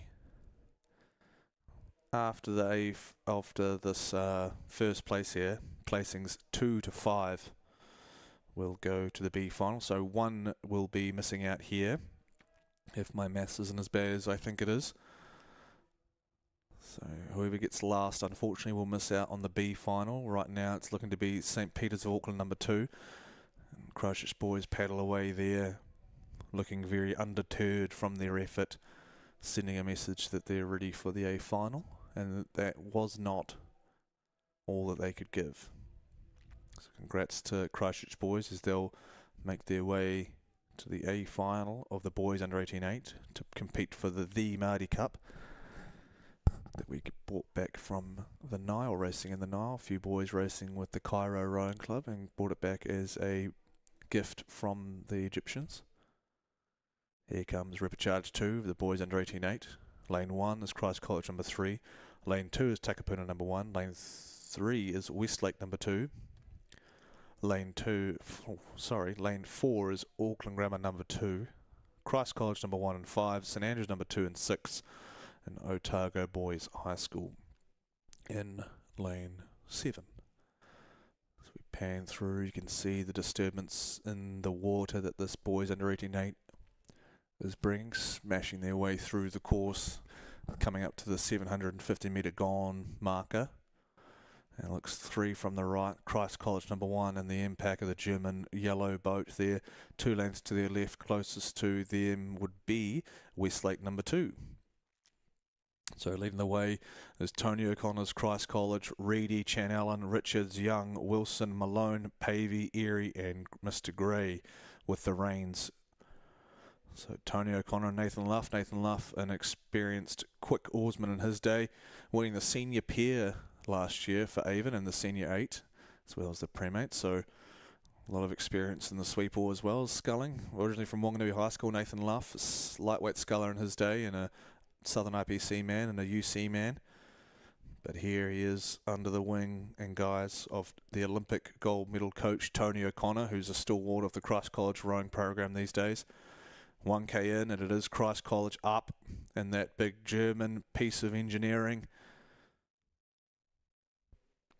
John T. Gray doing a fantastic job to separate themselves out on almost clear water now on Westlake Boys number 2. Dobler, Harding, Gartner, Jones, Howden, War, Henderson, Stewart, Butler and Wigglesworth with the reins. Coxswains can take on many different names. A lot of them are referred to as jockeys, which is feeling, as a rower myself, feels a little bit demeaning to the people in the boat that are referred to as just as horses. But jockeys, mini coaches, communicators, they get the job done. They've got quite a lot of hats to wear in that coxswain seat, as well as stellar drivers. That overhead shot is case in point, that 4 and 5 seat, so counting from right to left, 8, 7, 6, 5 and 4 sitting in a tandem directly consecutively behind each other there on the same side. That's a tandem. I keep going on about it, but sometimes it can trip people up. And there's no real rhyme or reason behind it other than it just fits the crew, it gets the rhythm, it feels right in the boat. So, and maybe the coach just wants a couple of guys sitting together, either they're big or the guy in the second part of that tandem finds it easier to follow the guy leading that tandem. So it's just all preference. There's no real rhyme or reason, especially at school level. As Christ College have walked away now to join Christchurch Boys, who won their repecharge in dominant fashion. Christ College, the black and white of Christ College, looking to do the same. Top 3 in Maadi Cup wins are Christ College, joining, I believe, Wanganui Collegiate and Hamilton Boys with the most. I think Hamilton's got about 16 wins. Christ College maybe 11, around that number. I'll definitely be corrected on that, but I think that's around what the numbers are.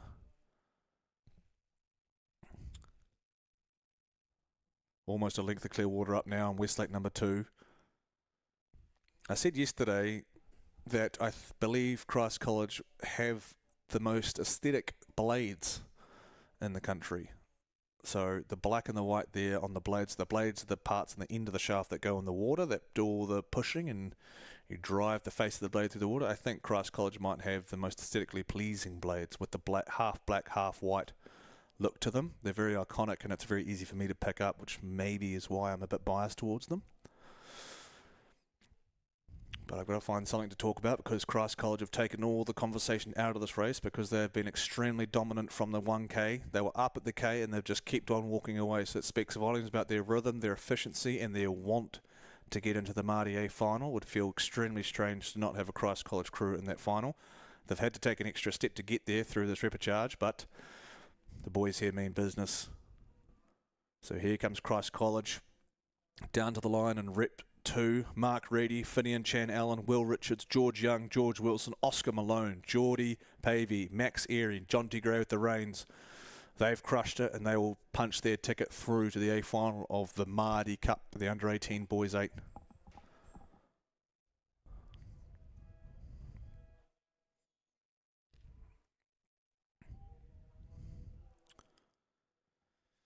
And that'll be us for an hour. We'll take an hour's break there, and we'll turn with the quarter-final of the girls under-18 double. So we're going from reps to semis essentially in quarter-finals. So join us in an hour, and we'll have a lot more racing with more on the line going forward.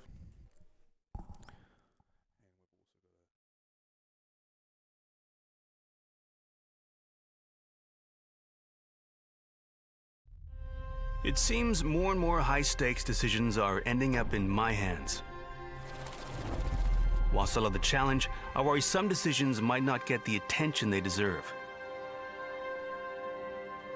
Working with Aon means I've got their whole team in my corner, with advanced analytics and expert insights that put things in the right context. It's the gut check I need to stay on top of it all. Better decisions. Aon.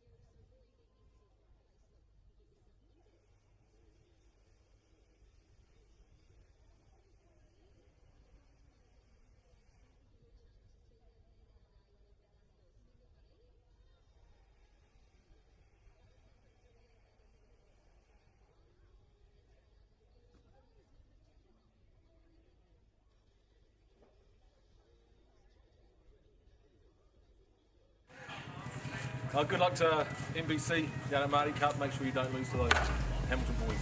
Good luck, Wellington girls. Crush it, girls. Shout out to King's College. All the best at Maadi. Go Christchurch Girls High School. Go Wellington College. Dubsy hoorah. Yeah, shout out to St Cans, Dad and Uncle Road there. Go hard at Maadi. Let's go, Napier Girls.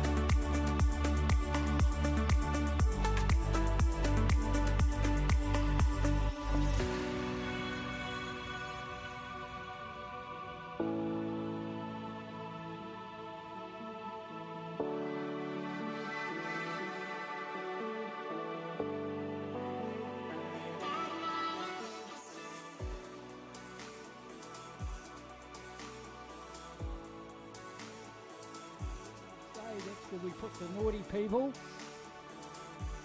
Then we go one out from there. That's the three out there, which is Te Ao Mutu. First call from you from Elsie is Te Ao Mutu. Going towards that 500 metre peg. It is the crew in lane number 5. Wellington Girls. Wellington Girls have said goodbye to the rest of the field already. They've got a half a length, maybe 3/4 of a length on advantage on Nelson College. Nelson College out of lane number 3. Then we go out to Te Ao Mutu. They are a length down on Nelson College and absolutely nothing separating the rest of the field. Lanes 1's Villa Maria, Takapuna Grammar, and the crews out on the outside as well. One in lane number 4, the fast lane, St Peter's School. Didn't go away as quick as they would have liked. I think they've got the fast lane. And the two on the outside, Oona College 2 and Burnside High School. But they've just opened up Clearwater now. Wellington Girls opened up Clearwater. 1, 2, 3, 4, 5. They've gone out to a length and a quarter lead now over lane number 3, which is Nelson College for Girls. In turn, have got lane number outside is Te Ao Mutu College. They're an Indian file as they come down through the lake. The same distance between all of them. Still nothing separating the other 5 crews as they head through the second 500. This is pop down. I was down at the 1,000 metre peg for a good half hour this morning, and the action that goes on down there is unbelievable. If you get the opportunity, shoot down to the 1,000 metre peg or walk down slowly and take a listen to the coxswain's calls down there. You'll hear all the talk going on. It's absolutely amazing, this course. You can follow the boats as they row up to the start. In the meantime, we're heading towards that 1,000 metre peg, and Wellington Girls have gone out to a very comfortable lead. This is Emma and Ella, coached by Catherine Duffin. And they've gone out to maybe 2.5 lengths lead now over Nelson College for Girls. Then we still see that Te Ao Mutu crew up into 3rd place. We're looking for 4. See who can row the second 1,000 harder than the first 1,000. See if anyone comes out of that group. There's a lot of pressure going on Te Ao Mutu, and it's coming from Iona College, and they will bring Burnside with them. There's nothing separating Burnside and St Peter's School out of lane 4. Takapuna Grammar down on 2 and Villa Maria in 1. There's nothing separating all these crews, and they'll all be vying for the 3rd and 4th because the two sitting out in front are certainly Wellington Girls and Nelson College. They've opened up a big gap on the rest of the field. Te Awamutu under real siege from Iona College number 2 on one side of them, and also St. Peter's in the middle of the course. There can be a challenge come from Villa Maria, but they're going to have to start and put in some big ones, and they will try and bring Takapuna Grammar with them. And the only crew's just starting to drop off here on the outside is Burnside. Oh, Te Awamutu, they've lost that third position. They've lost it to Iona College. Iona College has moved up alongside them and put their nose in front. Te Awamutu desperately trying to come back again. And then in the middle of the course, the St. Peter's crew that had a pretty slow start was also trying to get up into that qualifying position as well. That'll bring down Villa Maria. There's been nothing between Villa Maria, Takapuna and Burnside all the way through that first 1,000 metres.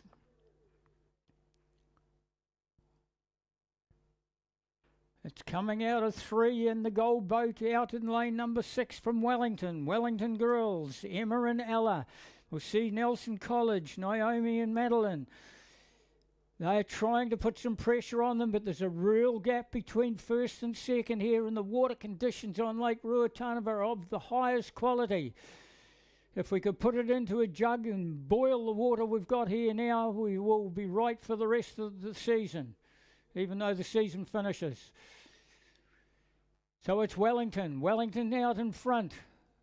They're through that final 500 metre peg. The legs will be starting. They've done a bit of rowing so far in the last couple of days, so the legs will be starting to shake a little bit now.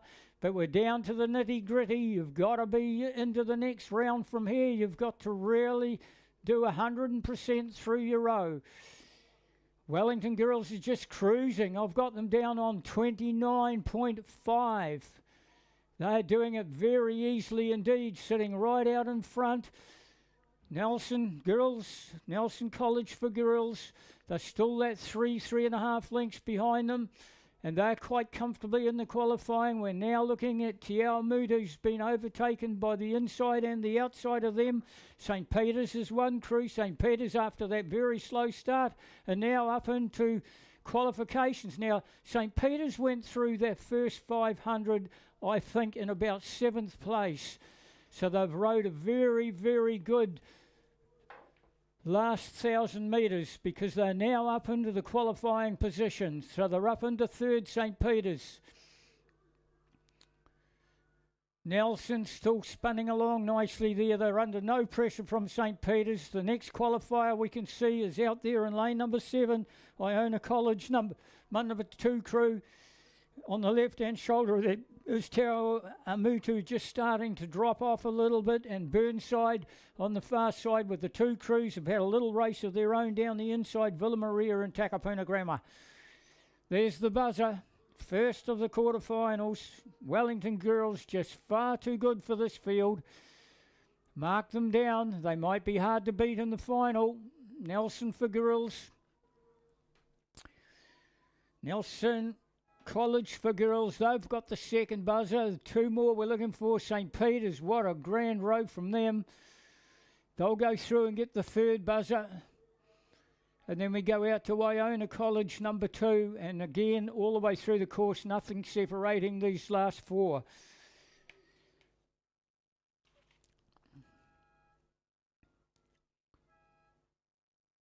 Two to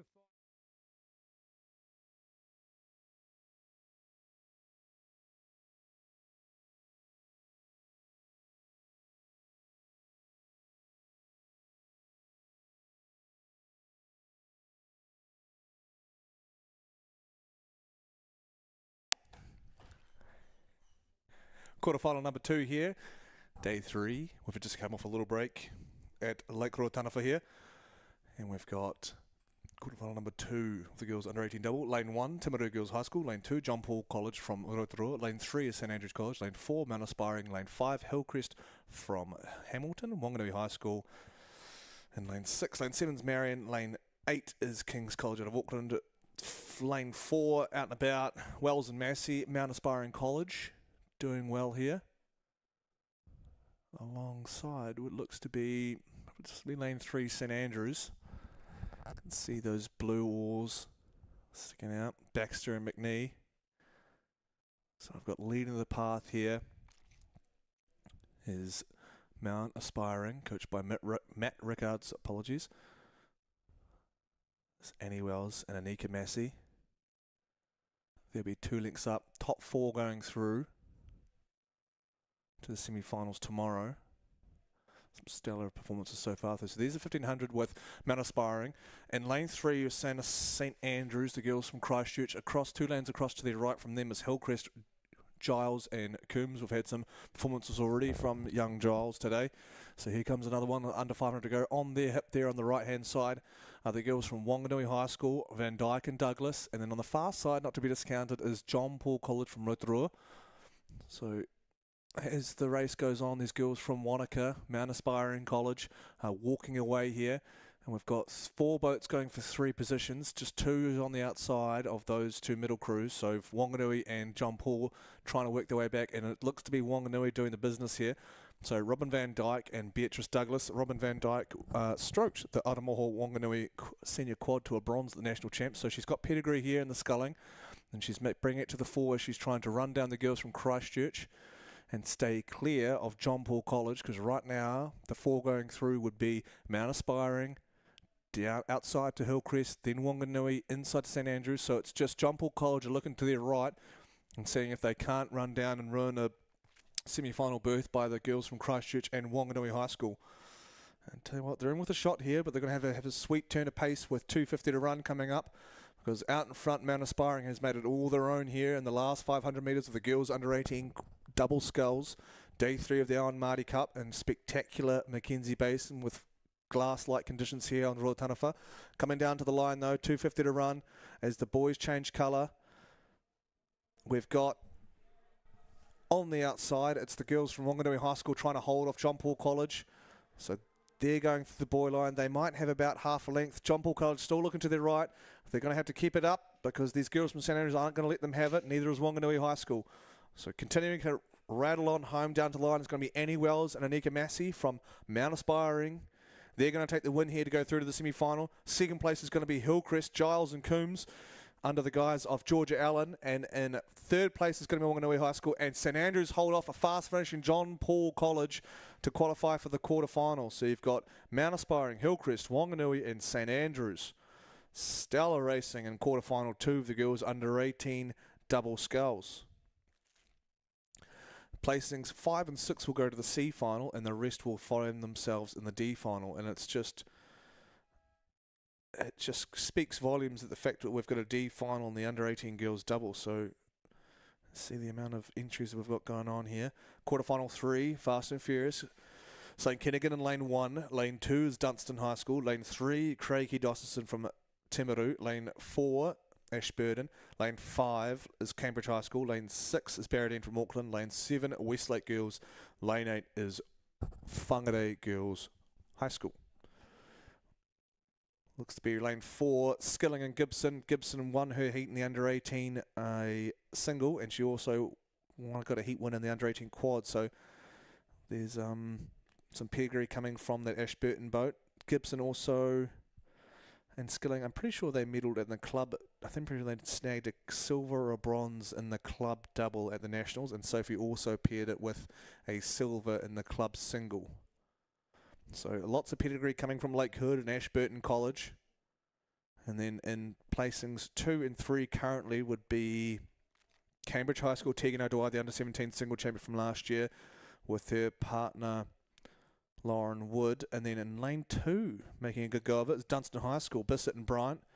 Emma Bryant has been fairly successful in this season and last season. Keep seeing her name pop up. And then we've got the familiar names of Talbot and Nadia Vandenbosch. Nadia had a great run in the single this morning, and she's going up against the likes of, looks to be Barradine, Durand and McDermott, trying to upset them there for that 4th and final spot to qualify them for the semi-final. But out in front, quite comfortably, the girls from Lake Hood, Sienna Skilling, Sophie Gibson, coached by, of course, Justin Wall and Mary Hefford. In second place there is the combination from Cambridge, coached by Carl Manson and Joel Clayton Green. So you've got some pretty outstanding names there in the rowing New Zealand world, with Carl and Joel coaching Tegan and Lauren.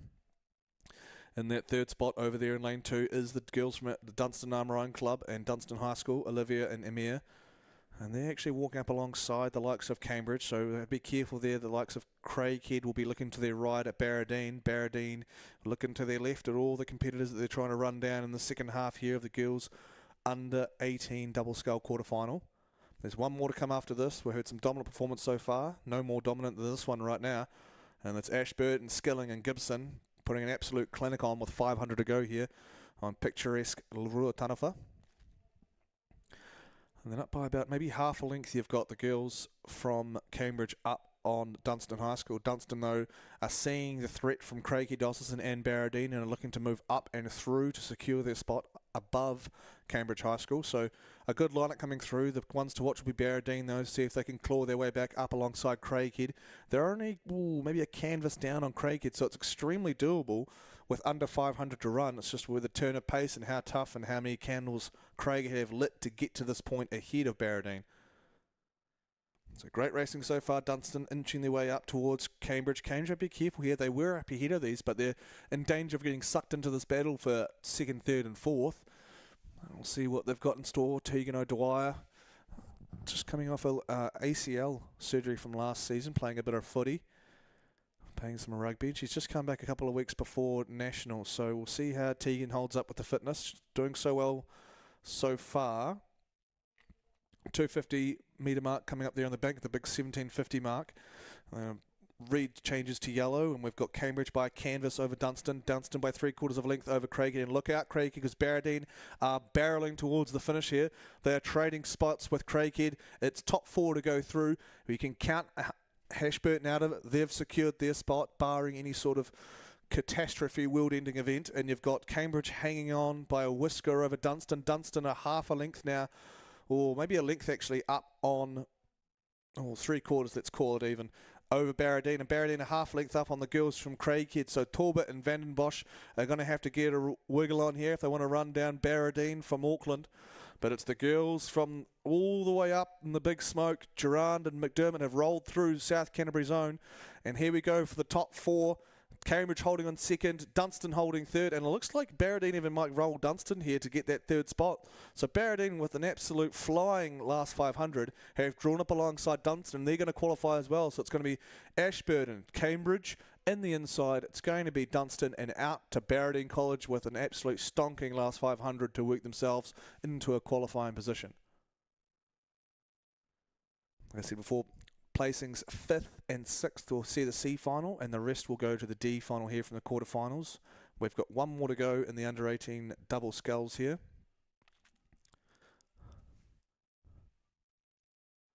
And we're going to do a little drone swap here, so we're not littering Ruatanafa with disabled drones. Lane 1, we've got Rotorua Girls High School. Lane 2, Marlborough Girls College. Lane 3, Otago Girls High School. Lane 4 belongs to Dyson's School for Girls. Lane 5 is Cashmere from Christchurch. Iona College is in lane 6. Otamotai occupies lane 7 and Mount Albert in lane 8. Ideal weather conditions here for the athletes. And here we go. Lane 2 really showing out. Craig and Barnes from Marlborough Girls College are leading the way by about half a length over lanes 4, Diocesan School for Girls, and Cashmere's Poppy Wynnum and Abby Higgins sitting there quite strongly in the 2nd/3rd spot as they are right alongside Diocesan School. In the 4th position looks to be a couple of lanes over to the right there of Cashmere, Otamotai College, Catherine Wayne, I've seen that name a few times, accomplished single sculler, and Elsa Alexander is the stroke seat. Steve Finlayson and Ted Phelps doing a great job out there in the Bay area, Bay of Plenty area with their athletes. You'll see their name plenty of times here. But out in front, lane 2, good to see crews out in lane 2 on the outside putting their name forward. And that's the Abby Craig and Ella Barnes Marlborough Girls, coached by former Nelson coach Joe Binion. Had plenty of success there, and he's moved over to Blenheim. And he's doing a great job here with the Marlborough Girls. And then just edging into that 2nd spot would be the girls from the foothills of the Port Hills would be Cashmere. They're only under 17, these two, Poppy and Abby, so they're doing a great job.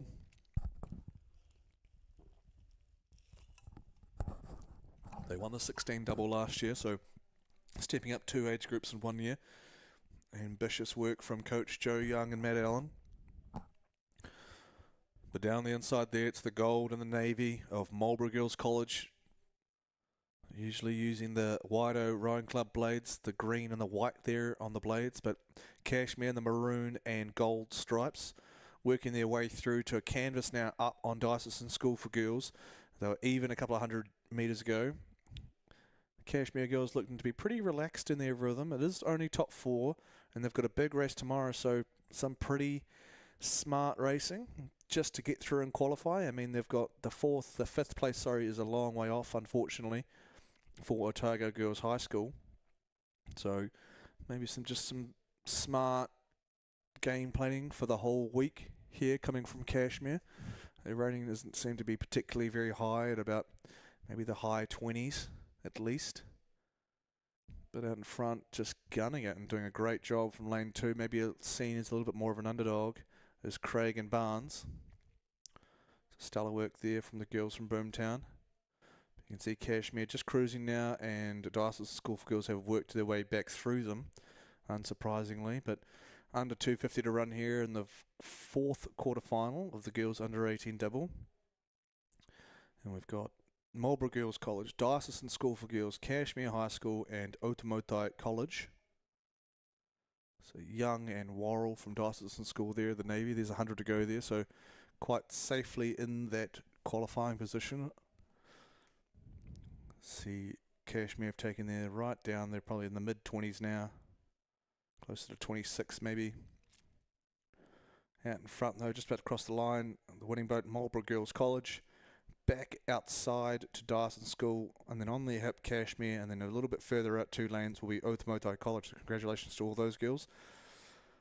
So Otago girls will be competing in the C final alongside a few others, and then the rest will be competing in the D final as we truck on through the competition here. Coming up next, another girls sculling race. It's the girls under 16 single semi-final. So we're into the business end a little bit now, folks, with semi-finals on the line. A final berths on the line from semi-finals.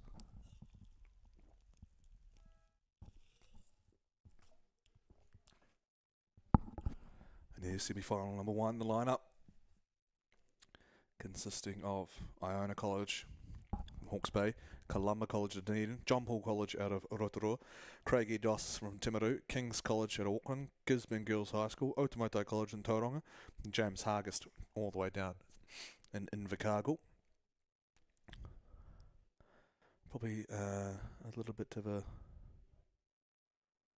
slightly longer break here. So the girls are still well down the course.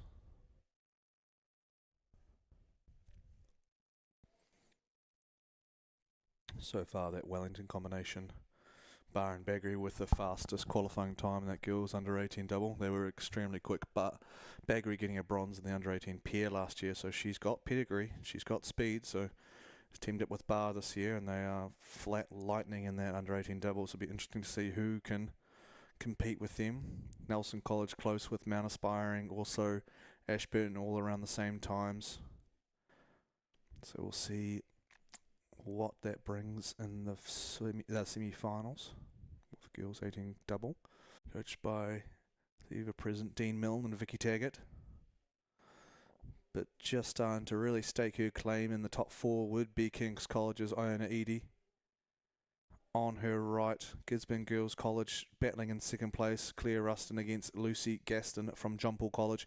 And 4th, just trying to keep her head above water against lanes 1 and 2, Iona and Columba, is Craighead's Crawford. But Clearwater up now is King's College. Long way from Auckland, but she's doing a stellar job to make the most of that trip. Maroon with the navy blue on the sides. In 2nd place clearly is Claire Ruston. It's half a length up on Gaston. Then we'll go length back to Craighead's Crawford.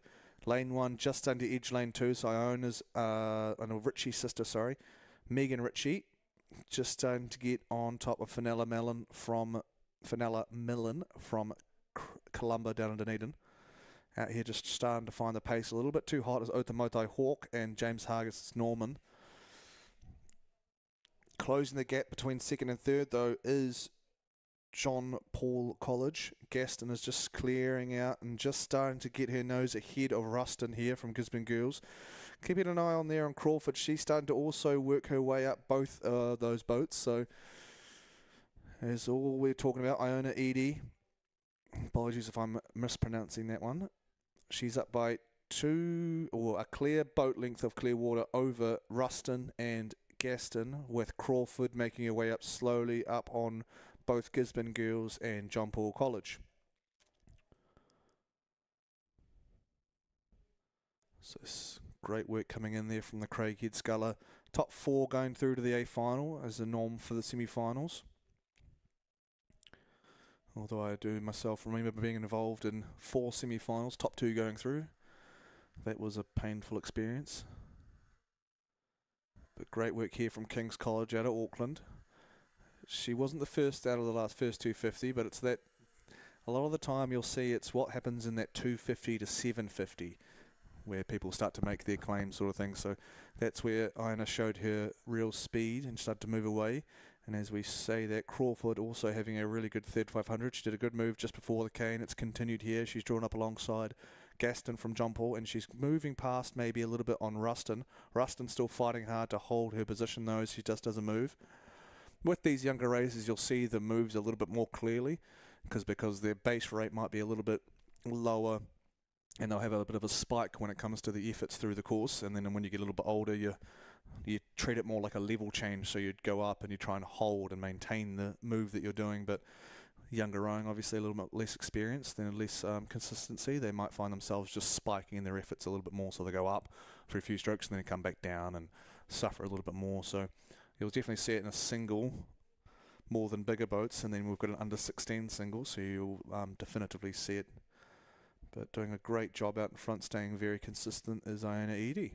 Staked her claim early, hasn't looked back, and they've got 3 fighting out for the minor placings but still to go through, so all important top 4 in the semi-final. In the way that they've staggered this, so you see the middle is out in front like an arrow formation, kind of like a flying V like birds do, is the general theme of how it would work out going through to the finals, as the fastest cruiser in the middle lanes and then slower as you go out the lanes to the inside and outside. But there goes Crawford just poking her nose here. She's the second from, and then you got Edie in front, and then on her right from this position you can see Crawford just in second place up on Gaston and Ruston. Crawford from Craighead is currently in second position. Ruston and Gaston hot on her tail, only half length behind. You can see the coordination and the sequencing coming through here as the girls here get their hands away first, then the body, and then the knees break as they roll forward. The coordination and the sequencing it takes to do it at a high rate for close to 300 strokes while your lungs are burning can be a lot to think about. So a lot of training to really nail that sequencing under pressure and under fatigue. Not to count out right up there in the lane 1 though, Iona College's Megan Ritchie. That's the distance back from Claire Ruston from Gisborne isn't unattainable. Especially in a single, a lot can happen. Like you can gain speed and lose speed incredibly quickly, and when you die in a single, oh boy, it's a long way to die in a single. So when you blow up and you've gone too hard, it's a long way to go. John Story on Altitude HD knows what I'm talking about. Coming through here, Claire Ruston. We'll just have to keep an eye on there. So you can see right down there in lane 1, and these great shots, you can clearly see the margins between these girls. But keep an eye on Matt Lawson and Mike Trolfetter's Megan Ritchie down there from Iona College and the Hawke's Bay Rowing Club. They've got that 250 to run. That's not unattainable at all. You saw Claire Ruston go out extremely hard off the start. She fought really hard through that middle K, and now she's about to find out what sort of stamina she's got with Megan Ritchie lurking in lane 1. Out in front, Iona Edie from College. King's College. She's doing really well. She's stuck and she's had that 2-length clear water over the second place Crawford for a while. Crawford's starting a little bit slow, has worked her way through, but keep an eye. Like I said, Richie has overlap now on Ruston, and she's going to have overlap with Gaston too. So cat amongst the pigeons there. The inside Hawke's Bay starting slow, but she might have more speed to gain through this last 250 as she didn't spend it all in the first half. Here comes Megan Ritchie from Iona College in Hawke's Bay. Hawke's Bay on the inside. She's looking across. She's going to try and overtake John Paul College and Gisborne Girls, Ruston and Gaston. As we come down with 100 to run here, three boats. Crawford's going to keep her head clear here so she doesn't get caught up. Ruston sprinting now. Look dead in the water. Change of plan. Here she goes. Ruston up on Gaston. And it's going to be Richie eyeing Gaston's spot there in the top 4. We're sprinting through here. Crawford's getting caught up. She's sprinting too. Edie all the while crosses the line in first. Here comes the line. It's going to come early. Crawford. Ruston's going to get third. Fourth is going to hold on. It's going to be John Paul College from Rotorua. Admirable finish, second half there from Richie, but just comes up a little bit short on the girls, Ruston and Gaston, as Kings, Craighead, John Paul College and Gisborne Girls make the final of the girls under 16 single scull. Stellar effort all round.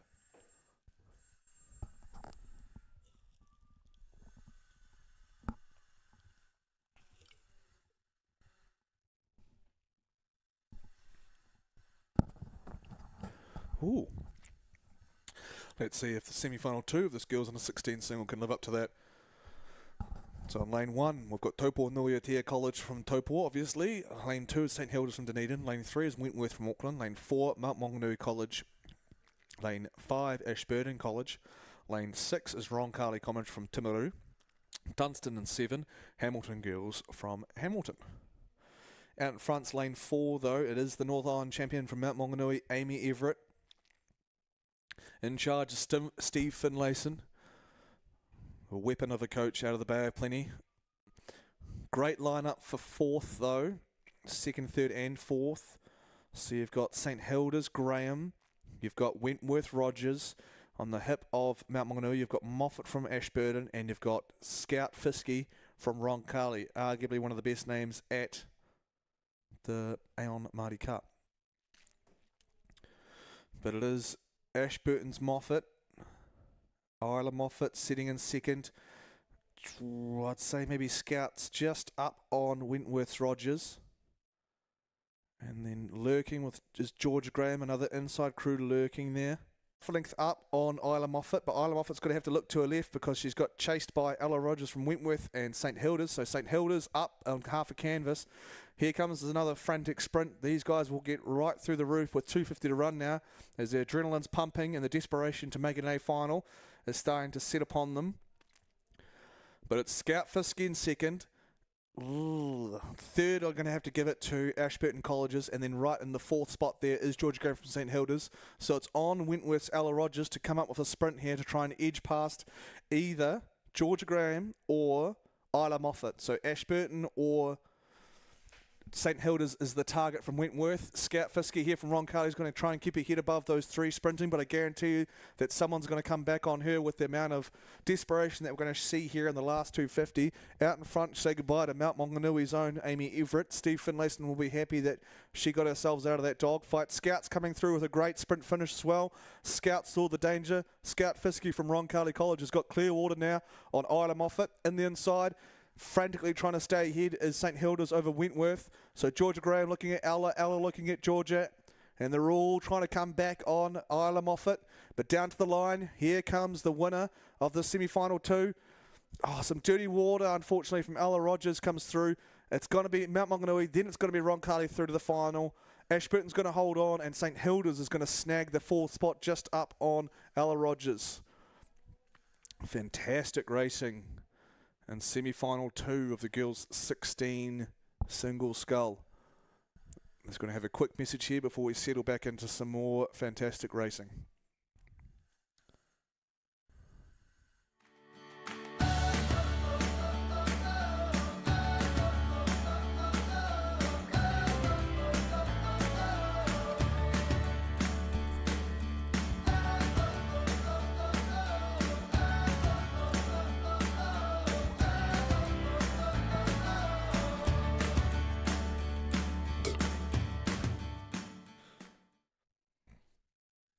from one single to another.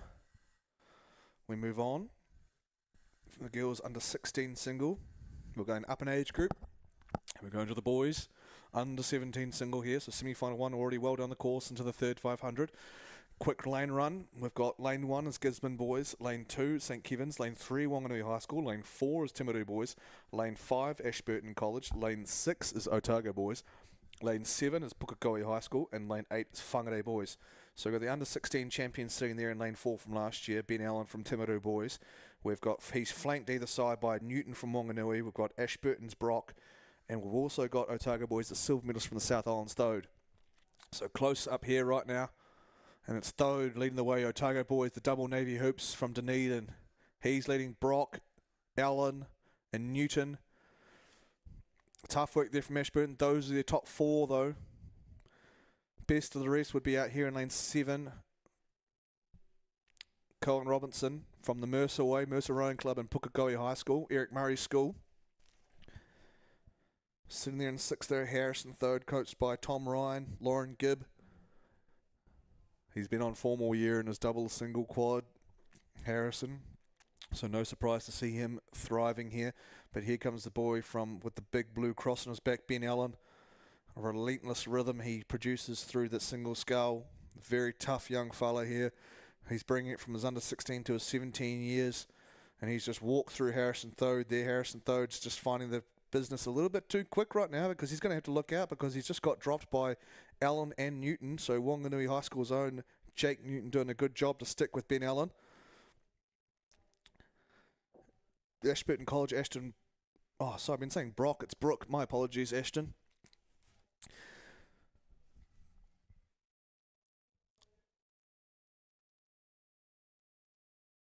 So we've got Harrison's just looking left and looking right. He's going to be wary there. I know he's very aware that he's in the top 4 and he'll have the final on Friday, but you don't want to play a little bit of the mentals if you're getting dropped like that. But hopefully everything's all good. Just burning his candles early and getting himself out in that top 4 so he doesn't have to worry about it per chance. Ben Allen, though, taking over quite dominantly now. The boys from South Canterbury, coaches Brian Smith and Liam Parker. Ben also competes in the under-18 double as well, so I'm fairly sure. I could be wrong about that. But Ben Allen, the under-16 champ from last year, was won in dominant fashion up at Karapiro. Sorry, he's in the under-18 quad, not the under-18 double. That would be Parker and Bartlett. But regardless, he competes upper grade as well. He's going to come down to the line here, a couple of links up as Harrison's just started to switch it back on again, and he's rolled back through Wanganui's Jake Newton. So we're going to have Allen from Timaru boys. It's going to be Thode potentially just nudging out Newton for second. Newton gets the 3rd spot, and in 4th, Ashton Brook. So those top 4 boys will go through to the final of the under-17 single. The rest will see the B final.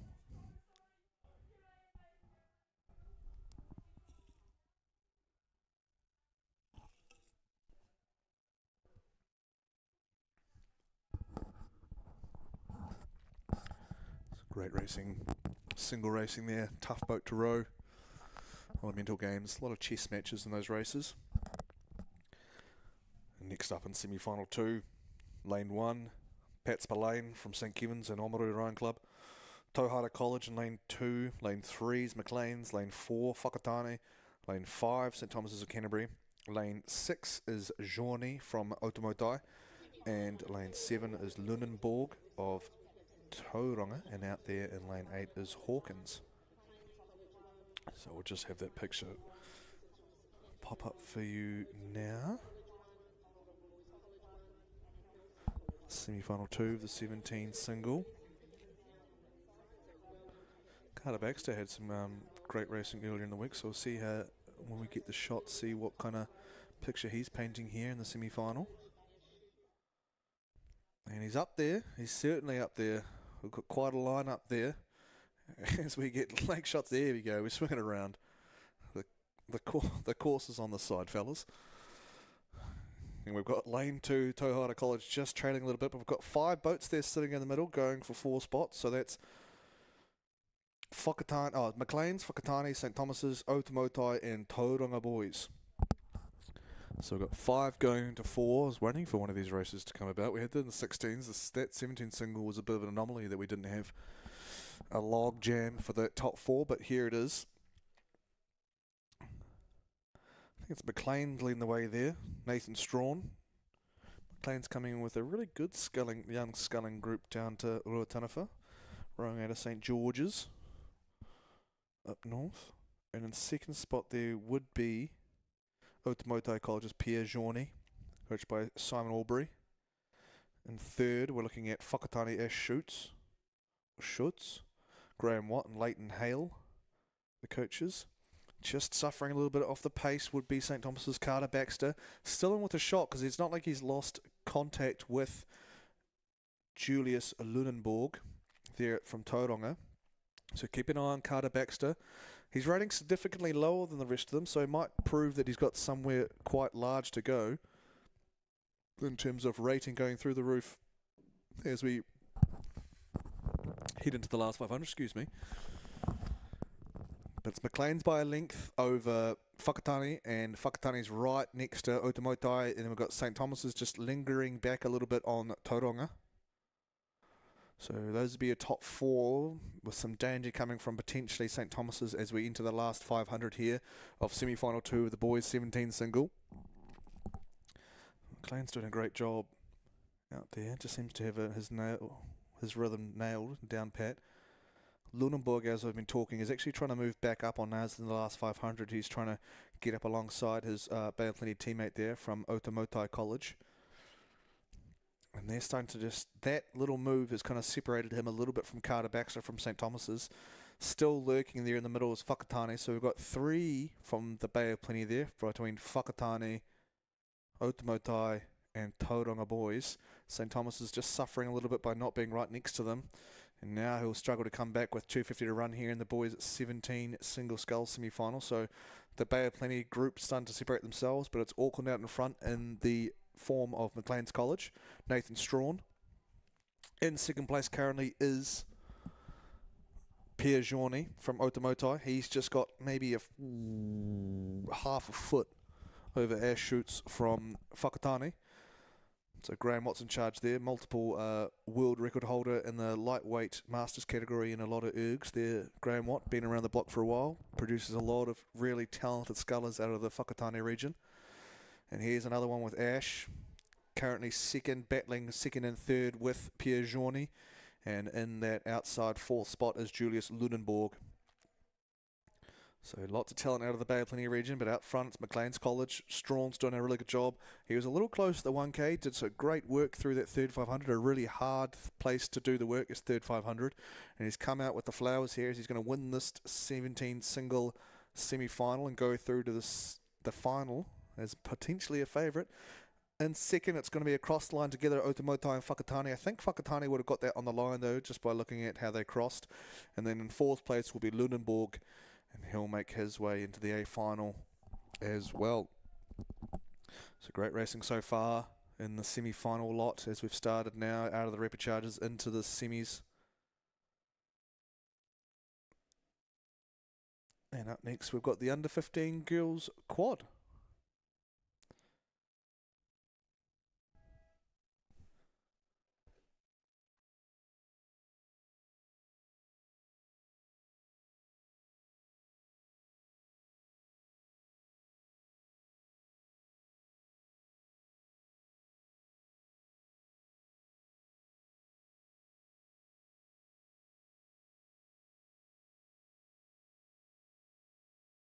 In 4, Hauraki Plains College in 5, Ashburton College in 6, Nelson College for Girls in 7, and St Hilda's Collegiate in lane 8.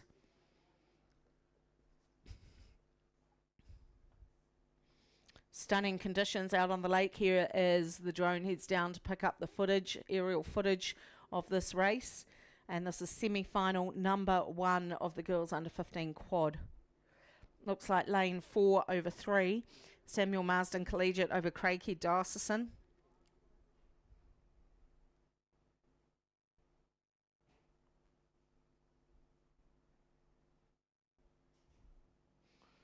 And then possibly out to Hauraki Plains and Burnside High School down inside on lane 2.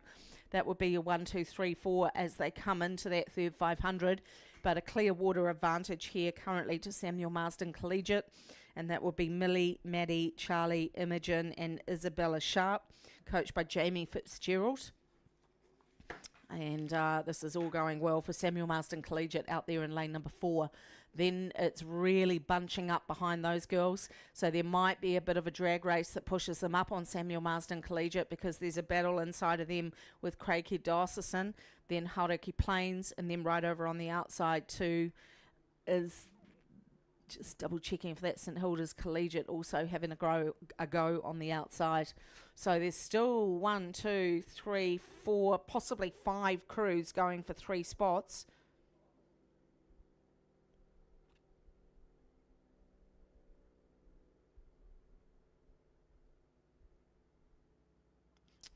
All of these crews sculling beautifully for under 15s and a fabulous job by their coaches. So well done to all the coaches who have a crew in this under 15 quad, because that is some great coaching you've done there. They're all sculling really well.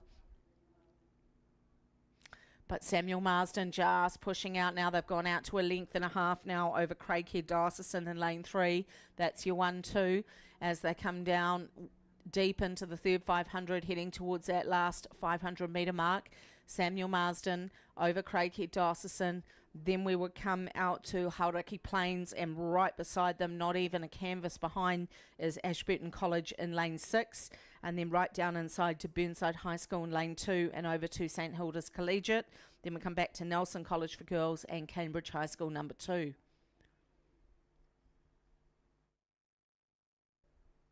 So Samuel Marsden Collegiate School looking really good through the 500 here.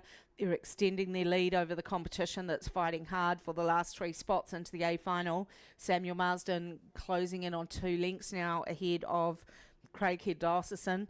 And now we start to see Ashburton College doing some big strokes here. Tegan, Zara, Georgia, Madeline and Leah.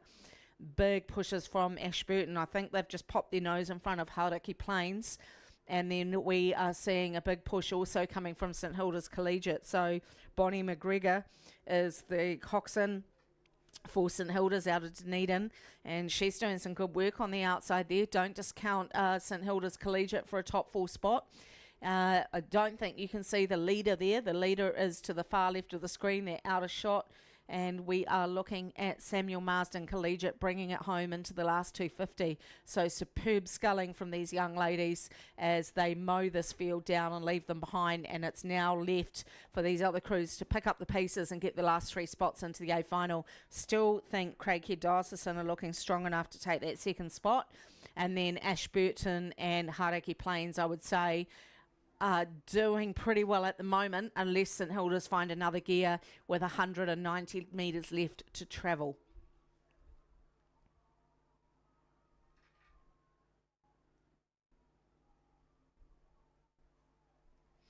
Yeah, I can see St Hilda's just dipping back a little bit there. So as they come down to the last 100, they're going to come through this time.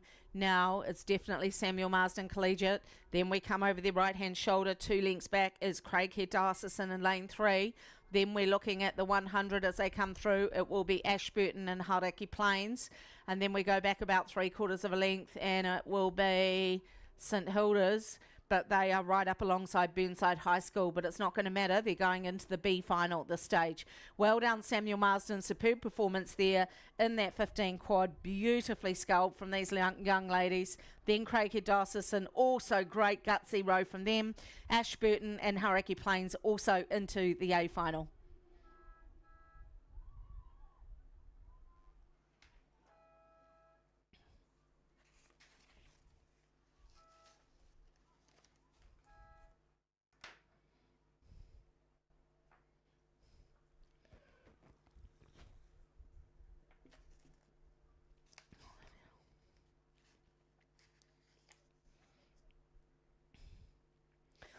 Semi-final 2 of the girls under 15 Cox Quadruple Skulls, sponsored by Colonial Motel.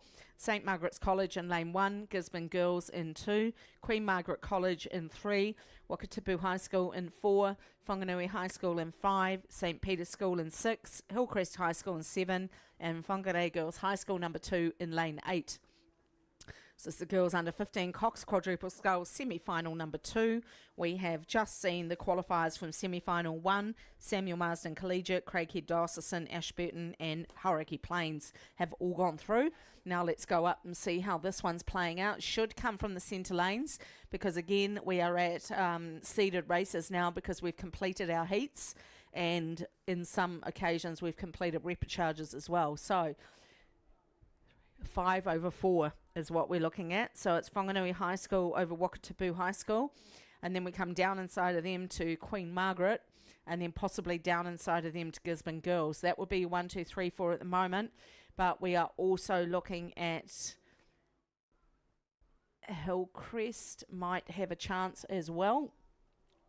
They're going to have to push up past Gisborne Girls, I would say, to get into that A final. But it is, I think it's Whanganui High School in the lead. It's saying Wakatipu, but I'm going to go with Whanganui High School. I think it's the outside crew that's leading them down, unless I've got the angle wrong.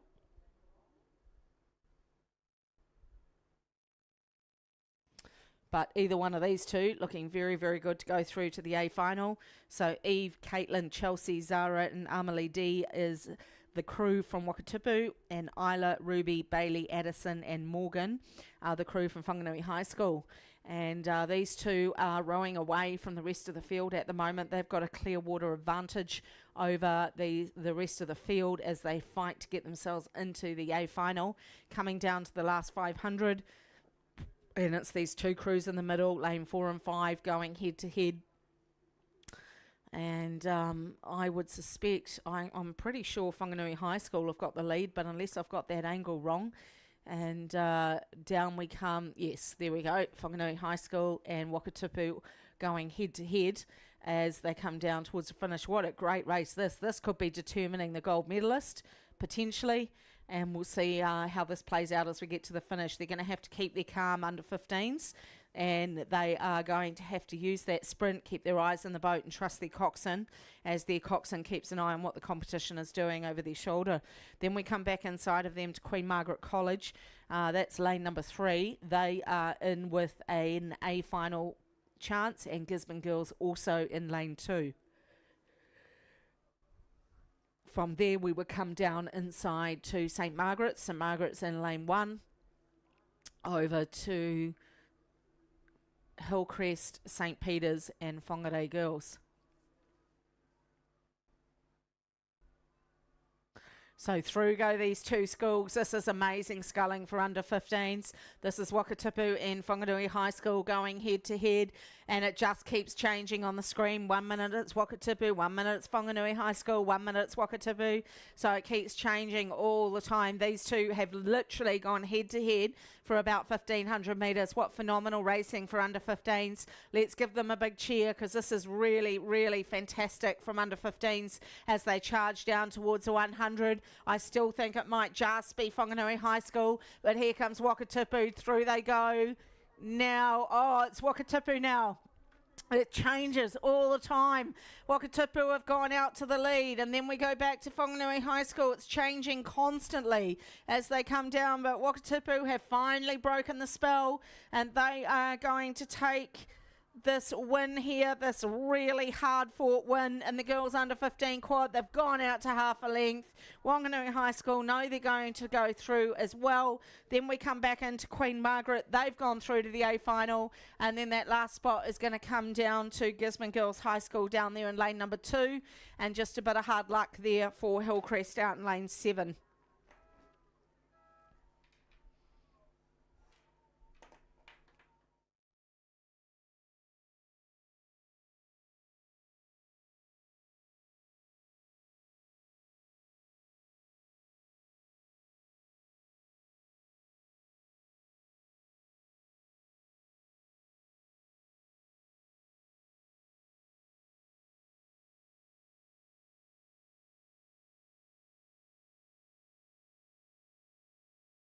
We are all in the same boat. Our team invests in the same Milford funds as our clients. Find out more at milfordasset.com, official live stream partner to Rowing New Zealand. Milford, invested in you.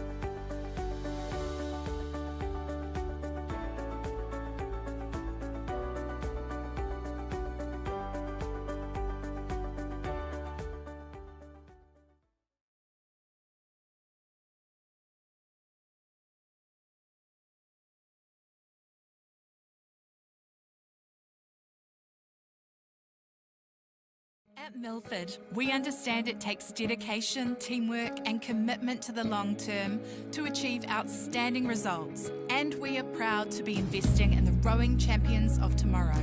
Official live stream partner to Rowing New Zealand. Milford, invested in you.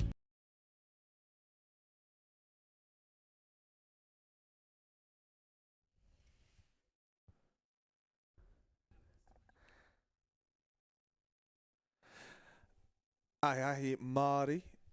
Good afternoon here from Lake Ruataniwha in the Mackenzie Basin. Again, lined up in front of you is a 9-boat semi-final. I'm not entirely sure why we've got 9, but we got 9. So going through here for the boys under 16 coxed quadruple scale. Obviously the boys have just got onto the block, so it'll be a while yet before we get the boats aligned from the marshal hut, and then we see the flashing yellow light for the 2-minute call. Here comes the lineup for semi-final 1, the boys 16 quad. Lane 1, John McGlashan College from Dunedin. Lane 2 is St Paul's from Hamilton. Lane 3, St John's of Hamilton. Lane 4 is Wakatipu High School. Lane 5, St Paul's again. That's the number 1 crew. Lane 6, St Thomas's Canterbury. Lane 7, Cambridge High School. Lane 8, Gisborne Boys High School. And Lane 9, Nelson College for Boys. So you can see there's also another lane outside of it. So we actually can run 10 boats here at Ruataniwha quite comfortably, which is always an asset for those South Island regattas and whatnot. But we do have a 9-boat semi-final here.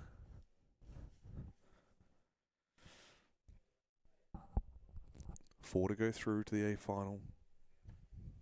Placings 5 to 8 to B final.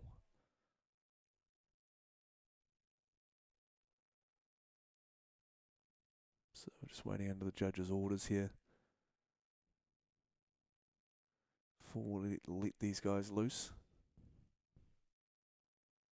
They're under 2-minute order now. See the flashing light on the finish tower, the little finish tower.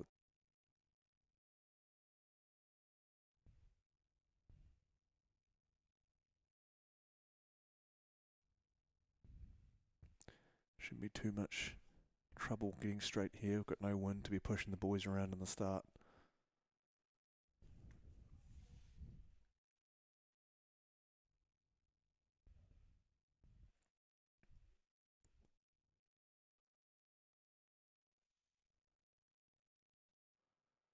Progressing straight from the heats to the likes of Wakatipu, St Peter's, Wellington College, St Thomas's, Marlborough, St Paul's number 2, St John's, OBs from Dunedin, St Paul's number 1 and Glendowie. So we have a few of those boys sitting primed and ready in those centre lanes. Likes of St Paul's number 2, St John's, Wakatipu, St Paul's, St Thomas's, Cambridge, and Gizzy. So we'll look at those centre lanes potentially. They're higher up on the list and the boys are ready. Well, everyone's ready except for Kings by the looks of it. Here they go. Forward and square. Letting go of the holders. And we're away. Semi-final number 1. Our last little round of racing here on day 3 of the Maadi Cup. We're into the semi-finals. Blasting at the blocks here is what you see before you. It was the 4 square sponsored boys in the 16 quad. 4 square and Tekapo and 2 and Twizel. So they'll be getting, hopefully they'll be getting their money's worth this week with a bunch of hungry rowers and parents the same.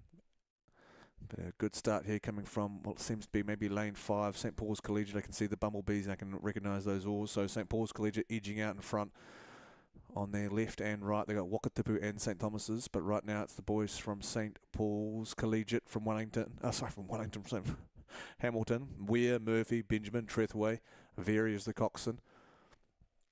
Lining up right next to the nose, St Thomas's of Canterbury, Lequillic, Lotta, Morrison, Grace, side bottoms the coxswain.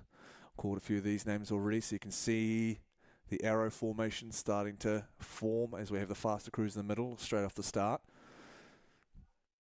Beautiful coverage here from the boys from Altitude HD in partnership with Milford Assets. St Thomas's coming through now on St Paul's, and then you've got Wakatipu flanked on there too. Mansa, Davis, Thornton, Crawford and Peterson.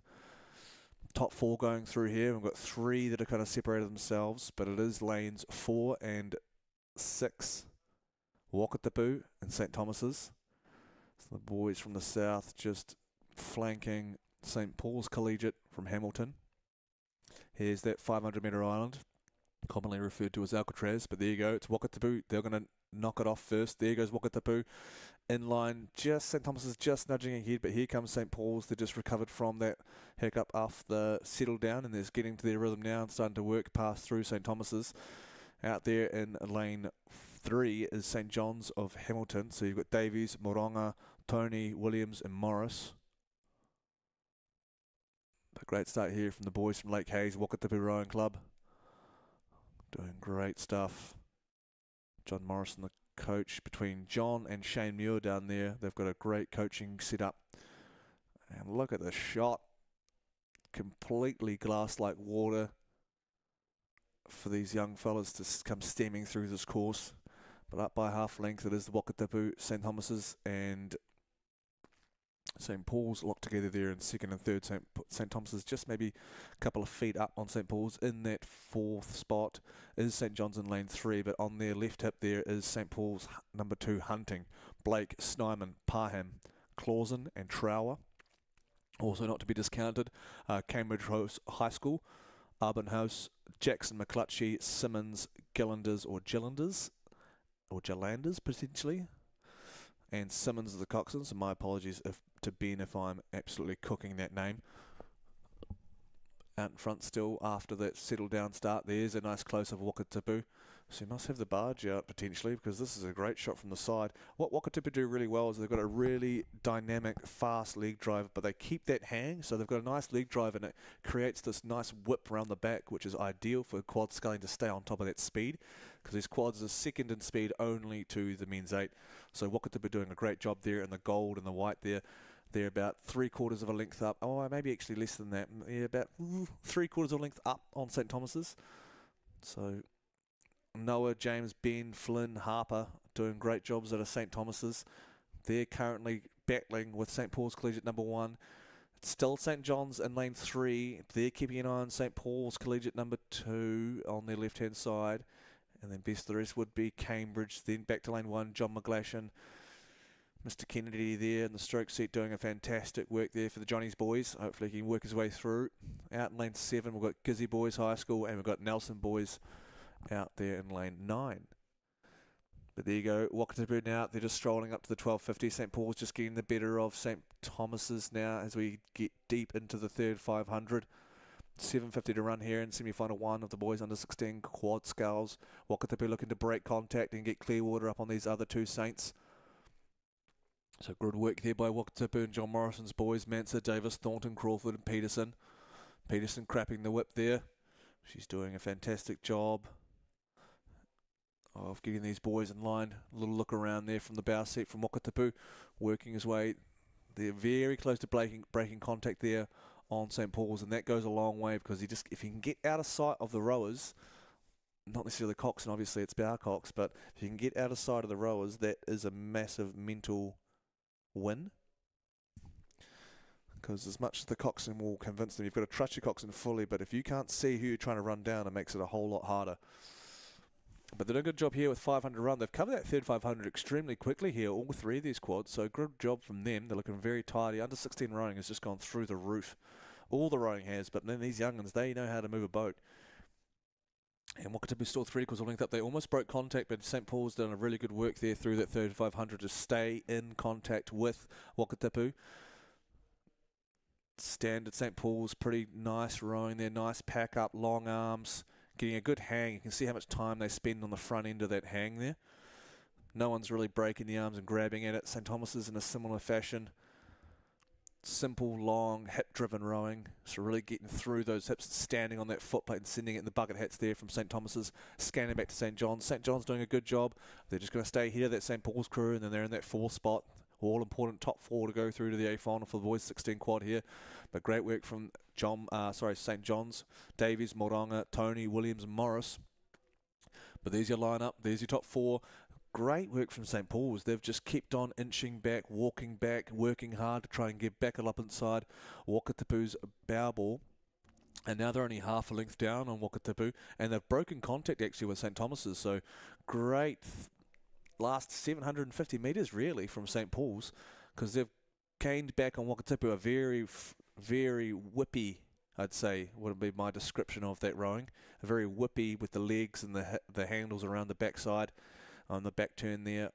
Back turn when the blades come out. So the finish there, just another look over the shoulder there from potentially Crawford, Jasper Crawford in the bow, just looking to see how long he's got to go. He's only got under 100, Jasper, so just keep your head down, you'll make it.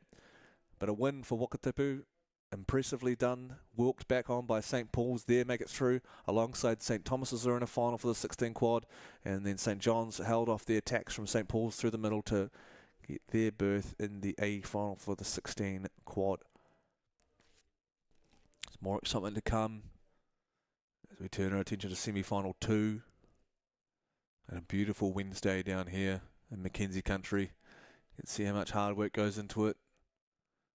They might look all calm and collected during a race at times, but you finish the race and you'll also notice a lot of kids just slump over the oars. And fair enough too, 2K racing is hard yakka. Semi-final 2 rolling down. Lane 1 is going to be Tauranga Boys College. Lane 2 is going to be Otago Boys.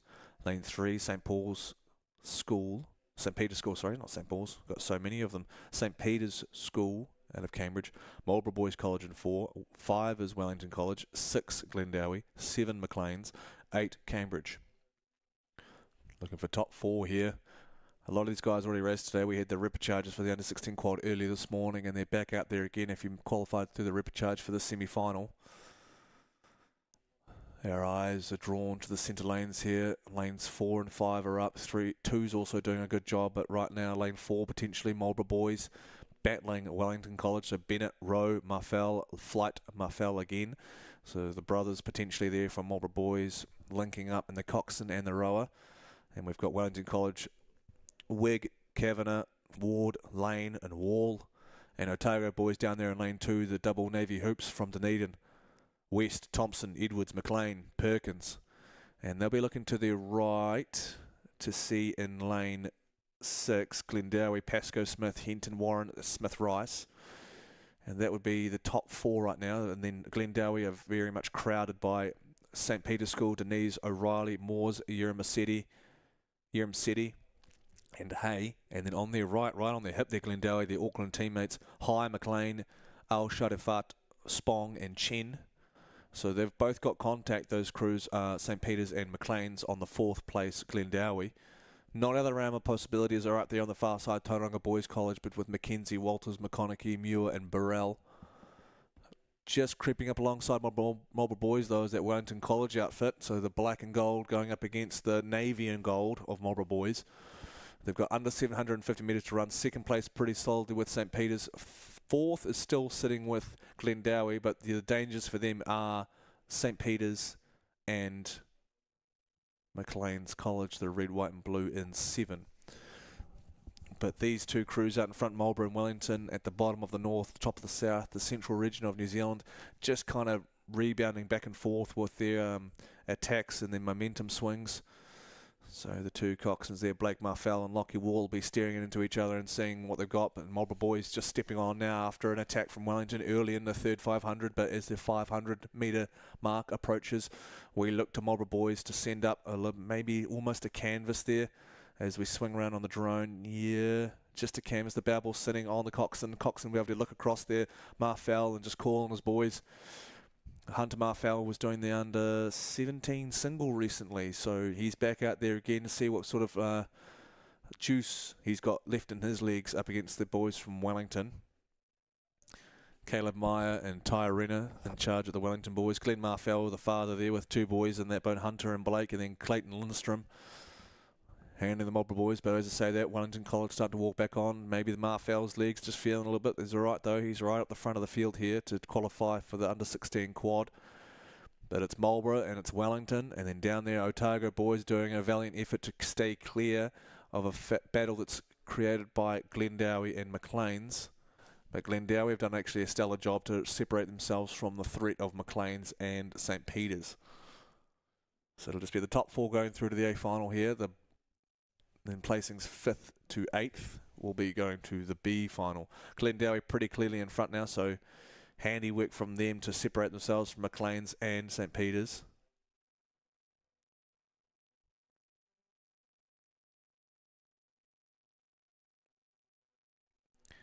Rolling down to the last 100 metres now. Wellington quite clearly in front of that Marlborough boys outfit. 100 metres go there for Wellington.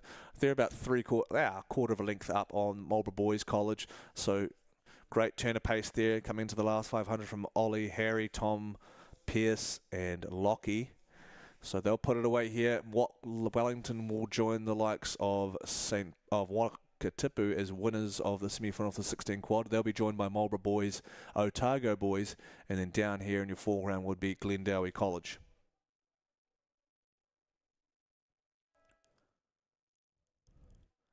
Wakatipu came through in a time of 6:52 in that other semi-final of the under-16 boys quad. Coming up next, we're going to stay with the quad theme with the girls 17 quad. And then we're going to keep going with the quad theme with the boys 18 quad.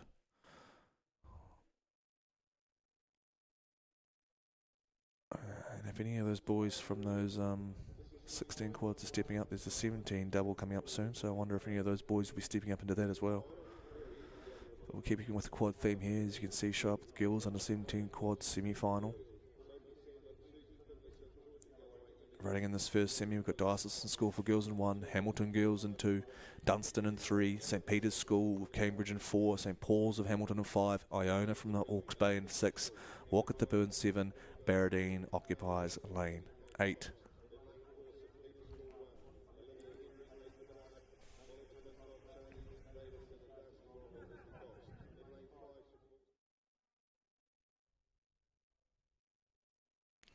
See, there they are on your present screen. You can see the red deck there of St Peter's School, Davison, McClintock, Barnard, Henry, Grindwall.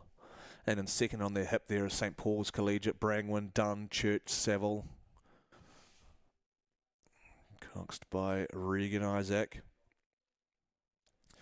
This is a little more interesting for that third and fourth spot though, because it's lane 2, Hamilton girls having a nice battle with Dunstan right alongside them.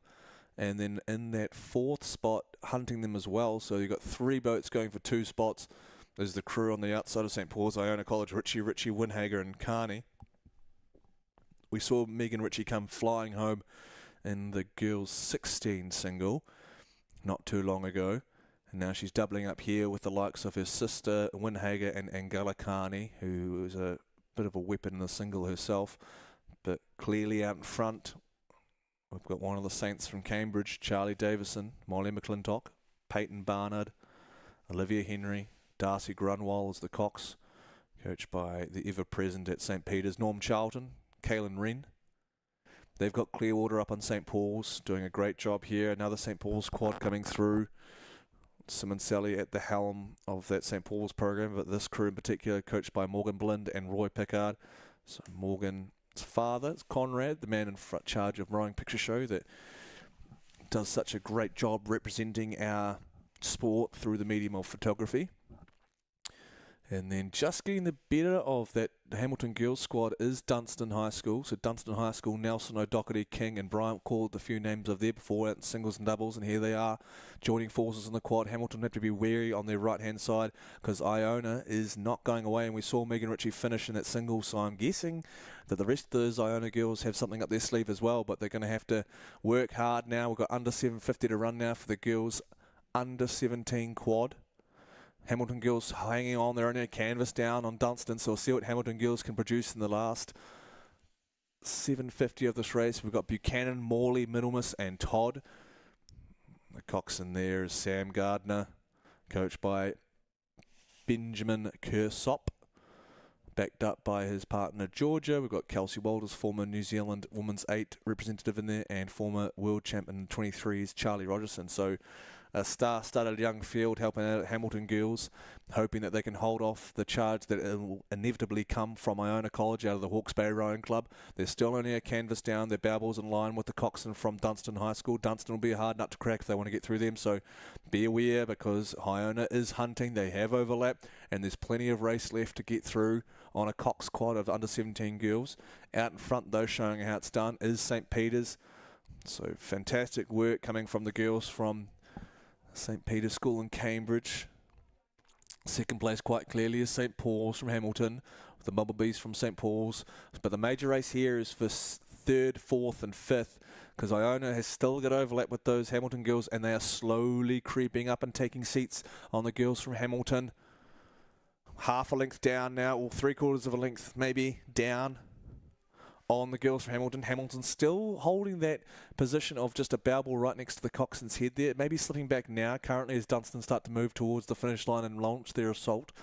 But it is still Dunstan by just over half a length to go for Hamilton girls. But here come Iona. I talked about it. Iona now are only a canvas behind. You can see the buoy line there as they run through the buoy lines together. Hamilton girls looking across to their right. They're going to have to stay calm here. They have to launch an assault soon because Iona are absolutely rolling in the last 250. Richie, Winhager, Carney, Tizzard is the Cox. Done a great job of launching those girls through. Lawson and Truffy are the coaches. Here comes Iona. Iona to spoil the party for Hamilton girls. Fawkes Bay and Gallicani in the bow seat there. She's a monster in the single, and she's bringing that power down to the Iona College quad.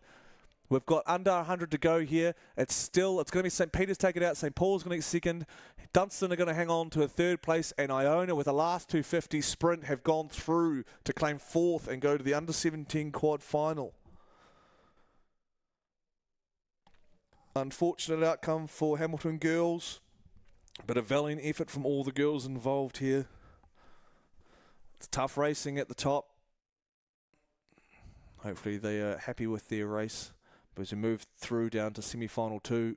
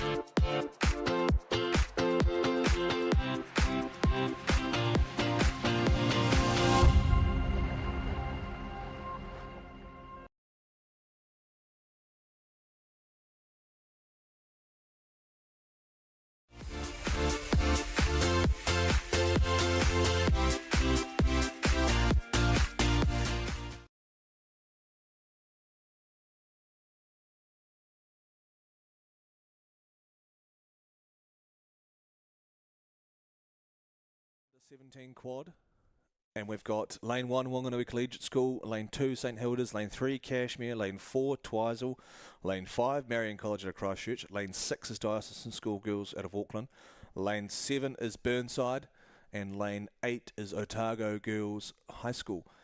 Leading the way there looks to be lane 3 Cashmere, Wynnum, Higgins, Clare, Murdy, and Bown is the Cox. Thine, Mason, Sadie and Thine were a revelation last year, ripping it through here in second place, looking to secure a spot in the 17 girls quad final. Dyson School for Girls sitting pretty solidly there in third. Looking across there could be St Hilda's, Castles, Cockburn, Garden, Whiteside and McGregor. They're trying to chase the likes of... Ooh, actually I've got my Navy and Red schools run the wrong way. My apologies. That's Marion, Brignall, Peterson, Penrose, Stewart and Icon in third. So another Marion quad coming through nicely. But not to say that, Diocesan with Dunlop, Maxwell, Thompson, Tooman and Self are actually still in the hunt there, trying to chase down the girls from Dunedin from St Hilda's. Looking up there, trying to break contact there is the girls from the foot of the Port Hills. It's Cashmere. Poppy and Strokes it there. She was a part of the South Island team last year. Now she's here plying a trade, trying to see if she can nab a juniors campaign spot, potentially. But right now she's more worried about getting to the final of the under-17 girls quad. Leading the Cash Money girls here through. Trying to break contact with the local girls from Twizel. Marion still with contact with Twizel, not far down. Kiara Thine for Twizel doing a great job. Steady hand. I have to watch what that fourth place. St Hilda's doing a great job actually. They're about to maybe make contact with Marion College. But as of right now we've got a South Island quadruple happening here, folks. Christchurch, Twizel, Christchurch, Dunedin. If it makes it sound like I'm biased, I definitely am. Cashmere leading the way though, almost with Clearwater over Twizel, and then Twizel almost with Clearwater back to Marion. So we've got a little bit of a staircase running there through lanes 4, 5 and 6. Sorry, I can't even count. 3, 4 and 5. And then St Hilda's in lane 2. We'll just be checking their rear views, making sure that Diocesan School for Girls from Auckland is not sneaking up on them. We're down under 100 now, but for Cashmere, Twizel and Marion College, they're going to come through and take 1, 2 and 3 to go through to the final of the girls under 17 quad. I think Cashmere won the 16 quad potentially last year, and Marion were up there as well. I probably got that wrong, but they're all there. And Twizel's jumped in there as well with 2 more joining them this year. And then we'll go up to St Hilda's. They hang on for a 4th spot, so congratulations to those 4 crews. They make the final of the under 17 girls quad here. They're joining the likes of Dunstan, St Peter's, St Paul's and Iona from semi-final 1.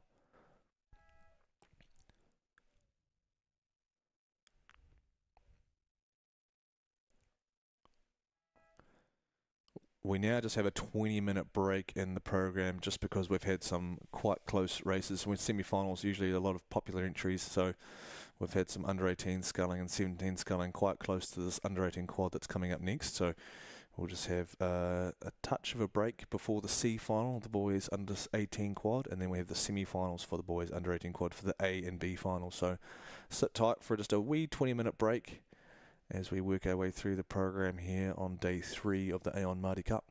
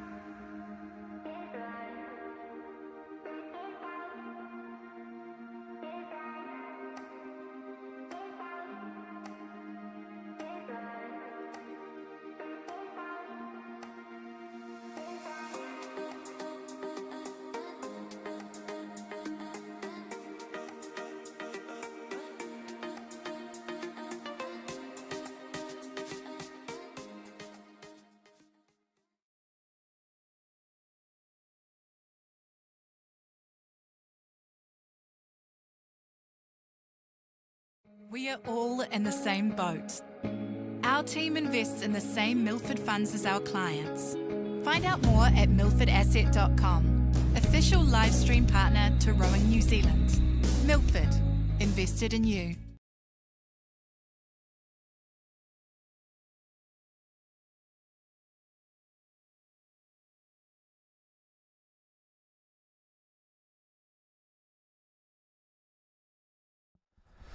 Welcome back after a wee tea break here in the mid-afternoon. And we've actually got our first final of the week. We've got the C final of the boys under 18 quad before we do the A and B finals for the under 18 quad. So on your screens here, we've got lane 2. We've got Mount Aspiring, Massey, Jones, Sinclair and Irvine. You got Gisborne boys in 3, Mackay, Mason, Clark and Wiley. We've got Scratching from Shirley boys, so that's what the vacant lane is there. And we've got St Kevin's in 5, St Patrick's out of Wellington in 6, and Wanganui Collegiate number 2 in 7. So C final here for the boys 18 quad. You don't train all year just to, you know, not race regardless if it's a C final. You go out there for a little bit of pride on the line. Good start from the boys with the blue bands and the white. Out of Oamaru Rowing Club, St Kevin's, Marshall, Naroon, Robertson, Harrison, Dixon. They're nudging ahead. Good start also coming from St Patrick's. Florence, Mills, Young and Spencer. And also over there, way in the inside there would be Mount Aspiring, Massey, Jones, Sinclair, Irvine and Hunt. Called Hunt's name a few times today. Emily's done she's been a busy coxswain. Working away right next to the Gisborne boys. Rapidly making their way to the 500 metre mark there, the island you can see.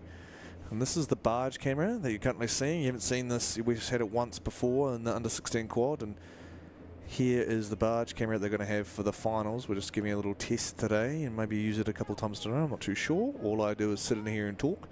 But this is what camera you're seeing. You're hearing a little bit of noise too, a little bit of race noise and a little bit of coxswains making their calls. So I'll let them do the talking for a second here.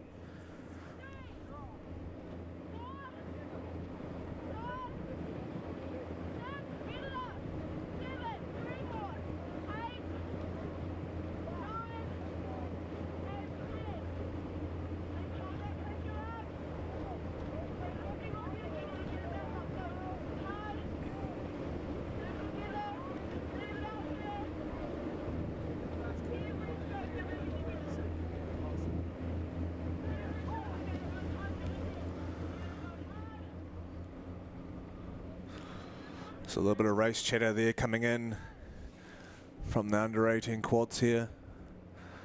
It sounds like a female voice, so that could be coming from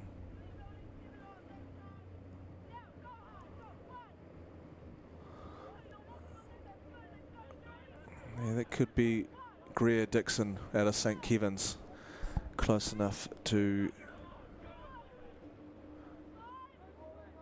It sounds like it's fitting their place in the field, trying to walk away from the likes of St Patrick's and Gisborne boys.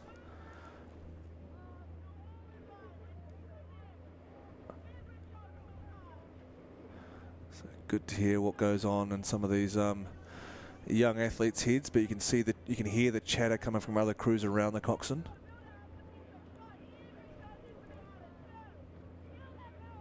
Could also be Wanganui Collegiate's Abby Shaw. Going to be closest to the barge. There you go, and Trevor Wilson, from Oamaru Rowing Club, that's St Kevin's. Alongside them in the red and the black there is Gisborne boys. And lane 3, R3 and R5. So alphanumerics that we run for the lane numbers for our racing.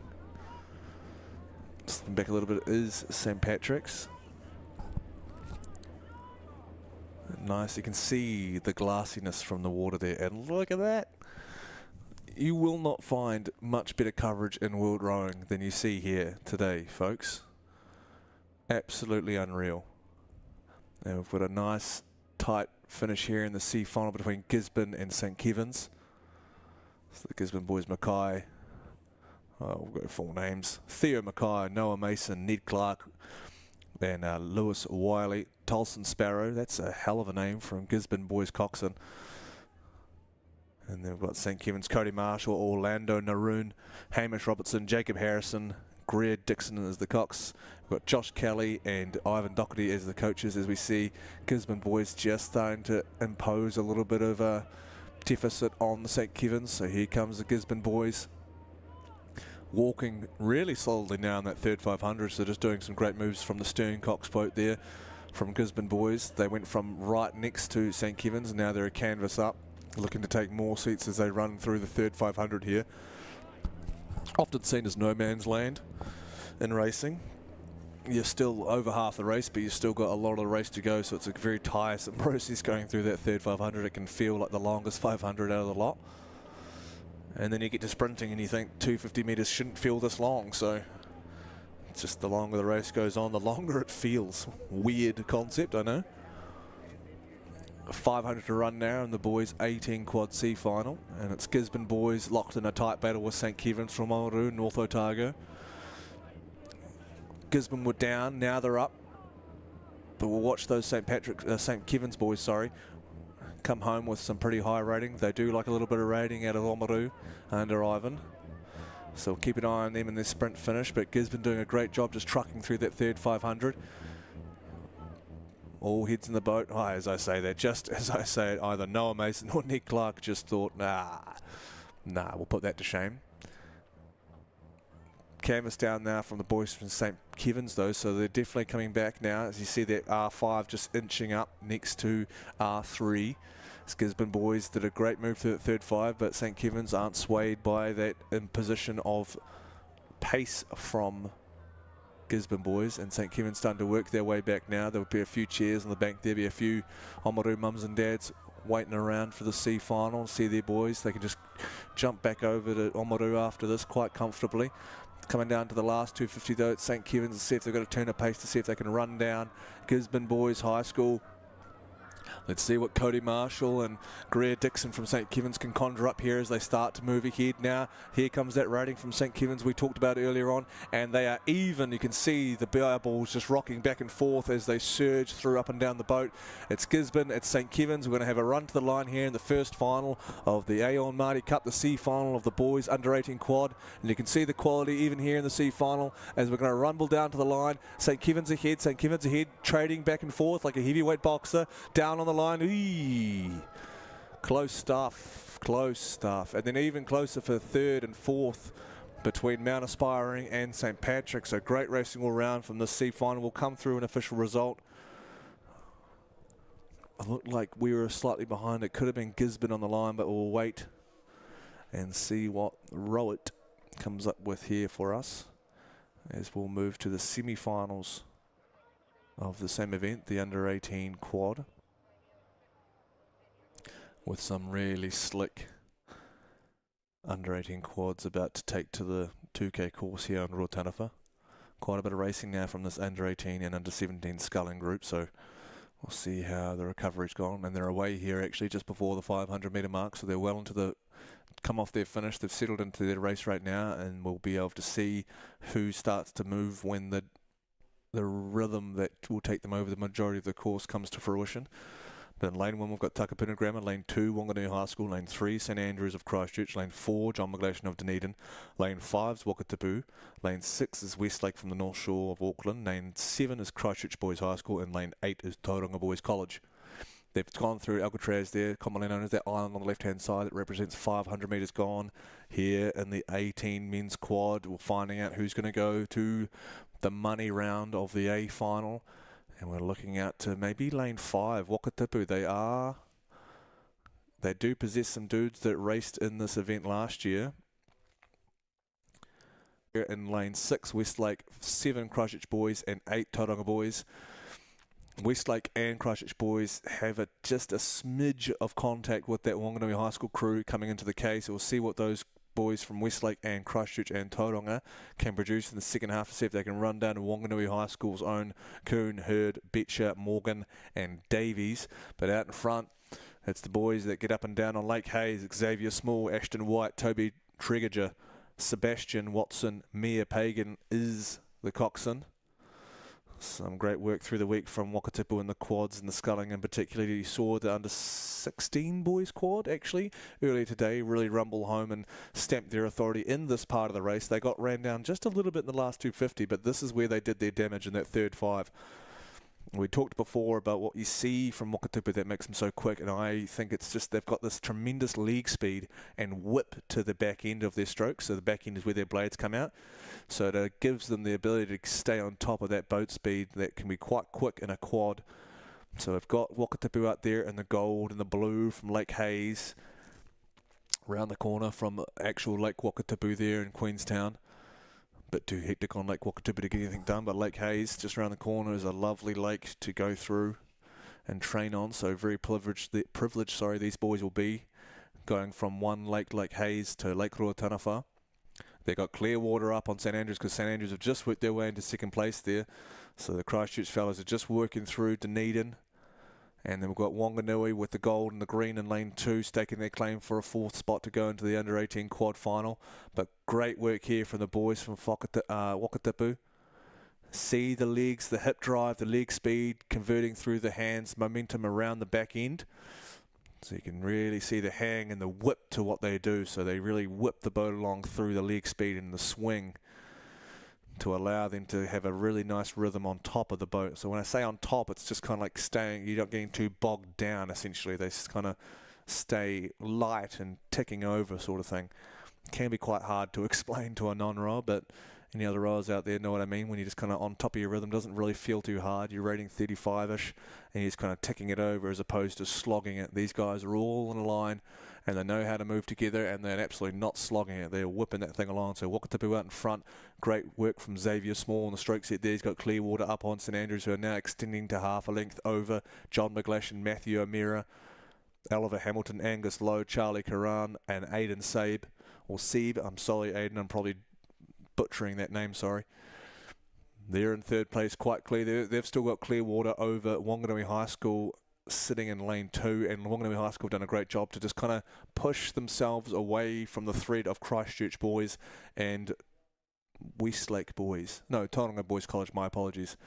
But this is the under-18 quad semi-final 1 of 2. Top 4 to the A final and next 4 to B. And it's the Wakatipu boys. They were bronze last year with Xavier and Ashton in there, and they're looking forward to go 2 better here.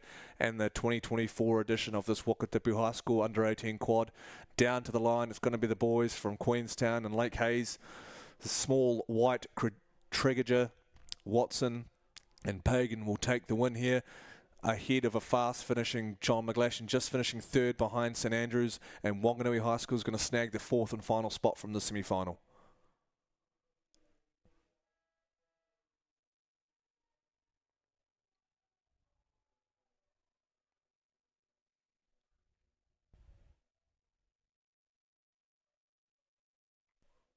Semi-final 2, no doubt a wee bit down the course now.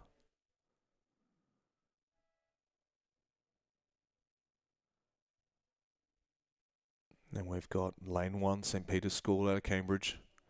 Lane 2 is Wanganui Collegiate. Lane 3 is Maclean's from Auckland. Lane 4 is St Peter's of Auckland.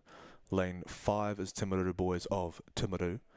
And lane 6, St Paul's of Hamilton, and lane 7 and 8 both belong to Otago Boys. Number 3 and 7 and number 1 and 8.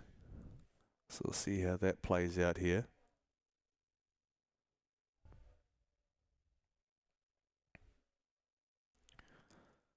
See the Timaru Boys, 3 of them are actually under 17 in this boat. Stepping up to join mate Mr. Parker.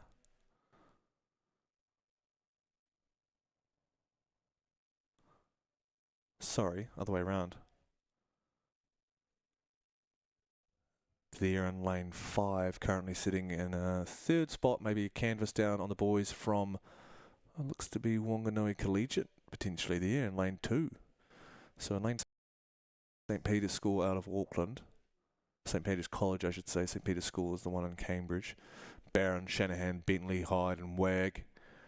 They've got almost, if they don't, it's extremely close to Clearwater over Wanganui Collegiate and Timaru Boys. And then sitting in that 4th spot currently is Maclean's College, Dimmock, Turrell, Reeve, Strawn and Chen.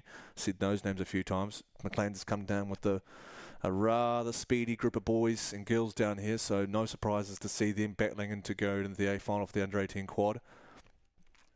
But leading the way there is St. Peter's. We've got Frank, Toby, Harry, Daniel and Theo, Sam Jackson and Harry Williams. These boys will be also probably doubling up in the under-18 8 for St. Peter's. They are. Turns out that some of them are only doing the 8 in the quad. So we've got a talented group here.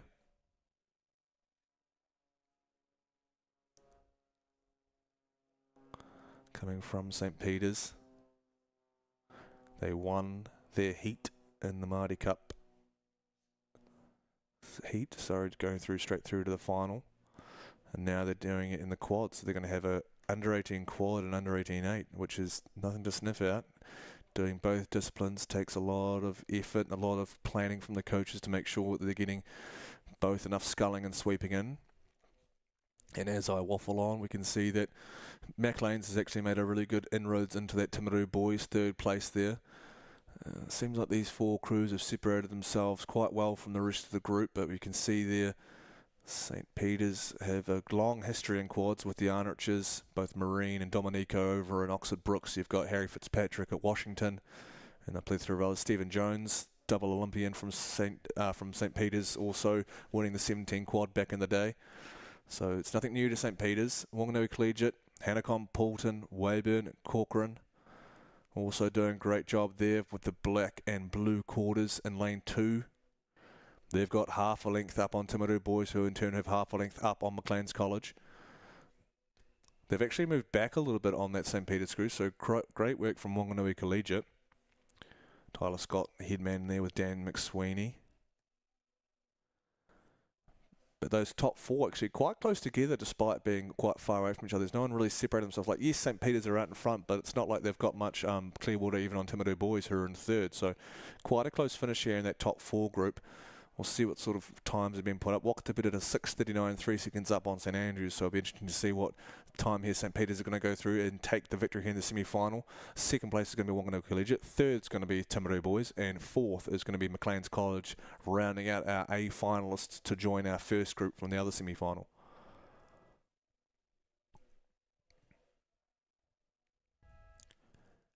Quality quad racing coming through here on day 3. We've got 2 more events. 4 more races to go here on the 3rd day, the Wednesday, with the boys 17 and girls 17. The boys 17 double and the girls 17 single. So some strong sculling yet to come out of today.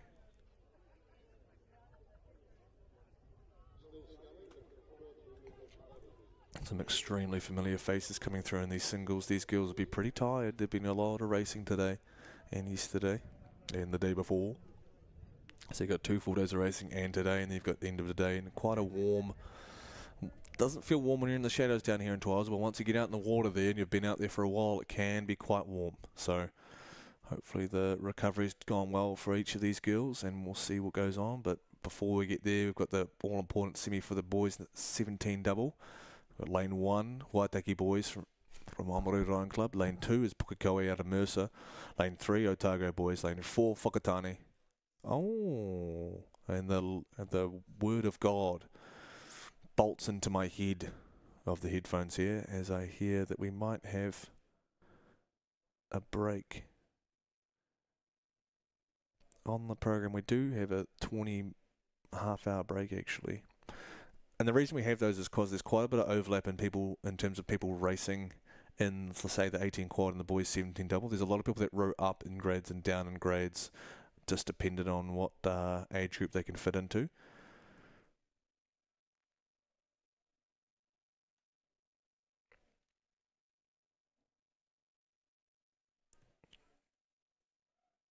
So for the likes of Wakatipu, who won the under-18 quad semi-final that they were in, Mr. Watson, who stroked that quad, and bounced to that quad, Sebastian Waston, is now backing up into the under-17 double.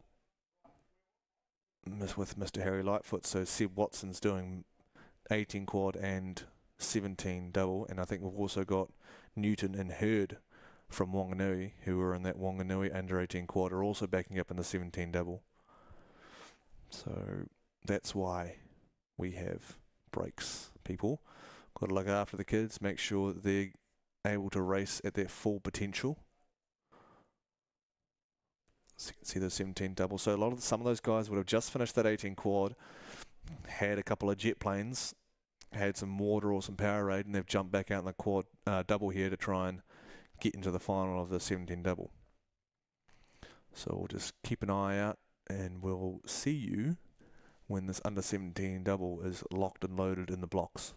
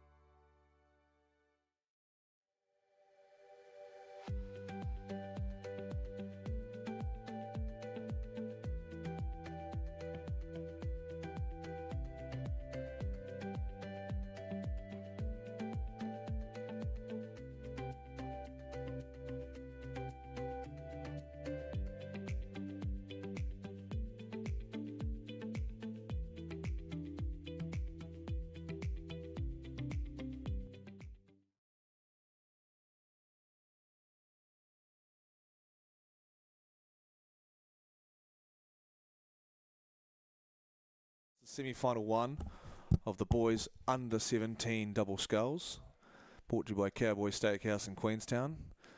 This is for the St Andrews College Cup. And John would know all about that, with his brother winning the 17 double back way back in 2006. This cup was first won by Rangiora High School in 2007 by Evan Kennedy and Julian Svoboda. And right now I've got the next iteration here of the under 17 boys. Lane 1, Waitaki boys. Lane 2, Pukekohe High School. Lane 3 is Otago boys. Lane 4, Whakatane High School. Lane 5, Timaru Boys High School. Lane 6 is St Kevin's out of Oamaru as well. And lane 7, Gisborne boys. Lane 8, Dunstan up from Alexandra, I should say. So we've got 2 doubles here out of the Oamaru Rowing Club through Waitaki and St Kevin's. We're under 2-minute orders there. See the flashing light on the start tower in front of the start line there for the boys.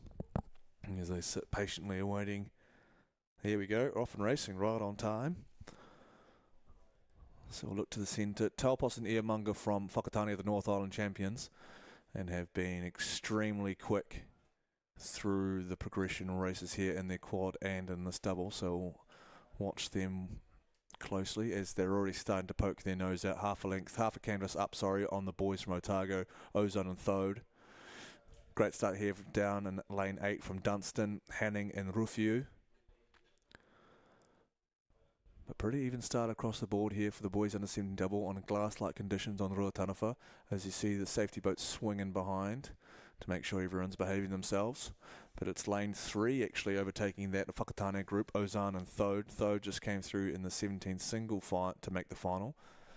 Thomas Ryan, old boy at Otago boys, alongside Lauren Gibb, long-time coach there, steering the ship for these young fellas, Roland and Harrison. But they're now up by about a quarter of a length actually on Taupos and Eamunga. So great start from the boys from Otago. Harrison started in a similar fashion for his single, and now he's doing it again at Hamish Bond's old school, and Carl Meyer, two-time Olympian Carl Meyer also amongst that. Nickname was Boot Camp and Robocop. And we've got lane 2 starting to poke its nose out, the boys from Mercer Rowing Club, Stenson and Robinson. Cohen Robertson also doing well in the single earlier today. Brett Henry, Jack's dad, Jack, going well in the club single up at Nationals for Waikato, and here's Brett coaching another crop of young boys out of Mercer. Timaru boys just sitting patiently there, Brown and Tompkins on the right hand side of Whakatane, so that's your top 4. Lane 1 lurking, Wright and Rogers from Waitaki boys, and also St Kevin's, the other Oamaru double, Jones, Hogan and Spillane. They were silver medalists in the intermediate double last year on this lake, so they know how to race together, and notice that they'll rate a little bit higher than everyone else. Those guys really know how to jack that rating up and stay on top of their boat rhythm. So Jones, Hogan and Spillane.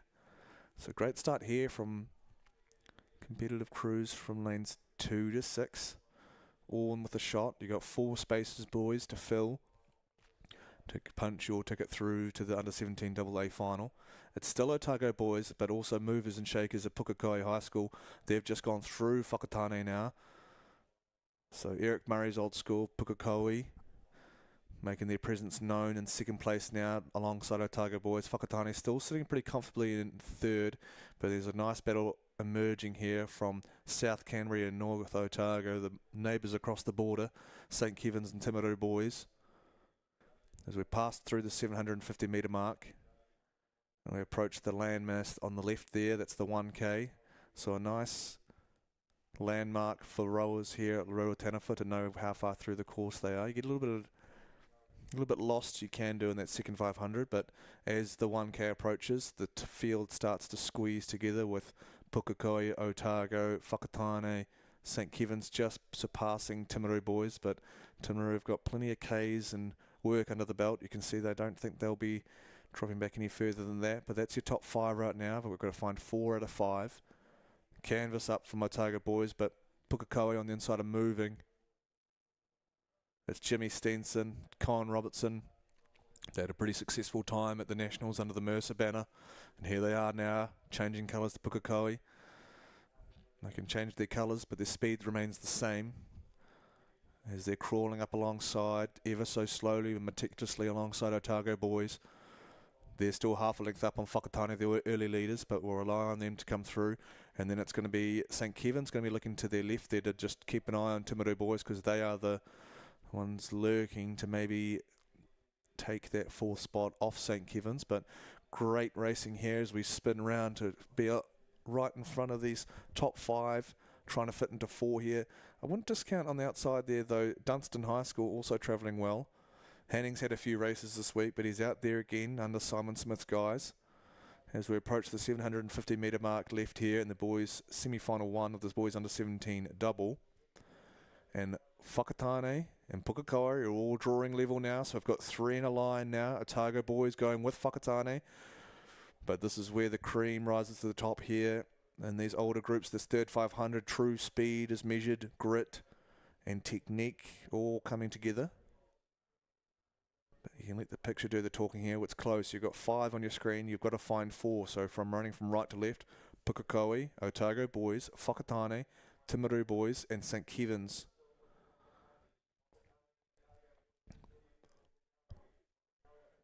Approaching the 500 to go boy here. You can see the giant yellow sign there. Stunning shots coming from the boys from Altitude HD and Jed and Jack on the drones. So Whakatane in a one fell swoop of a 500 have moved through Pukekohe, through Otago boys, and have taken up the lead now by half a length, and they don't seem like they're looking back because they're actually walking away from Otago. Here comes Timaru with that pace that we talked about.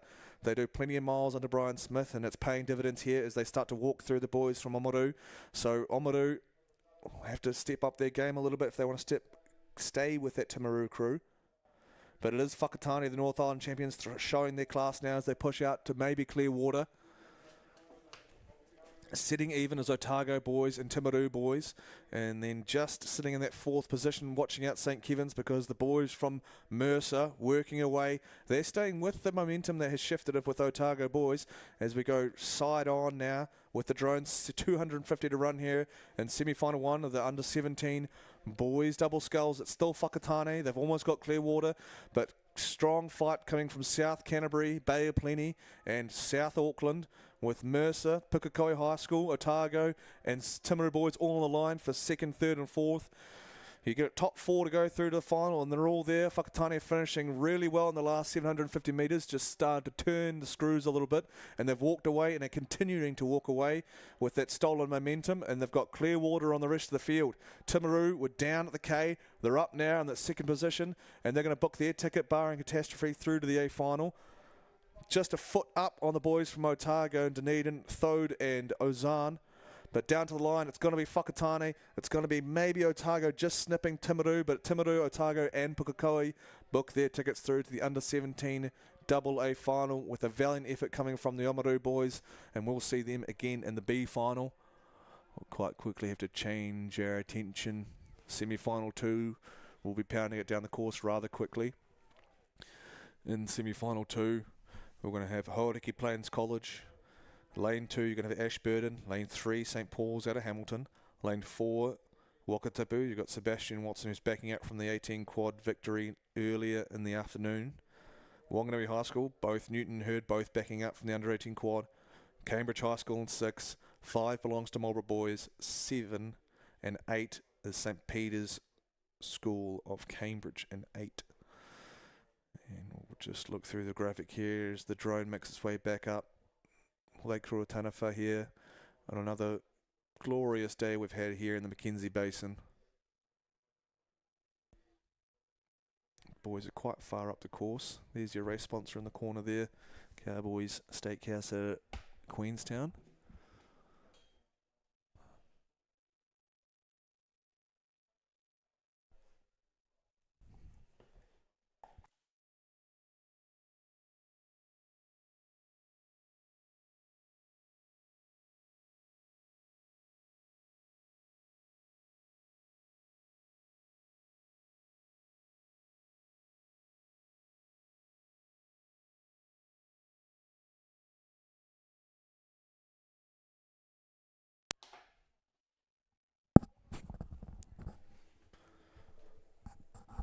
Off the start here in semi-final 2, the boys under 17 double scull.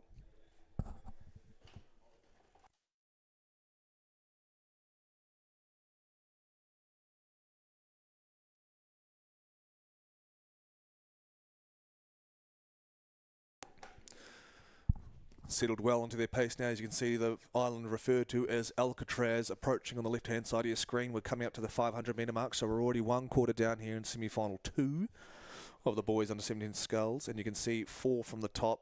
Count it down with me. Wakatipu, Lightfoot and Watson leading the way here from the boys from Lake Hayes. Just on their shoulder there on the left-hand side are the Bumblebees from Hamilton, St. Paul's Collegiate, Robinson and Rayner. Ashburton sitting in third, just up on the boys from Wanganui High School, Newton and Hurd. So those Ashburton boys, Gilbert and Howden. Not to be discounted is also Lane 1, Hauraki Plains College. McLaren and Churchill, they have a steep history in double sculling here at the Aon Maadi Cup. Between the Clayton Greens, the Gordons, the Hoogeveen. Many names out of the Thames Valley rowing scene there. Great work now coming from Wakatipu. Like I said, Sebastian Watson's just backing up from his under-18 quad win that they just came out of maybe an hour ago. He would have got off the water, had a couple of jet planes, had some power and jumped straight back on with his mate here, Mr. Lightfoot. And now they're clearing out on clear water on St. Paul's Collegiate. Being aware of Marlborough Boys College, Campbell and Girling, those boys were out. I'm pretty sure they were out in the pair earlier this morning, and they got through to the A final for the under-17 pair. So good to see them putting away 1 oar and bringing out 2 more, as they're representing the top of the South Island there. But right now we've got 1 in Wakatipu, 2 is St. Paul's Collegiate, 3 would be the boys from Wanganui High School, 4th currently only a canvas up on Hauraki Plains is Ashburton, and we're keeping an eye on the navy and gold of Marlborough Boys College, who are sitting maybe 3/4 of a length down on Ashburton, and inherently probably sitting about half a length down on Hauraki Plains College. And then you can't discount the boys inside them, Cambridge, Stevenson, and West, because they're right next to that Marlborough Boys, and you can't talk about the Marlborough Boys squad without mentioning Cambridge right next to them. So, like we said, the second K will reveal all amongst this close finish here. And apart from Wakatipu, I think they're revealing themselves pretty early on here, because they've just stormed away in the last 200 metres from almost overlap with St. Paul's. They've pulled out maybe a length and a half to 2 lengths clear water on that St. Paul's crew. St. Paul's trying to separate themselves now and break contact with Wanganui High School sitting in lane 5. They're about canvas moving out to about half a length up on Ashburton and Hauraki, as Hauraki starts their assault on the Ashburton line through the third 500 here. But solid racing there from Wakatipu, incredibly impressive from little Sebastian, I shouldn't say little, Seb Watson out of Lake Hayes, John Morrison, the coach there. The sculling from the under 17 and 18s from this Wakatipu group has been unreal today. And it's quite special because they did win the overall points trophy at the South Island Secondary Schools, so they're backing it up here at the Maadi Cup. But they're almost 3 lengths up now on the St. Paul's, so that's been a devastating move just before the K. They were not far off St. Paul's, and you blink and you'll miss it because Wakatipu have just cleared out for 3 lengths. So solid work there from the boys from Lake Hayes, but second place still the Bumblebees from Hamilton boys. I mean St. Paul's Collegiate. You're going to get rung for that one. Robinson and Rayner. Contact with them still is Wanganui High School, Hurd and Newton also backing it from the under-18 quad qualification for the A final. So we'll see what the recovery was like, see what the endurance and the backing up is like. Hauraki Plains, half a canvas up on Ashburton. That's the storyline right now, because that's 4th spot up for grabs between Hauraki and Ashburton. And Wanganui High School is going to be careful they don't get caught up in that battle, because that likely does happen with 500 to go here. Is that, Wanganui High School actually walking back on St. Paul's now. They've only got their bow ball sitting in front of the bowman there from, so that'll be Finn Rayner. So that bow ball sitting up on Finn now from Wanganui High School. But Newton and Hurd will be looking straight over to their left there, because Hauraki and Ashburton didn't have the under-18 quads earlier on. So I wonder if they've got the change of pace that they'll need to claw back on Wanganui High School. The Hauraki Plains now, they've just each back ahead of Ashburton, canvas up. They've got a little bit of overlap with Wanganui High School. It's only slight, but it could be enough just to give them the sniff and give them the motivation to roll away from Ashburton. Forget about first place. Harry Lightfoot and Sebastian Watson, out of sight, out of mind. They are not on the screen here, and for good reason, because they absolutely stomped it just before the K, and they've cleared out to about 5 lengths of clear water. So an outstanding performance here coming from Wakatipu, backing up Sebastian Watson from the under-18 quad. So we know what sort of engine that boy possesses. And we know it's sort of engine Wanganui High School possesses because they were a length down on St. Paul's and now they're about to draw even with St. Paul's. Ashburton drawing alongside with Hauraki Plains. St. Paul's got to be careful here they don't get caught up for that battle for fourth because Wanganui High School, my apologies, have seen the danger and are pushing towards the line. Here comes the assault from Hauraki Plains on the far side in lane 1, dragging with them the boys from Mid-Canterbury, Gilbert and Howden from Ashburton. The boys from Lake Hood are coming home hard. Justin Wall, the coach. Here they come, St. Paul's, ragged, holding on. They're looking to hold on to that third spot. Here comes Ashburton. It's Ashburton and Hauraki. It's going to be on the line here. Ashburton just nudging ahead of Hauraki on the line. It's still Ashburton. Ashburton. It's going to be Wanganui and St. Paul's. Ashburton snags fourth just from the boys from Thames Valley. What a race from the lanes 1 and 2. Wanganui High School, Wakatipu backing up. Hearty effort from all those boys involved. Unfortunately for Hauraki, they'll be going through to the B final. And fortunately for Ashburton, St. Paul's, Wakatipu and Wanganui will be moving on to the money round of the under-17 boys double A final. We're not slowing down here. We've got 2 races left. First 4 again, you know the deal. Under-17 girls single, Laszlo Boat sponsored.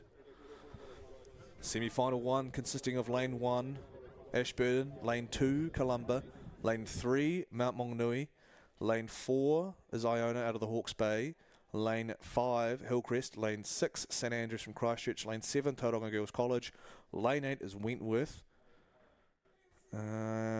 Familiar names here. And Galakani was a medalist in the under-16 single. I think she got second last year in the under-16 single, second in the intermediate single last year.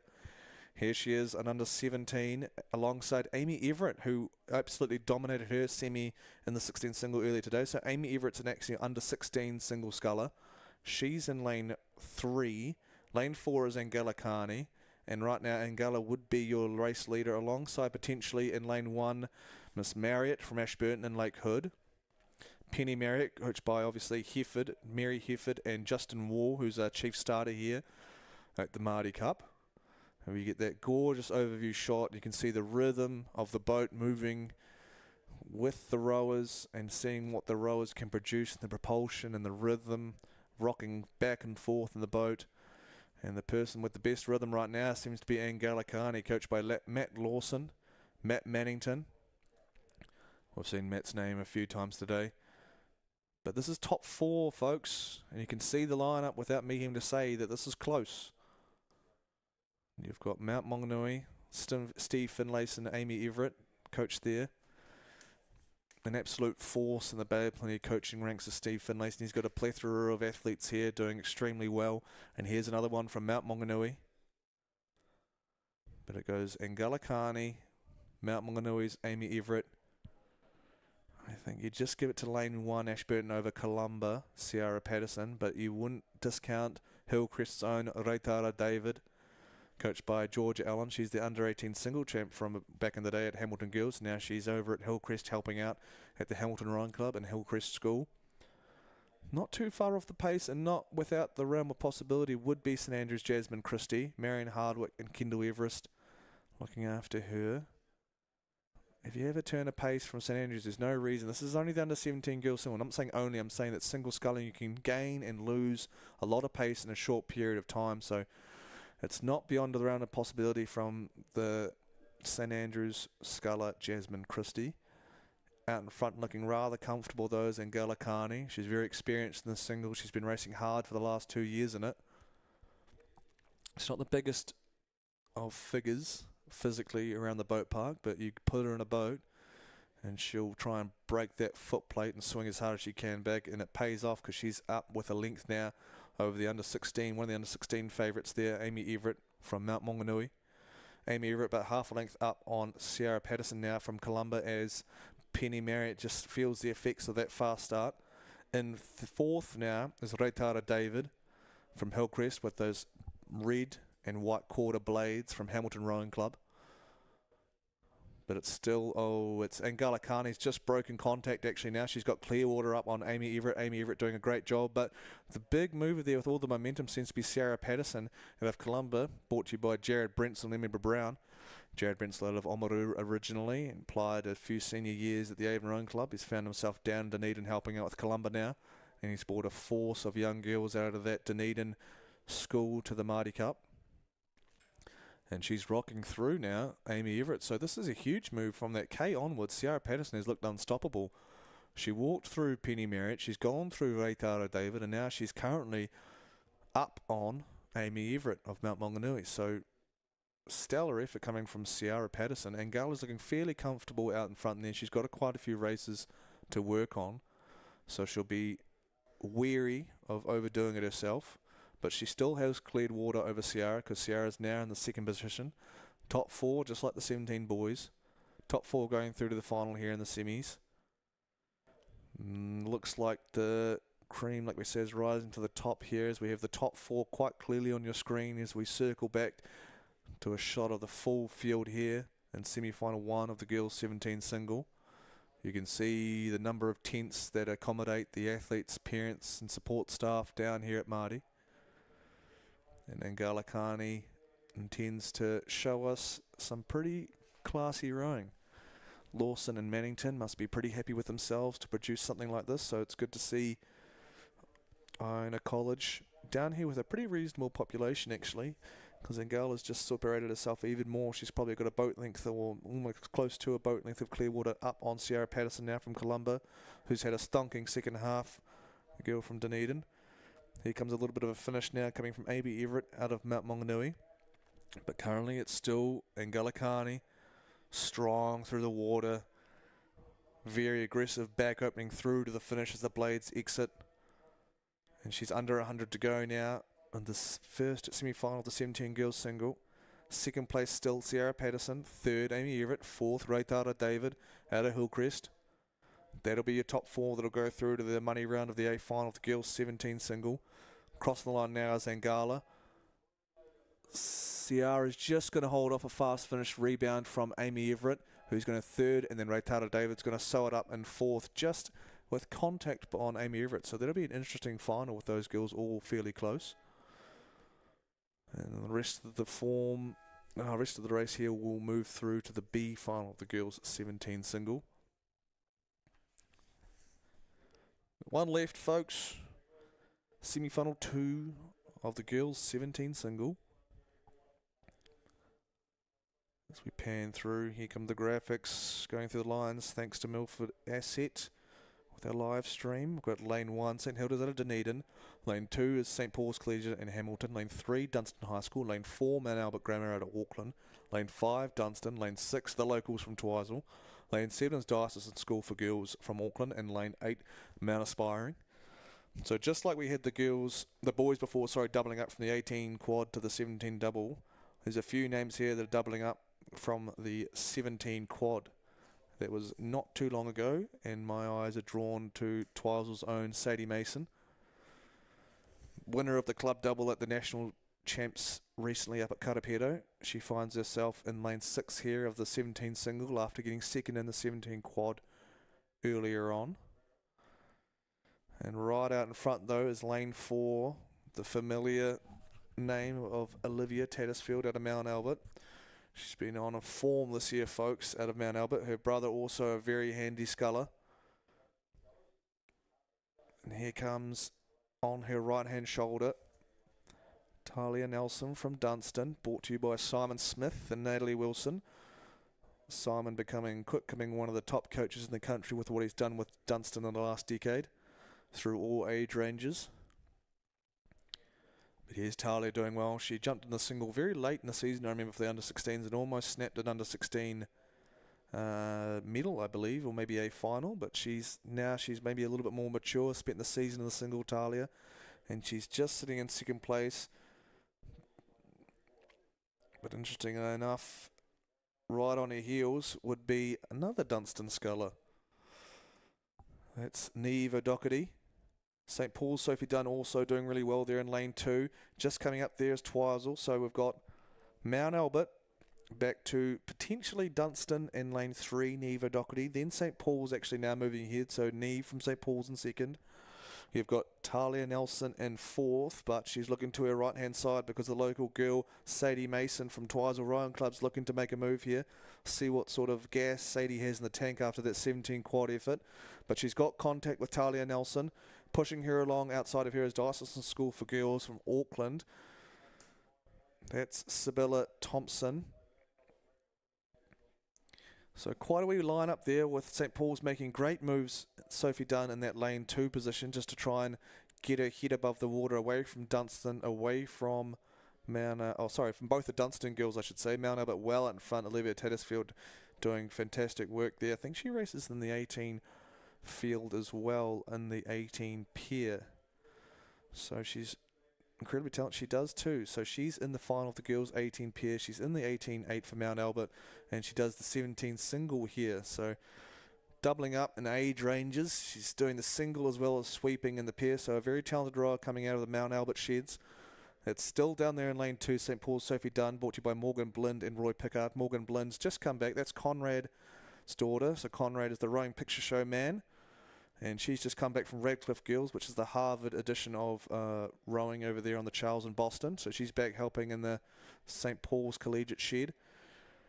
Neve O'Doherty just having to handle Talia Nelson as those two girls have bounced off each other from Dunstan. They've moved away from Sadie Mason from Twizel, and they've put a couple of links on her now. So the top 4 has definitely separated themselves. Olivia Tattersfield showing that experience of racing under 18 and senior all year.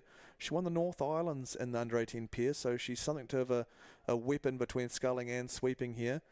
And then you've got Dunstan and St. Paul's. But Talia Nelson's made a great comeback. She's falling behind a little bit in that third 500, but she's got a second win now. Working through Neve, working through Sophie from St. Paul's. And Talia Nelson is firmly in that second spot now as we approach the 100 metres to go. Forget about first. Olivia Tattersfield's taken that off the board. She's going to rumble on down and claim a spot in the 17 girls single. And Talia Nelson is just attempting to do the same thing. She was almost a full length down on Sophie Dunn. She's half a length up now. And that's a great sprint coming through from Simon's Chargers, through Neve and Talia. And then Sophie Dunn's going to claim third. So here comes Talia from Dunstan. She's going to get second. Sophie Dunn from St. Paul's will get third. And Neve O'Doherty is going to sew up the full spot to go through and make up the full field of the girls under 17 single. Oh, and I've just been informed, I forgot that we actually moved the girls' novice double from the first race of the day.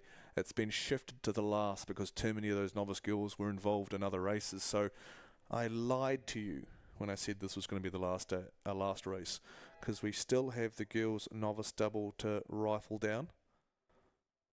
So we'll scroll back up at the top of the row and we'll pull up the schedule here. You get it in front of you. Girls off double. Dunstan in 1, 2 St. Peter's School from Cambridge, 3 Wanganui High School, 4 Queen Margaret from Wellington, 5 Burnside from Christchurch, 6 Wakatipu, 7 Ashburton, and 8 James Hargis College out of Invercargill. So like I said, they had to shift this to the end of the day because there was just too many scheduling conflicts with these girls' novice doubles. So they moved it from the start to the finish.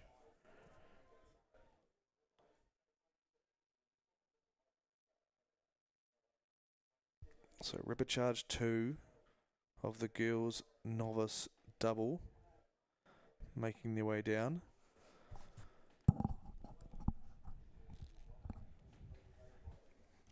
Generally looking to the centre lanes, obviously, for this faster cruise, so we'll keep an eye on Wanganui, Queen Margaret, Burnside and the likes.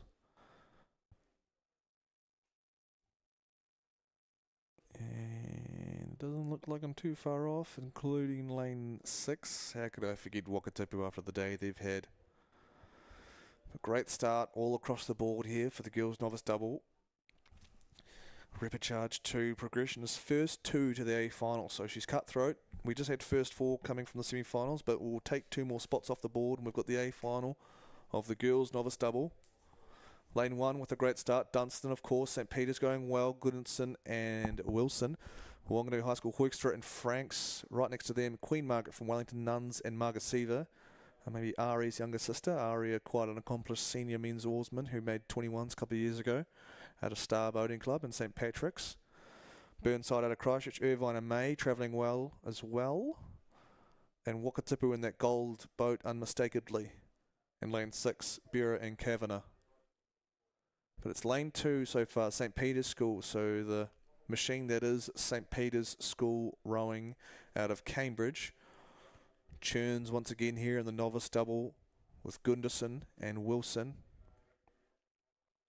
Amelia Barrell, Sam Voss, former under-23 world champion in women's single, multiple premier titles out of the Waikato Rowing Club and all formerly of St. Peter's as well, so she's back to her stomping ground to help out and give back, which we like to see.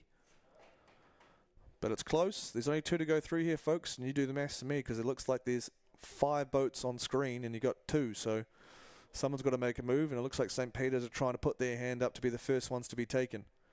Right next to them on their shoulders, though, the Wanganui High School, Hoekstra and Franks, who ran into a bit of a technical issue, unfortunately, for their novice quad. So they've got this double as a backup, thankfully, and they're making the most of it in second place here. And they are canvas up on 2 lanes to their right, which is the green and white vertical stripes of Burnside out of Christchurch. Christina Blackfoot heading the program there along with Max Wallace. She was something of a revelation there a couple of years ago, and she's returned now to Burnside, and lo and behold, so was Burnside to the top of the field. But great work coming from St. Peter's, the light blue and the red quarters of St. Peter's. Bit of a sporting excellence set up going up there just outside of Cambridge, in between Cambridge and Hamilton.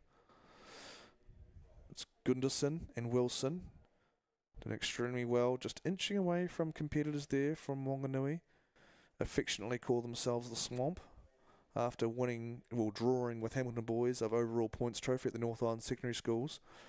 So Axel Dickinson doing absolute work down there in the lower North Island. Great work. There's the move from St. Peter's just before the K, and they've just went from maybe sitting just behind the bow seat there from St. Peter's. Abby Wilson was maybe having with that bow ball was right next to them from Wanganui High School, and that bow ball is now no contact with St. Peter's, so there's no overlap there. There's clear water between St. Peter's and Wanganui High School. So they're trying to put their hands up to take one of those 2 spots to go to the final of the novice double. Wanganui High School be looking left, looking right at Dunstan. Sutherland, Harris and Crosby on the insides, lurking with intent. We've seen Dunstan come through in a couple of races today. Simon's squad are usually pretty mentally tough, and they're definitely fit under Simon's regime. And then on their right, they're going to have to pay attention to Burnside High School. And Burnside actually, Wakatipu have a good change of pace there. It looked like they were just falling behind a little bit, but they've picked up the pace. So Bura and Kavanagh from Lake Hayes are working up alongside Burnside.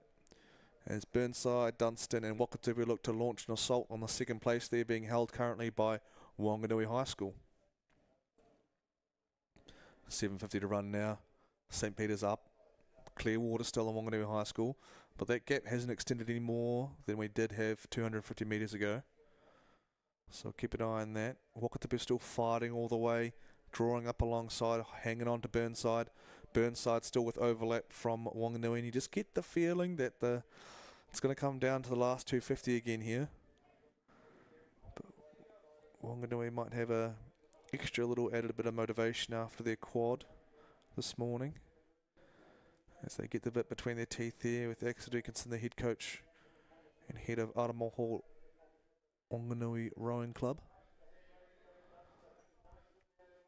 Dunstan definitely down in lane 1 lurking, but only lurking. They're right next to that crew from Wakatipu and Burnside. Wakatipu doing a great job. They were down a length now. They're just a canvas behind that Burnside, so they're throwing their head in the ring alongside Dunstan and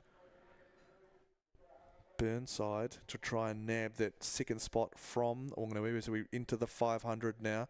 St. Peter's are saying goodbye in that third 500, and they're up by 2 lengths now of Clearwater over Wanganui High School. Wanganui High School, you're going to have to look left because Dunstan are making a move. Here comes Dunstan, Kama, and Carterson. Oh, sorry, that's James Hargis. I'm completely wrong. Sutherland, Harris and Crosby, same colours, wrong side of the lane draw there, but Dunstan drawing up alongside and going past Wanganui High School. So Simon Smith's girls and Natalie Wilson helping out there.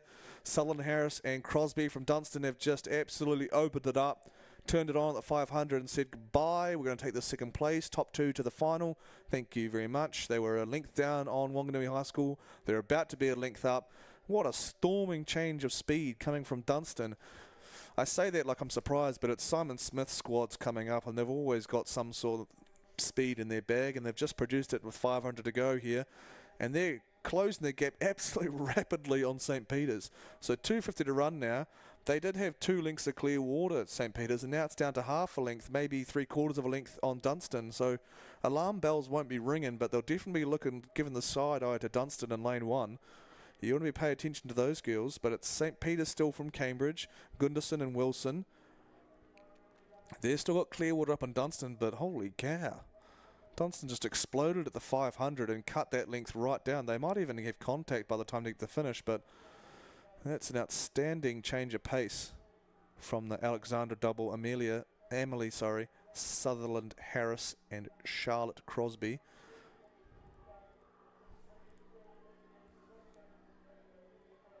Down to the line though, it's still going to be the girls from St. Peter's out of Cambridge. It's going to be Lily Gunderson and Abby Wilson.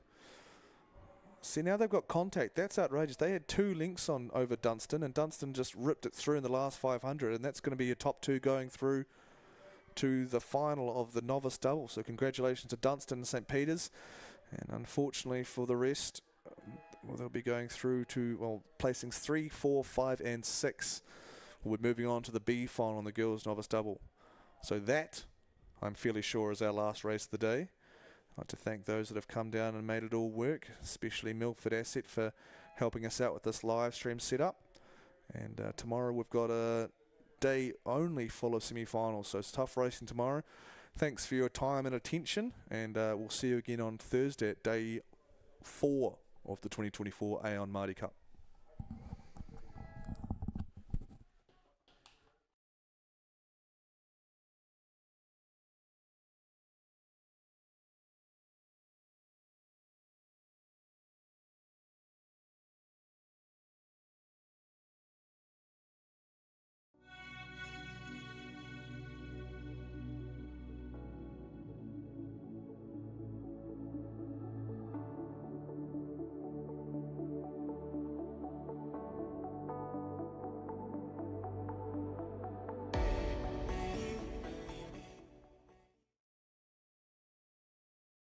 We are all in the same boat. Our team invests in the same Milford funds as our clients, so we are all invested together. Whether it's KiwiSaver, investment funds, private wealth management, or advice, speak to a team with world-class expertise who are committed to the pursuit of outstanding results and are proud to have brought you today's live stream. Find out more at milfordasset.com. Milford, invested in you.